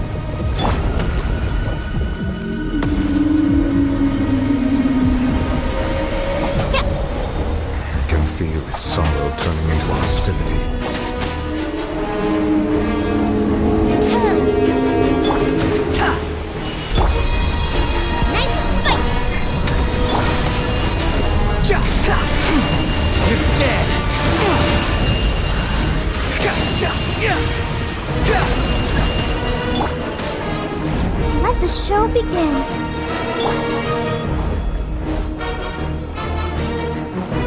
The all-devouring narwhal cannot resist its instinct to devour. Continue to trigger its hostility. Chance will present itself. Search for it!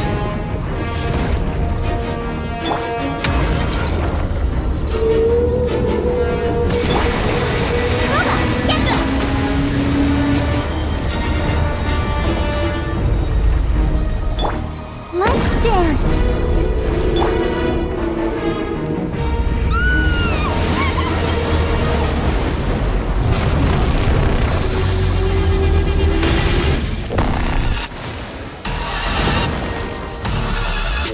Why is there a hole-looking thingy over there? It looks really scary!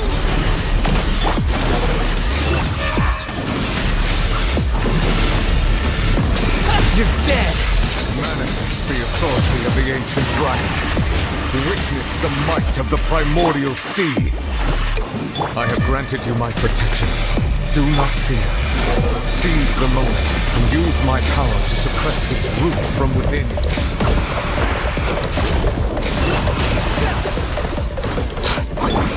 I'm the right hand. It's ours for me good. I'll protect it. The wind rises. That's far enough.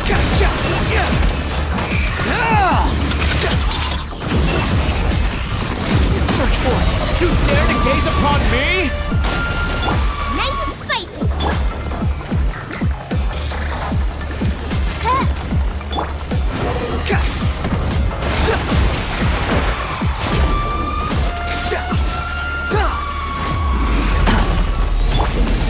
Boba, get them! Behold!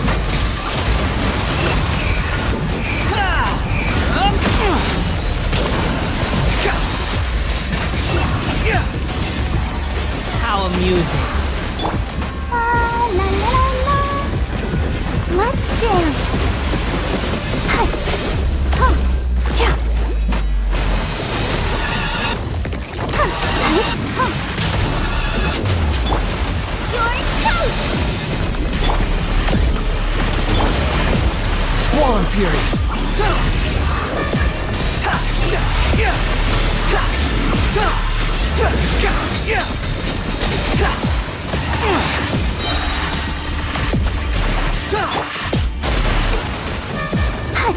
Let the show begin. The wind rises.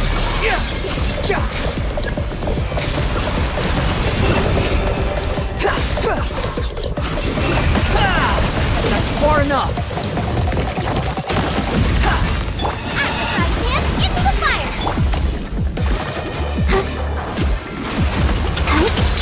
No! By royal decree. Behold!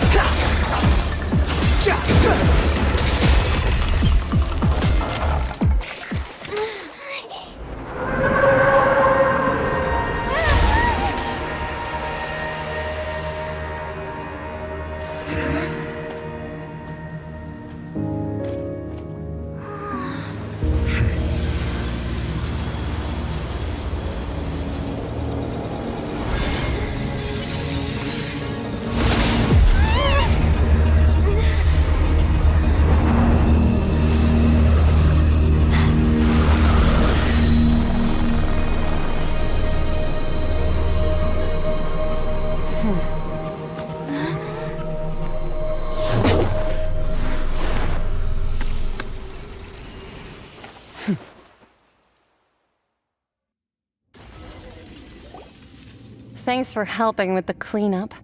It should have been my job, but... oh well. It was just supposed to be a short private training session for me. I didn't think that my disciple and my master's pet would start brawling in the meantime. Well, actually, I had a feeling that it would happen at some point, but they bumped into one another earlier than I thought. What a blunder. I suppose I'll have to swing my sword 3 million times as penance.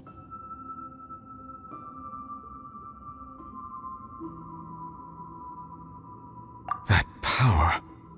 Who are you exactly? Paimon has an idea. From what she said earlier, she must be Child's master. Skirk, right? It's just that he gave us the impression that she was the less talkative person. I simply did not have anything to say to the weak. But you, on the other hand, managed to defeat the all-devouring narwhal without using power from beyond this world. So you may speak to me as equals. I have to agree. It's a strange use of a planet's primordial waters just to raise an all-devouring narwhal. That kind of power is wasted on it.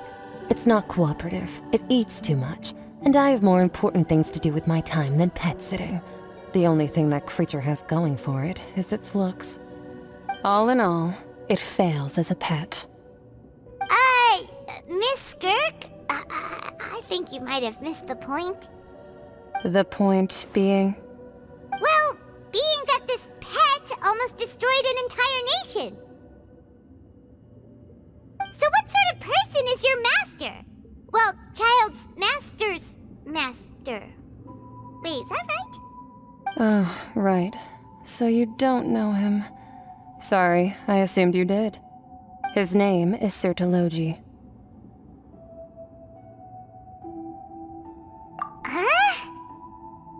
I am unfamiliar with that name.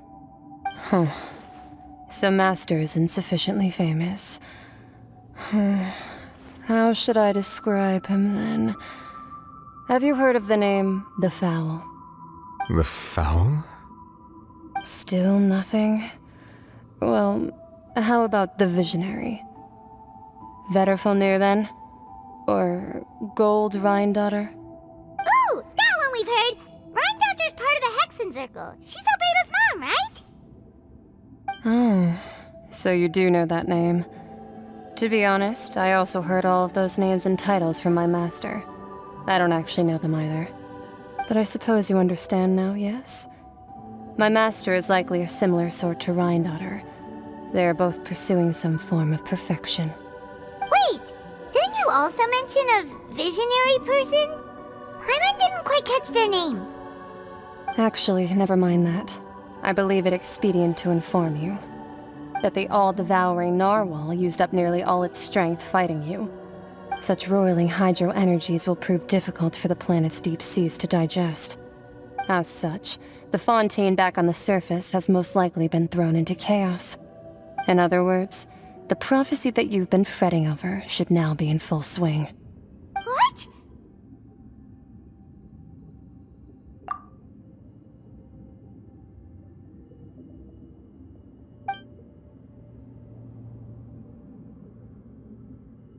Not to worry.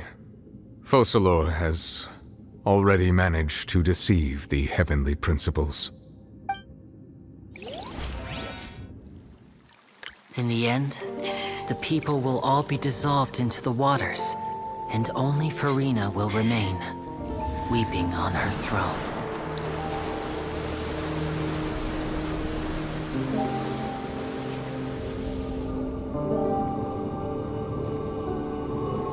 Only then will the sins of the people of Fontaine be washed away.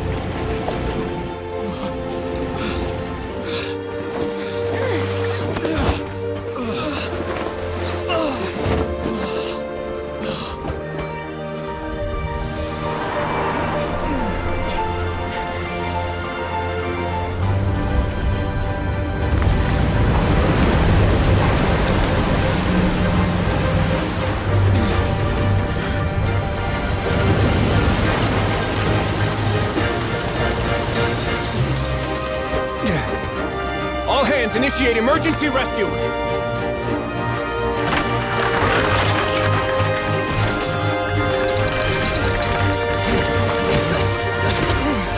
Hurry!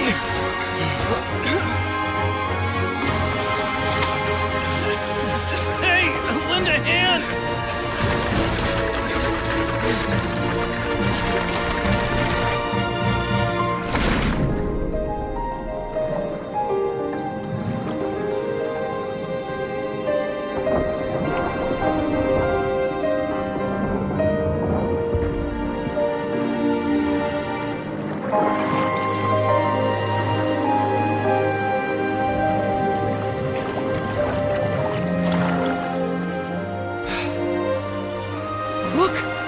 Receding!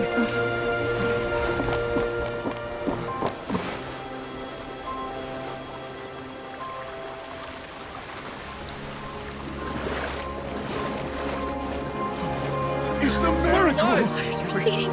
We didn't dissolve. The prophecy was wrong. The prophecy was wrong.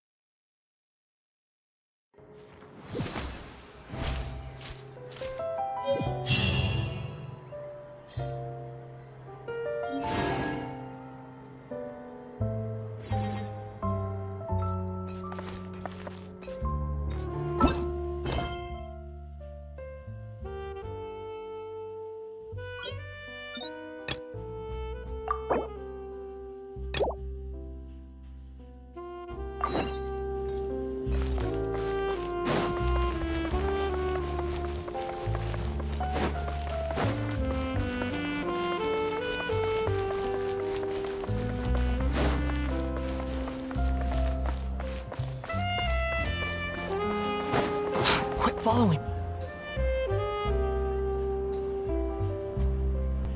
Huh? Isn't that Charlotte?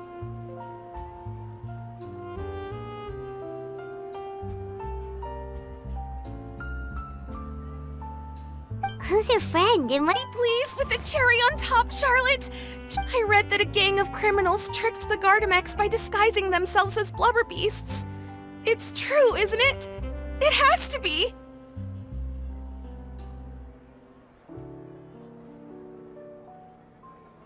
I've invested all my savings into graph adversarial technology. I'm begging you like the beggiest beggar in all of begdom. I need you to calm down a little, Miss Lapine, Pauline. I admire your passion for your research, and I don't mean to dash your hopes for those, big-ticket orders. But I'm afraid I'm not joking. The Blubber Beast incident was a short story mailed to us by an anonymous amateur author, written in the style of a... It sounds like they're just discussing a story, but why does this Miss Lapine Pauline seem so distressed?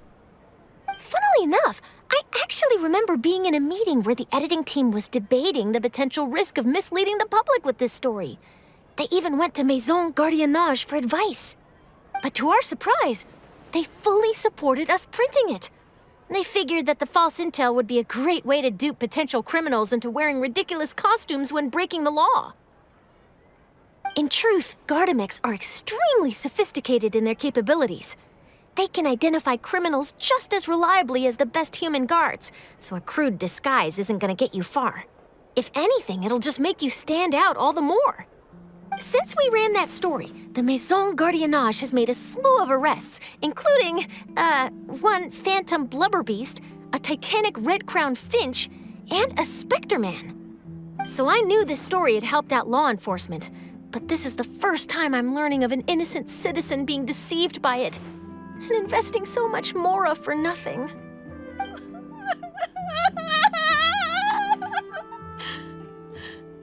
Uh-oh. She really sounds like she's in pain. Paimon thinks we should just ask Charlotte what's going on. Hey, Charlotte! Traveler, Paimon, it's you! I was in the area taking some photos for a story when I got to talking to Miss Lapine Pauline about her research. She read an article in the Steambird about a criminal who evaded Gardamex detection by disguising themselves as a blubber beast. Inspired by this story, she spent a lot of mora researching counter-criminal image recognition technology. Her aim was to improve Fontaine's public security by developing a device that could enhance Gardamex target recognition capabilities. She was hoping I could write an article to spread awareness about image recognition technology. She even paid me for the article and gave me one of her prototype devices before I could get a word in. But unfortunately, it was just a fictional story, and her efforts and aspirations were all in vain. I tried to let her down gently, but she's finding it all very hard to accept. This is a new situation for us, too. It's such a pity. It seems like the author was only trying to make the story interesting, and the Maison Gardiennage only had Fontaine's best interest in mind. Wait, Miss Lapine Pauline, what are you doing? I'm gonna pick a fight with a Gardamex, head to the Opera at Biclez, and get a one-way ticket to the Fortress of Meropide. That way, I won't have to repay my debts. It's the only way I can afford to keep on living. Whoa, there's no need to go that far. I mean, come on, look at you. You wouldn't even dent the Gardamex armor.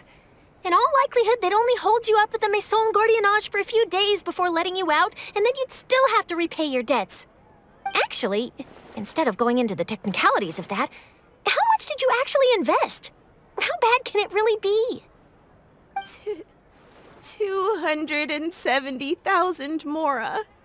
Okay, well, escaping to the Fortress of Meropide over a sum like that seems like a last resort. Surely there must be other options. Not anymore. I used to be an equipment supplier to the Fontaine Research Institute before that blew to pieces, and now I'm just a small-time engineer. I scraped together some savings over the past few years, but I put every last mora into this project, and now I'm left with nothing. It's not just my savings that are gone, it's my whole future as a graph adversarial technology specialist and my dreams of becoming a billionaire one day.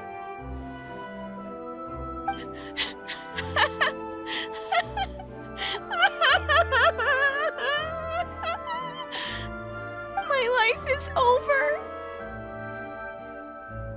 Don't despair, Miss Lapine Pauline. I think I know a way for you to turn this around. This prototype you've given me, the camera lens for image recognition sample collection. It's really quite something. You said you designed it specifically for high-fidelity image capture and analysis, yes? The rapid focal length adjustment is a very useful function in its own right. It's sure to make many journalists' jobs much easier. In fact, I'd say it has the potential to revolutionize Fontaine's news media. So your research efforts thus far are by no means in vain. The technology you've developed may have many applications that you've never even considered. Really? Absolutely. I've been working as a journalist for the Steambird for a long time now. No one understands the issues we journalists face on a day-to-day basis better than me. So keep calm, take heart, and start thinking about mass production. In the meantime, I'll show your invention to all my colleagues to drum up interest in your product. I can't believe it! If this is true, then I can look into setting up a whole camera lens development pipeline. My big-ticket orders and billionaire aspirations are still in the cards. Oh, maybe I should consider taking out another loan. That way, I can rapidly improve the lens production process, be the first to market, and prepare to battle for dominance in the camera industry. Come on! Stop daydreaming about your pipelines for a minute. Just take it one step at a time and see how it goes. There's no sense in putting all your eggs in one basket before things are even off the ground. And I can probably speak to some people I know and license my image recognition device to a workshop to raise some funds. I can't believe I didn't think of this sooner. There's no time to lose. I need to get to work. Early bird gets the worm. Can you believe her? She just ran off. Paimon's pretty sure our advice went in one ear and out the other. It's understandable. When inspiration and passion strike at the same time, it's all too easy to throw yourself headfirst into your work and forget about everyone around you. A lot of journalists are the same way when they're first starting out. But don't you worry. I'm gonna write an article on all this, and I'll be checking in on her regularly. Her research has the potential to benefit the entire journalistic community. I'll give her plenty of input to stop her from going down any rabbit holes and make sure mass production of her lens can begin as soon as possible. It's reassuring to know that you'll be looking out for her, Charlotte. Actually, you know what? Why don't you two take this prototype lens? I'm sure you'll have plenty of chances to use it on your travels. It takes the right person to get the most out of a new technology. In your hands, it's sure to capture some amazing sights. Thanks a lot, Charlotte. What a nice surprise. We were just curious about what you guys were talking about. Totally didn't expect to get a free gift out of it. You're welcome. I got something out of this too. The beginnings of a very interesting news story.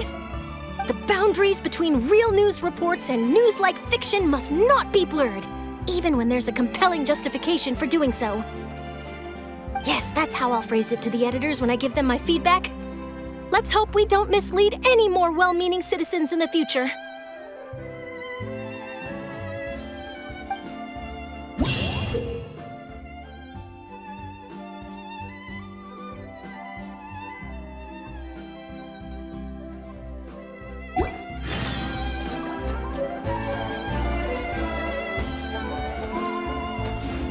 There's no need to exchange pleasantries.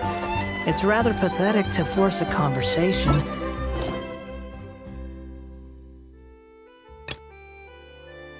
To occupy silence.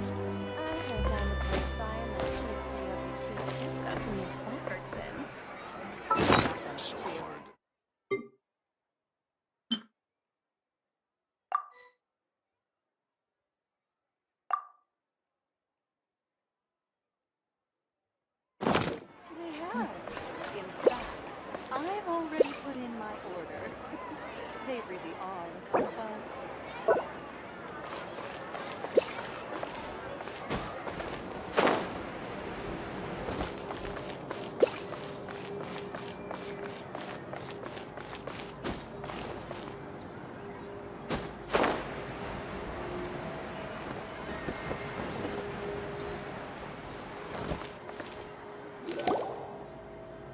The Soil renewed! The Spina di Rosula talks post-disaster rebuilding. I recently visited Poisson to meet with Miss Navia, spokesperson of the Spina di Rosula, and we spoke about Poisson's present and future. Old soil can still give birth to new bloom, Miss Navia stated. Hope is like seeing a small cookie when you're starving late at night. You just need a little of it. Skyship Winglet, lunar brain of the Fontaine Research Institute. The various disputes that have arisen on account of Mr. Edwin have suddenly become a shield over the Institute, with Jurier turning out to be a once-overlooked hidden gem. People always call the first researcher mad, but few know what to call the second. And should that latter person achieve a miracle, they would find it all the harder to find a word with which to classify him and his team. Wow! Paimon barely recognizes the people in the reports. Are those really Jurier and Navia? They sound like real big shots. What do you think? Pretty enthralling, huh? The Steambird's idea was pretty simple. With the disaster just having passed, we would print a free edition packed to the margins with good news to calm people down. The value for these big scoops lies in their inevitable follow-ups. We'll publish further reports and go into the stories behind those people. Edwin's assistant, Jurier, created a true flying ship, while Navia is leading people in the reconstruction of their home. I'm sure that these stories could draw even you— Paimon's curious too! Wait a minute. Didn't we watch everything happen from start to finish? What's there to be curious about? And that's exactly why I'd like you to come conduct interviews with me. You're the best incubators of news, if you haven't noticed. And also, with you around, I'm sure I'll get to see that Duke. Are you sure? Hasn't he turned you down several times already? Oh, this time will be different. Come on! Let's head to Poisson first, and then make a trip to the fortress. There are some things you'll only know when you get there.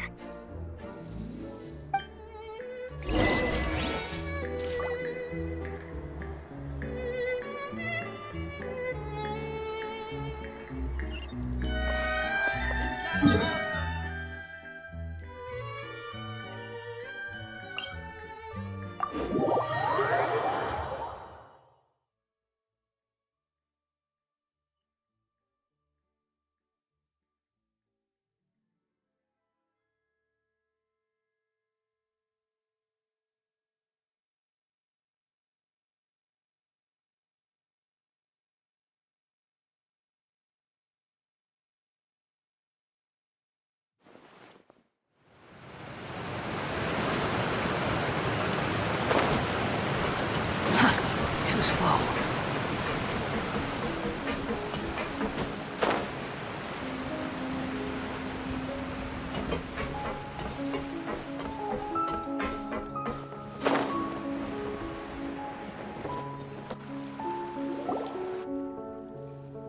Navia!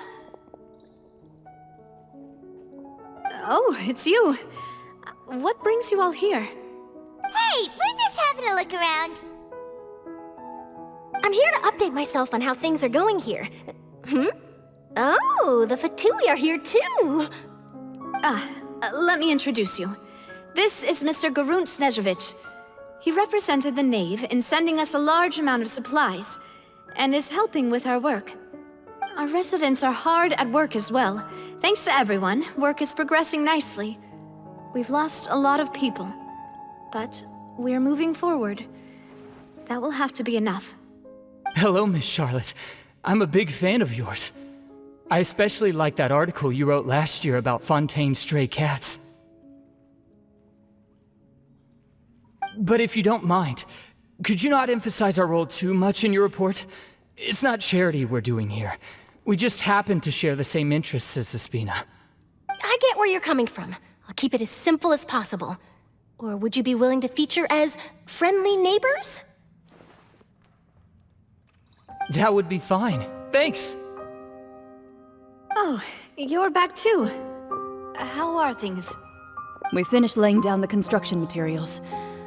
It'll be another hour before the workers are able to go over there. Huh? You're here too, Clorinde? Well, her reputation's greatly risen after that whole duel business with Miss Farina. So she's here in Poisson to wait out the heat. All right. She really came here to help me out. There's too much to consider in the reconstruction of Poisson. The Spina has need of more decision makers. And, well, I do already happen to be connected to Mr. Callis. Oh, wait just a moment. Do you mind me asking a few questions? You know, about how you felt before the duel, about what it was like facing down a god. There's lots of exciting material there, I bet. Forget it. I'm sure you can find a better theme than that, Miss Charlotte. I see you're the same as always. Couldn't you do me a favor, for Navia's sake? Well, if we're talking about doing things for my sake, you might as well just take a few more photos of me. Or of the Traveler. It's better than wasting time persuading Clorinde, at any rate. Of course I will. I'm not gonna let her off that easy. All right, then everyone who wants to be in the photo, gather up. And smile.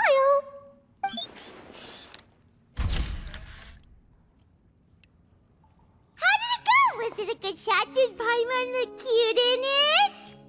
Not bad. Your addition really helped the composition of the picture. All right, hang on a moment. Let me snap a few more shots.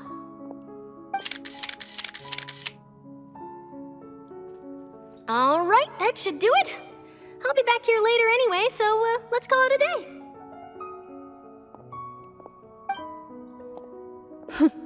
You're very quick. Speed is of the essence when it comes to the news, and freshness is the key. Also, not to brag, but I'm pretty good at building connections. Who knows? I might eventually get that interview with you after all, Miss Clorinde. Wow, you really do have that never say die spirit. I'm impressed. I'll hazard a guess that this is how you got that interview at the Fortress of Meripede. Whoa, you're well informed. Let me make a guess too. I asked Sijuin, who told Monsieur Nervillette, and he told you, right? That's a very complete information chain. In truth, all Monsieur Nervillette asked me was, when did the fortress become so friendly towards the media? I told him that it was best not to speak too soon. There's no guarantee that Ridsley will make a personal appearance. You're right. I've got to treasure every moment I have with them. In which case, I'll be making a move first. Stay safe now. And tell me if you hear anything interesting. I'll treat you to afternoon tea in exchange.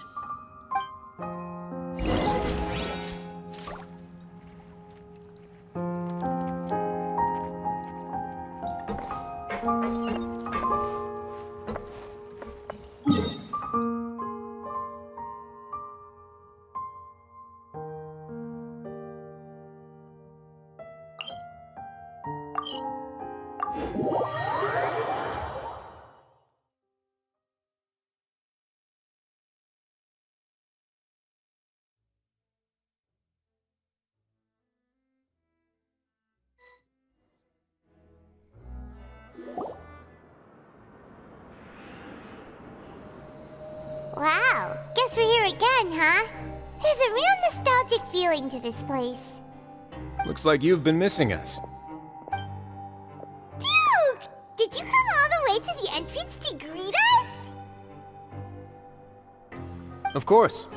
I'm here to welcome you and our dear Miss Charlotte, whom our good head nurse recommended to me. It's an honor to finally meet the much-rumored Duke. Thank you for consenting to my visit to the fortress, sir. No need to thank me. But that said, I shouldn't be the focus of your interview. I trust you recall our agreement? Of course, of course. All right then, this way.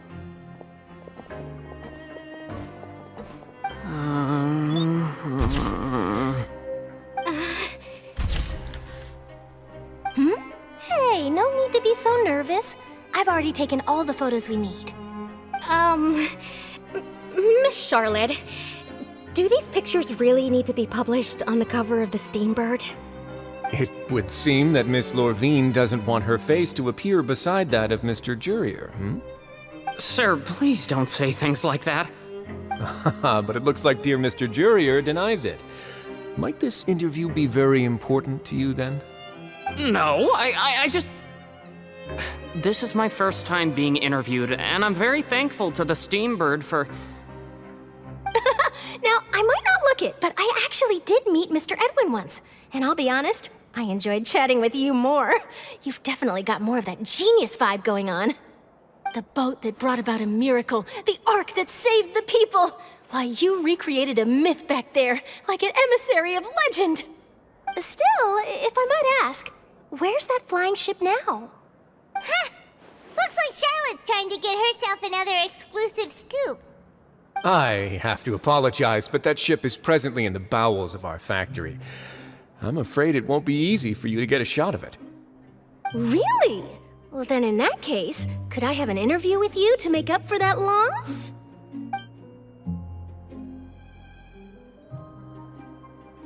You already know my answer, I'm afraid. Best you interview our head nurse instead. Or perhaps you'd like to take another photo of this couple of researchers? Did you really have to use the word couple? Well, then, 2 solo photos will do. Is my hair messed up?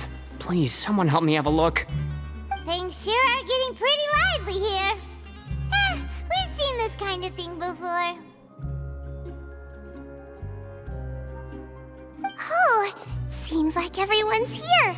Would any of you like to try this new drink I came up with? Ah, Sigewinne. Hey, Miss Charlotte. Why don't you, take some pretty photos of our head nurse? Sure. Come on, Miss Sigewinne, over this way. Let's find a brighter spot. Sure. Do I have to smile? So, how have things been at the fortress?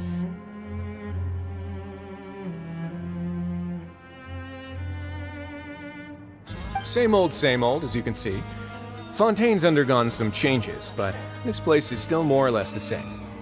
Other than that flying ship, it got a tad too much attention, I think. That's why I decided to let the interview go through. We should direct more public opinions toward the behind-the-scenes heroes. Am I right, Mr. Jurier? Miss Lorvine? You're too kind, sir. I believe that you too should have your day in the sun. Not that you would want that, just pity. I'll just leave the spotlight to you two.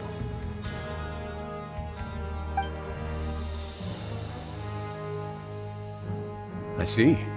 Lots of things happened that day, huh? Anyway, regarding that Harbinger, I'm not sure you remember, but his 3 young followers are still waiting for his return. He sure did win them over, huh? I'll tell them that there's good news and bad news. The good being that their boss seems fine, and the bad being that they must face extended sentences for abetting his escape. Oh, actually, what about you? Are things gonna change for you too? What change can there be? The fortress will keep chugging along, and so will my duties. As to what Miss Farina's departure will mean for the nation, and if our laws and governance will be transformed, we'll leave those to the folks in the overworld. Hey everyone, the photo shoot's done. Good. In that case, let's call it a day here. Thanks for your cooperation. Come on, Traveler, let's go. Till next time, everyone. There'll be a next time? Maybe. Who knows? I might write a story about the underwater factory next time. Until then.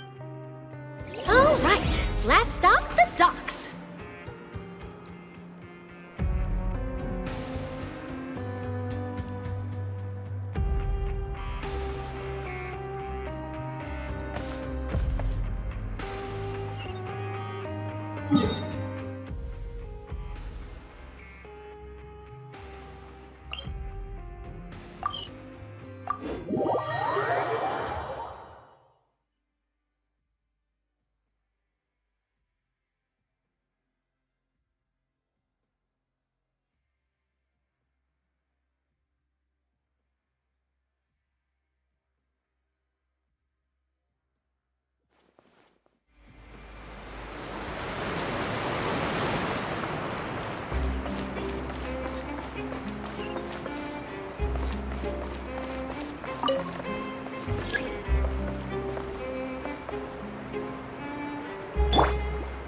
protect us.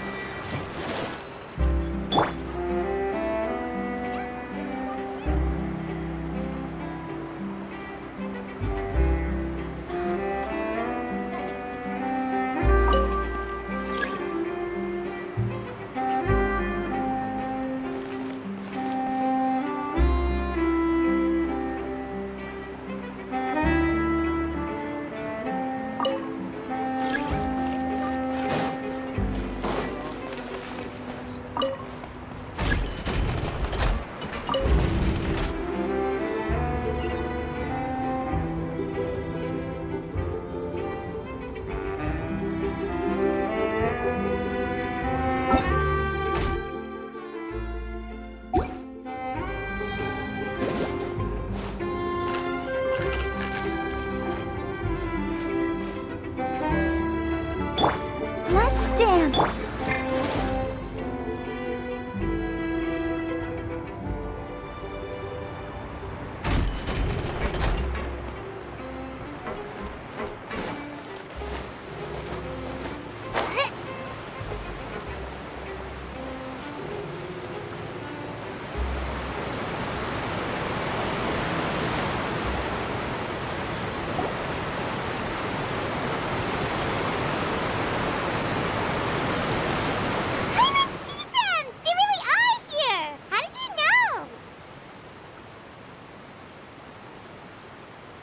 Navia mentioned that she stayed in touch with Linny and the others after working together.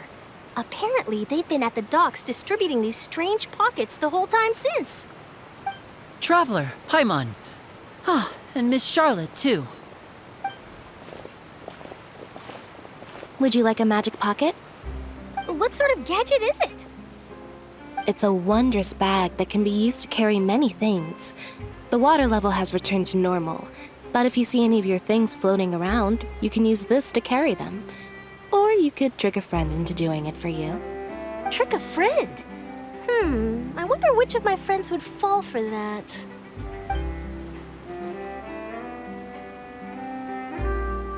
You could just make a friend like Fremine here. Isn't that right, Fremine? Is this what you meant by, I'll help you make some more friends? To be honest, that sounds pretty sweet. Could I have your contact, please? Sure. Please, write down my address. You sure are working hard to help Fremine socialize. He was the one who proposed doing this. He even wants to assist in our magic shows.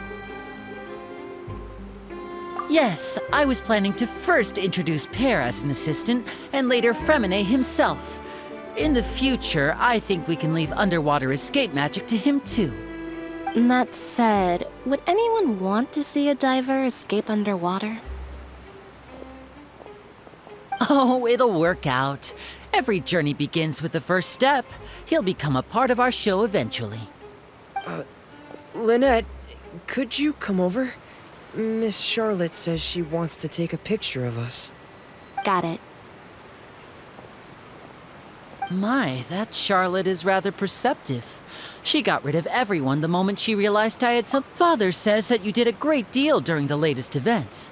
She's very grateful for your contributions to Fontaine. That's all right. We were more than happy to help. So, what's she doing now? Oh, I guess you haven't heard. Well... After Lady Farina left, Father and Monsieur Neuvillette opened negotiations, during which he gave Fontaine's gnosis to her as a diplomatic gift. A diplomatic gift? A gnosis? Yes, I was quite surprised at first myself. But when I thought it over, there were actually a number of things going for it. It could have been done as an apology for the incident with Lord Child, or as thanks for his help in tying the all-devouring narwhal down. Furthermore, Father did also lend significant aid to Fontaine and Poisson. Well, that's true, but this is a gnosis we're talking about. Doesn't this seem a bit... irresponsible? I would agree, but I've also heard that It seems that Monsieur Neuvillette has had a significant change of heart regarding the matter. So there's some reason for this that only Neuvillette knows about? I suspect you'll have to ask him about that yourself. Ah, yes, speaking of which, I did see him strolling around the entrance to the Fortress of Meripede a while back. Isn't he real busy and stuff? Paimon didn't think he'd have the time for that. But back to the topic. The Gnosis was given to the knave, right? What about Child?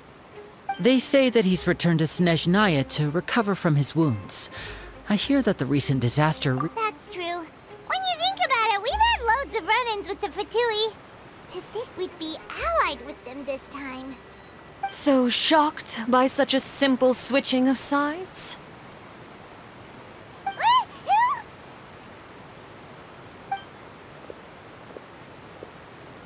Father! Well, what do you know? Come to the docks to see how my children are doing and meet the Traveler by chance. Please do not pay my accomplishments in Fontaine too much mind. I would have done them regardless. Are you going to take the Gnosis back to Snezhnaya? That is our duty as Harbingers, yes. Don't be too preoccupied with sides. The goal of the Fatui concerns not a single place or person, but the entire world. With such a grand goal in mind, it is inevitable that we must wear many masks. Switching my masks is something I've always done. Well, that depends on many things. No one truly knows what the future holds. What good is honesty if you can't rely on it forever? As for you, I very much look forward to our next collaboration. Good things cannot be achieved alone, and you've proved yourselves to be great partners. A vision? All right. I'll remember to return it. Thank you for keeping it safe for him this entire time. And that's a wrap for me. Huh? You're... Greetings, Miss Journalist. Hello. If I'm not mistaken, there are diplomatic channels I'll need to report to take a photo of you. That is correct. So forgive me, but I will not be able to serve as a subject in your article. However, feel free to write as much as you'd like about our dear magicians and our upcoming rookie talent. I will. The sea breeze is quite pleasant. I shall continue my walk while the weather remains so agreeable. Farewell. Farewell, Father. Oh, she has such an intimidating presence. I didn't even dare to take a picture. Thankfully, I've already wrapped up all my pre-scheduled interviews. Thank you all. This'll be more than enough for me to write about, I'm sure. Don't be too nervous. Why don't you take a magic pocket before you go? Here, Traveler, Paimon, you take one too. To move things about? That's right. Funny. I was giving out magic pockets when we first met too. And what do you know? I'm doing the exact same thing right now. So many things have happened, but the pockets are still the pockets. I guess this must be life. We will all follow our own paths, and serendipity will lead you to your fated friends. All right then. We'll be handing out pockets in some other districts later, so we'll get going now. Have a good day, you two.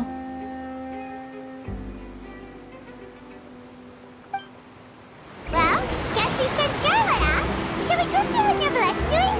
As long as he's not so busy that he doesn't have time to chat anyway.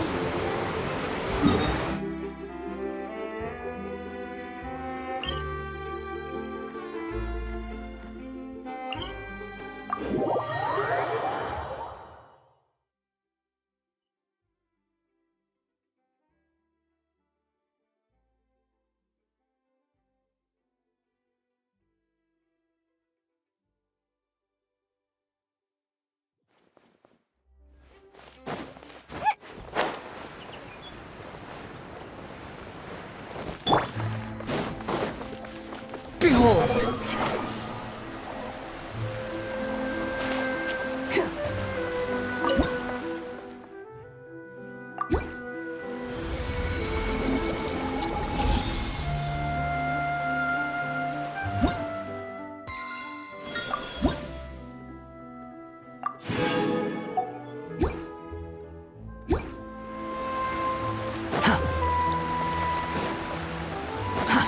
Too slow. I'll protect us.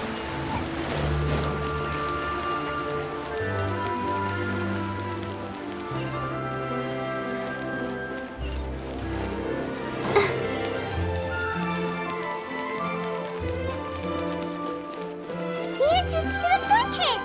Ooh, he really is there!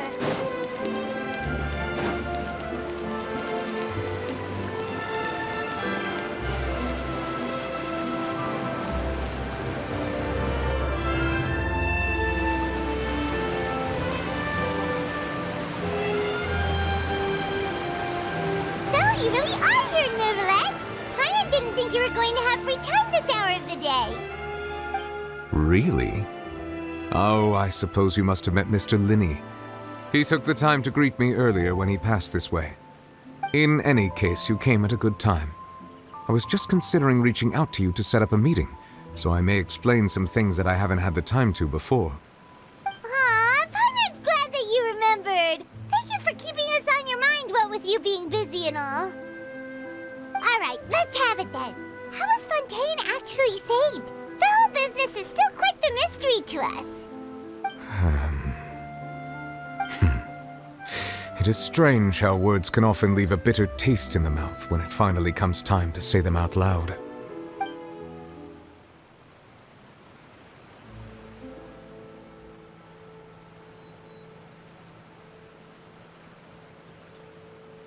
Whoa. So that's what happened? Focalor destroyed the divine throne of the Hydro Archon and restored your power to you, transforming you into a fully fledged elemental dragon sovereign! But Paimon still doesn't quite get what you did to save the Fontainians from dissolving. For me, the authority of the ancient dragons refers to absolute control over the hydro element. Fontainians were incomplete humans born of Egeria's use of the power of the primordial sea, with constitutions similar to that of mimics. But so long as those primordial energies remain within them, I could use the ancient dragon's authority to grant them true blood, after the fashion in which life was first brought into being on this planet. In other words, when I gave my verdict, Fontainians became true humans, and thus would naturally no longer be dissolved by water from the primordial sea. Focalor must have counted on you to make that decision as well. Your verdict was the key to making the prophecy appear to have come true while saving everyone. Yeah, and in a manner of speaking, Focalor finally managed to fulfill the original Hydro Archon's wish to turn Oceanids into real people too! It seems from your expressions that you still have more things you wish to ask. Ask away. I will tell you the truth as I know it.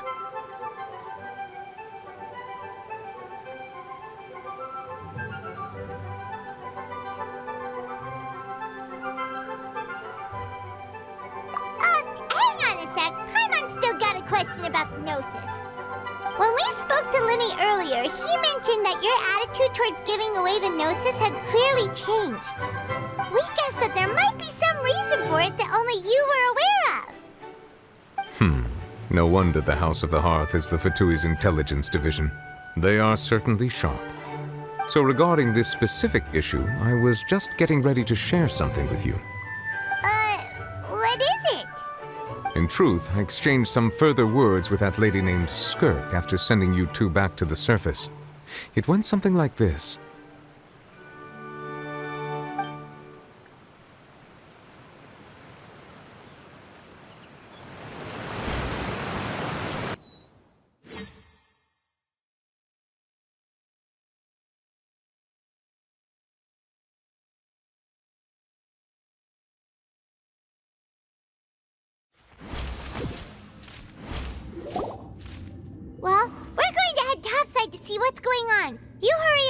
in as well, all right, Nervalet?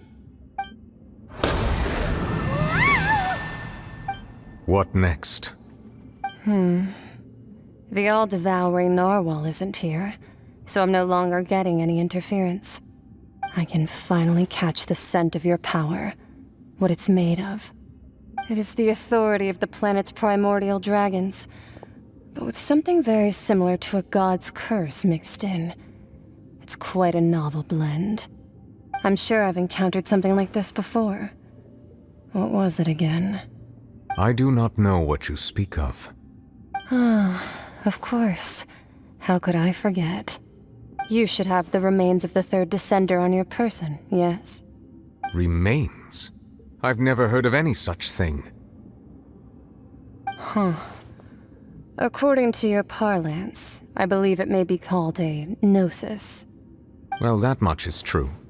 After Focalor's divinity faded, she handed her gnosis to me. But I fear I have never heard of it described in the manner that you just did.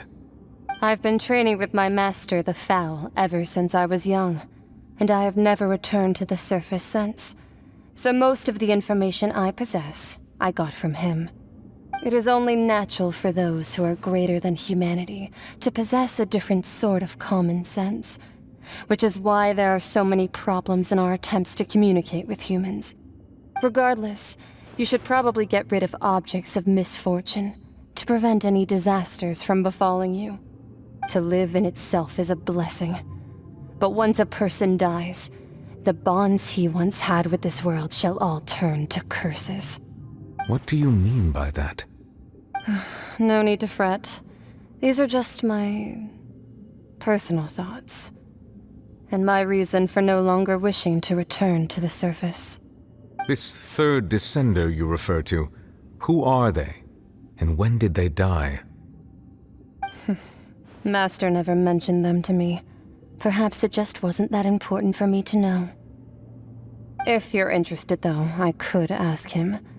I'll be sure to pass the answer on to you next time. Next time? You believe we will meet again? I do.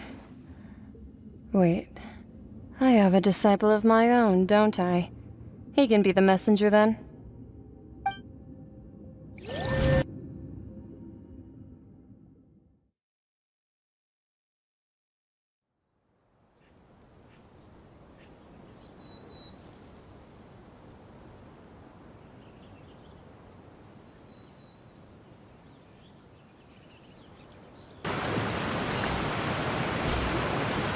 That's what she told me. Whether it would prove useful or not, I wanted to pass that information on to you. The remains of the third Descender? So that's what the Gnosis actually are. Paimon just thought they looked like chess pieces. How could they be a person's remains? All the same, assuming that there was no misunderstanding or special metaphor at play, that is what she meant to say. And she said that it would bring misfortune and that you should check it, which is why you gave it to the Fatui. If she speaks the truth, then I would simply be putting Fontaine at unnecessary risk by keeping it here.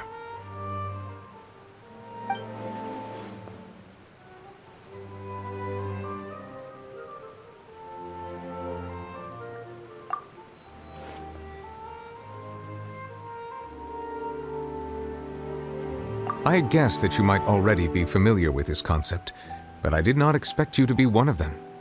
That means that the Gnosis, which are exceedingly element-compatible and can even enhance elemental abilities, do indeed come from the third Descender. I wonder, does your body also possess similar properties? Like being able to use elemental powers without a vision! That does sort of count as special compatibility, right? No, let's not think about this stuff right now. It just feels creepy. Comparing the Traveler to the dead third Descender and all. That's what you say, but this topic still feels like bad luck. Once Child recovers, let's get some more answers out of him. Or go look for his master and get the answers that way. I too believe it unwise to make too many blind guesses when information is lacking. The same is true of being at court. All right. Whatever the case, it seems like the crisis here in Fontaine's over for Yes. All of Focalor's efforts were for this moment as well. But she sacrificed herself in the end as a god, and she suffered through all those years as a human. Was that really what she wanted?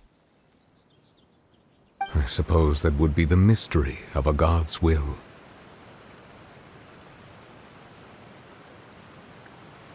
I suspect not. But once in a while, I too would guess that if wishes were like the clouds in the sky, they will one day return to the earth as raindrops. Life flows like water, and rain is the final answer. The water levels may sometimes tilt one way or another, but the rain falls fairly upon all. And what, ultimately, is the difference between the rains that fall upon all of us?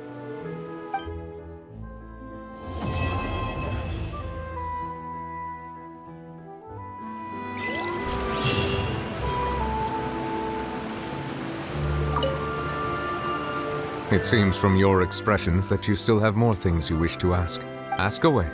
I will tell you the truth as I know it. I suggest that you fully prepare.